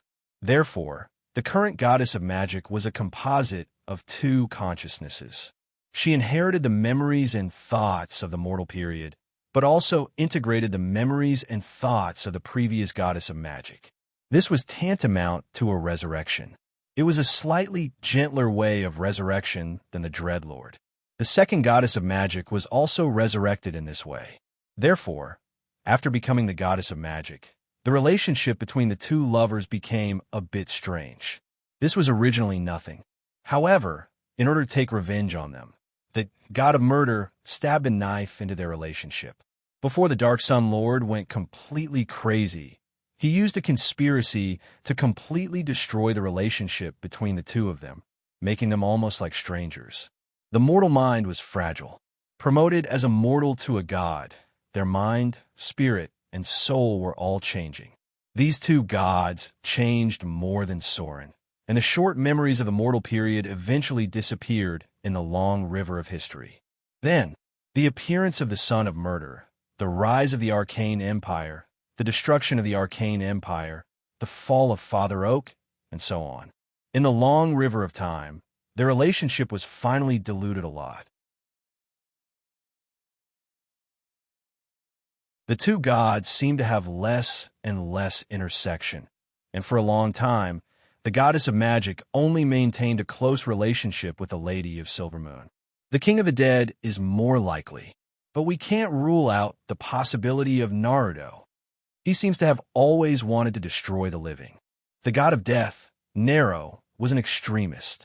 He believed that death was the final destination, so he was often called the life-hater. His relationship with the King of the Dead was very bad, and there were also many internal conflicts within the god of death. Soren wasn't sure what the appearance of the bird of death meant, but he knew that the fall of the goddess of magic was definitely not that simple. Dozens of kilometers away, after making sure that the bird of death didn't follow, the witch in front of him finally stopped. Ildes quickly walked to the side of the witch and said with a bit of flattery, "Your Excellency, are you done with your business?" The witch slowly shook her head and said lightly, "No, you can call me Midnight. Calling me Your Excellency will cause some trouble." Your Excellency was an honorific. It was usually used to address legendary professions or people of very high status. Midnight. When Soren heard this name, he couldn't help but tremble, and then he became more and more certain of some of his guesses. Midnight was the name of the goddess of magic when she was immortal, but this name had gradually disappeared in the long river of history. She hadn't used this name for thousands of years, especially after her relationship with the King of the Dead, Clemvox, deteriorated. This name didn't appear in any ancient books related to her. Mortals almost knew nothing about this name. The most important enemy of the goddess of magic was the Lady of Night. Her close alliance with the Lady of Silvermoon was more because they had a common enemy. The Lady of Night secretly created the Shadow Magic Network a long time ago to fight against the Lady of Silvermoon and the Goddess of Magic. The Goddess of Magic regarded the behavior of the Lady of Night as a direct threat to her priesthood, and her close relationship with the Lady of Silvermoon grew day by day. For a long time, the ultimate goal of the Goddess of Magic was to incorporate the Shadow Magic Network of the Lady of Night into her priesthood, even if it meant that she had to sacrifice her last remaining human and good nature and use this to integrate the power of darkness. This was where the change of the goddess of magic began. In order to achieve her ultimate goal, she abandoned some things and prepared to integrate the shadow magic network. This change also caused her relationship with the king of the dead to deteriorate, and finally, they almost became strangers. A somewhat dilapidated town appeared in front of them. It was already late. Ildi suggested that they take a rest here, and Soren didn't have any objections. The witch in front of him also silently nodded. This was a town that had been burned by war.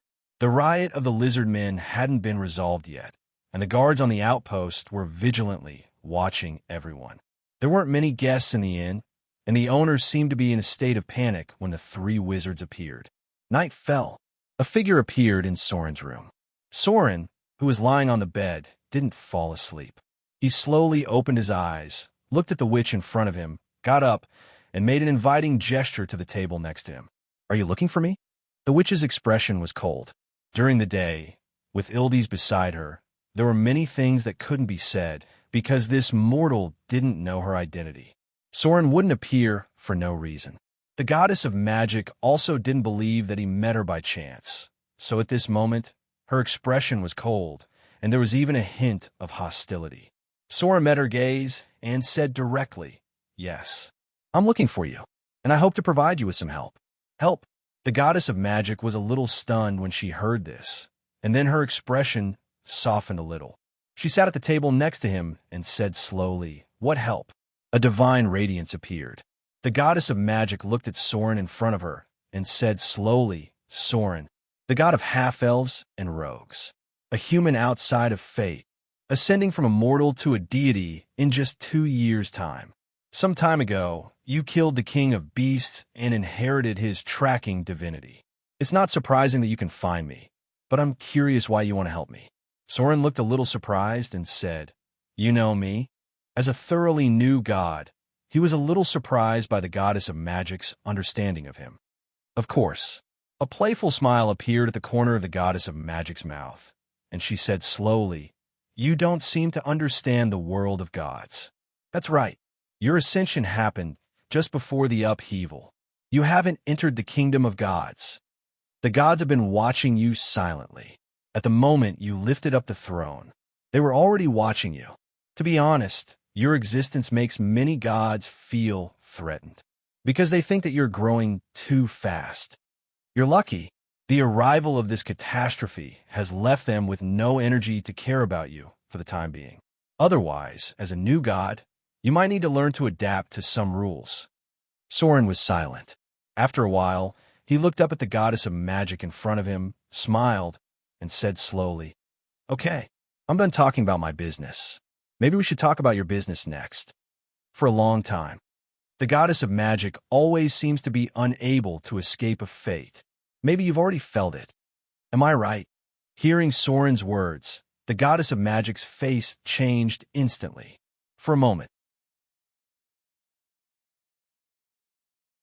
the atmosphere in the whole room became solemn, as if there was an irresistible, huge magic that isolated everything from the material plane. The first goddess of magic dead. The second goddess of magic dead. The third goddess of magic about to die. This was their fate. It seemed that every goddess of magic could not escape death in the end. They fell more easily than the other gods.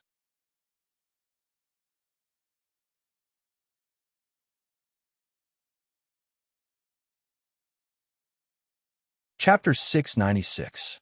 Soren was actually very conflicted, because if the goddess of magic didn't die, some things in his memory would change. In other words, Soren lost part of his ability to foresee the future, and it might not be as easy to grasp the future as it was now. If the goddess of magic didn't die, some of the events in Soren's memory might not happen, and the butterfly effect would affect the entire Avatar crisis. Even he didn't know what the future would be like. This was tantamount to letting Soren lose a powerful cheat. But if the goddess of magic died, the price would be too heavy. When the goddess of magic died, the material plane really collapsed. It was not an exaggeration to say that corpses were everywhere. The entire material plane lost 90% of its population by the end of the Avatar crisis, and at least hundreds of millions of people should have died. The devils of the Bator Inferno, the demons of the Abyss, the demons of the Shuraba, and the Scorching Inferno. The Avatar crisis had riddled the whole world with holes from the beginning. Many powerful spellcasters had died in the hands of the enemy before they had time to adapt to the world without the magic net. In the end, even the gods were not spared from the accumulated contradictions and hatred. And the huge number of souls plundered by the devils and demons in this catastrophe had a profound impact on the future. In short, if the goddess of magic didn't die, the disaster of the Avatar crisis would be reduced, but the future would change. Soren would lose the ability to foresee the future. The goddess of magic fell, and the Avatar crisis broke out as normal. The material plane was instantly riddled with holes, and Soren was powerless to reverse the situation. He could only hold on until the end of the Avatar crisis, but he had the advantage of foresight. This was a question of whether to change history or not. If Soren succeeded in saving the goddess of magic, although he lost the ability to foresee the future, he would have a close ally with a greater divine power. One of the most powerful gods in the multiverse, the goddess of magic would be on the same side as him. It was late at night. From outside the town, there was a barking sound from time to time. Although the soldiers of the patrol were very tired, they were still vigilant. The situation of the human race had become more and more difficult. It was not only the human race, but many other races were also in a difficult situation. It was said that some dwarven cities had been completely sealed off. Other than the necessary trade, no one was allowed to enter. War had destroyed everything. Wise lords would be loved by the people, while incompetent nobles could face riots from the civilians at any time. The goddess of magic stayed in Soren's room for a long time. It wasn't until dawn that she finally came out of Soren's room. She seemed to be quite relaxed. It seemed like she had a pleasant conversation with Soren. After sending off the goddess of magic, Soren's expression was rather solemn. To be honest, the goddess of magic was surprisingly easy to get along with. She wasn't pedantic like the gods of the good alignment, and communicating with her could cut straight to the point of interest. Perhaps it was to fuse with the shadow weave. The goddess of magic's alignment had changed to neutral, and the conflict with Soren's alignment had become much smaller. To be honest, Soren didn't have much confidence in saving the goddess of magic, but he felt that he had to give it a try. Even if the future might be changed because of this, he would lose some of his advantages of foresight. Even if the goddess of magic fell a little later, it would allow the spellcasters to resist the first wave of the Avatar crisis, which was a blessing for the entire material plane. The weave limited the power of mortals, but it also helped the mediocre to master the power. It was really difficult to explain the good and bad of the weave in a few words. At least as long as the weave still existed, Soren could use it to give his believers divine spells, which greatly reduced the burden of the divine mode. If the weave completely collapsed, Soren would have to give up about half of the priests, because just giving out divine spells every day consumed most of his energy.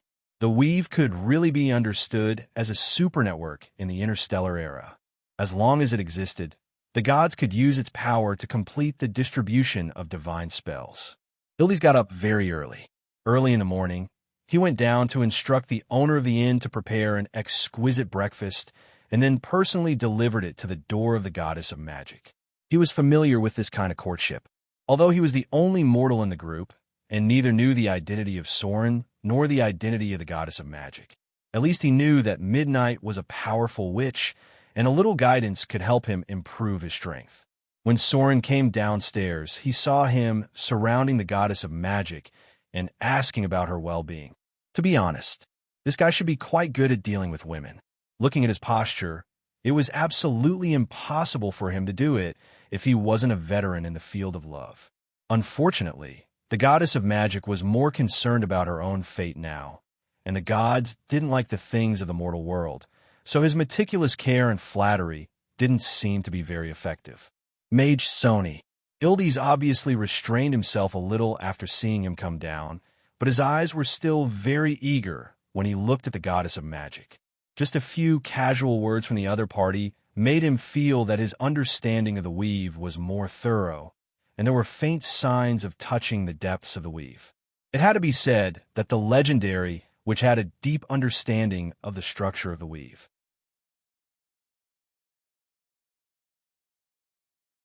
If she hadn't said some things, Ildes felt that it would have taken him more than 10 years to figure it out. He walked to Soren's side and seemed a little embarrassed. The Midnight Lady has a very important thing to do. I think maybe we should put the matter of looking for the mage's staff aside first. After helping the Midnight Lady with her important matter, how about we go to that place? Ildes' attitude was very sincere. It was as if the Midnight Lady's matter was more important, and their matter could be put aside first. Even if it was a legendary artifact like the mage's staff, in order to help the Midnight Lady solve her problem, they could temporarily put it aside. To be honest, this guy's acting was really good. If it wasn't for the fact that the goddess of magic had come to visit him last night, he would have gained a lot of favorability from what he had just said. After all, the goddess was also a woman. This guy expressed such an attitude, whether it was true or not. It was easy to get a lot of bonus points. Soren nodded silently. This was originally part of the plan, but in front of Ildes, he still needed to pretend that he didn't know anything about the goddess of magic. Even when the two met, they just nodded slightly as a greeting. Thank you very much. Ildes' attitude was very good. After getting Soren's permission, he immediately walked to the Midnight Lady next to him. In the morning, the group moved towards the forest in the south. The goddess of magic's destination was actually the legendary Misty Forest. Soren had been here several times, but he didn't know why the goddess of magic was here. Let's go to the temple of the Oak Father first. As if sensing the confusion of the two people next to her, the Midnight Lady whispered, "There's something very important to me there. I have to take it out first." The Oak Father? Soren was fine when he heard the name, but Ildes was a little puzzled. After all, he was still too young. As an ordinary person, Ildes might be unfamiliar with the name of the Oak Father because this god with great divine power had fallen a long time ago. Soren, however, remembered this god. He even remembered his name, Savior Sylvanus. The Oak Father, Sylvanus, great divine power. One of the ancient gods of nature, one of the most powerful gods in the multiverse. He was respectfully called the Oak Father, Forest Father, Tree Father, Nature Father, and so on. This was a mighty deity, and also a benevolent elder. In this world where gods coexisted, there weren't many gods that could receive such high praise from Soren. The Oak Father should be one of the few. His body was a giant tree. Sylvanus was a wise god like a loving father. For a long time, he had been working to maintain the balance of nature. Although people loved Mother Earth more and her relatively gentle teachings, the Oak Father's huge influence had always shrouded every place in the material plane.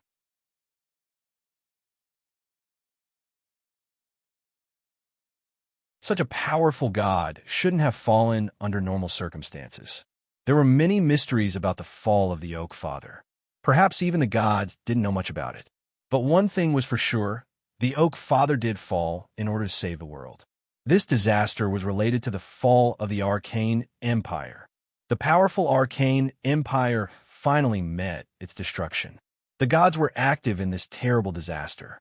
Until now, no one could determine the real reason for the destruction of the Arcane Empire. But the tragic end of the Arcane Empire had a profound impact on the entire multiverse. It was like the end of the Avatar crisis, but the balance between the upper and lower planes was broken. The destruction of the Arcane Empire brought about the destruction of the entire material plane. The terrible energy radiation covered the sky and the earth. The explosion was more terrible than a nuclear bomb and directly split the continental shelf. Just look at the terrible desert of the Eastern Kingdom. It was obvious how terrible this disaster was. In fact, at the same time when the Arcane Empire was destroyed, the end of the world had come. Nature was gradually dying. The entire material plane was becoming decertified at an alarming speed. The terrible energy radiation had eroded everything. Not only did it cause the death of a large number of races, But even the plants and nature were not spared. The end was coming. Even the gods couldn't stop all this because the entire plane had been eroded. The material plane could completely die at any time, leaving no trace of life. At this time, the Oak Father stood up and left only one sentence: "Balance is my mission." Then he turned into a huge tree of life. At that time, the desertification had already covered the center of the material plane, which was now the Eastern Kingdom. 2/3 of the land of the Eastern Kingdom had been completely desertified. There was no trace of life. The Oak Father turned into a giant tree, and at this moment, he assimilated with the whole of nature. He abandoned his body and power as a god and decided to stop this disaster in a more tragic way. Father of the oak tree had fallen, but nature survived. The terrible disaster of the Arcane Empire's destruction only turned 2/3 of the land of the Eastern Kingdom into desertification. There was still a lot of land in the material plane that was suitable for life. It was also from that time that the Drool sect split. The figures of the tree shepherds have been active in the desert for thousands of years. They worked hard to build oases one after another. In order to show their respect for the tree shepherds, the people in the desert would even kiss the land they walked on. Because of this, the tree shepherds fell into a deep sleep that lasted for dozens of centuries. It was almost impossible to see traces of their activities. These tree shepherds were Drool followers that once served the Oak Father.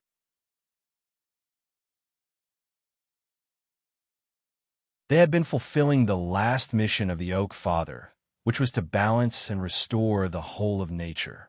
This mission had nothing to do with any race, whether it was humans, elves, or dwarves. As long as anyone affected this mission, they would be the enemy of the Drool.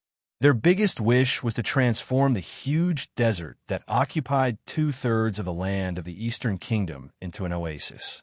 They thought that if they could restore the vitality of the land, they could revive the Oak Father. Unfortunately, for thousands of years, they had only achieved less than 1% of their goal.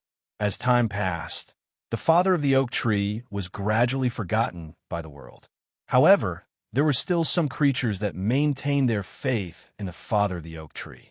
Many druids believed that the father of the oak tree was not completely dead and hoped to revive him through some means. Was the Oak Father dead or not? Soren didn't know, but he knew that the remaining temples that served the Oak Father were in the deepest part of the forest. There was still a powerful divine power shrouding them. Perhaps this ancient deity still existed in another form. You're tuning in to the Romance Rendezvous YouTube channel. We're so grateful for your support, and don't forget to subscribe to join us on this incredible journey through captivating stories. Your generosity through donations truly makes a world of difference, as it's the primary source of revenue that allows me to expand and enhance this channel for you. Thank you from the bottom of my heart for being a part of this adventure.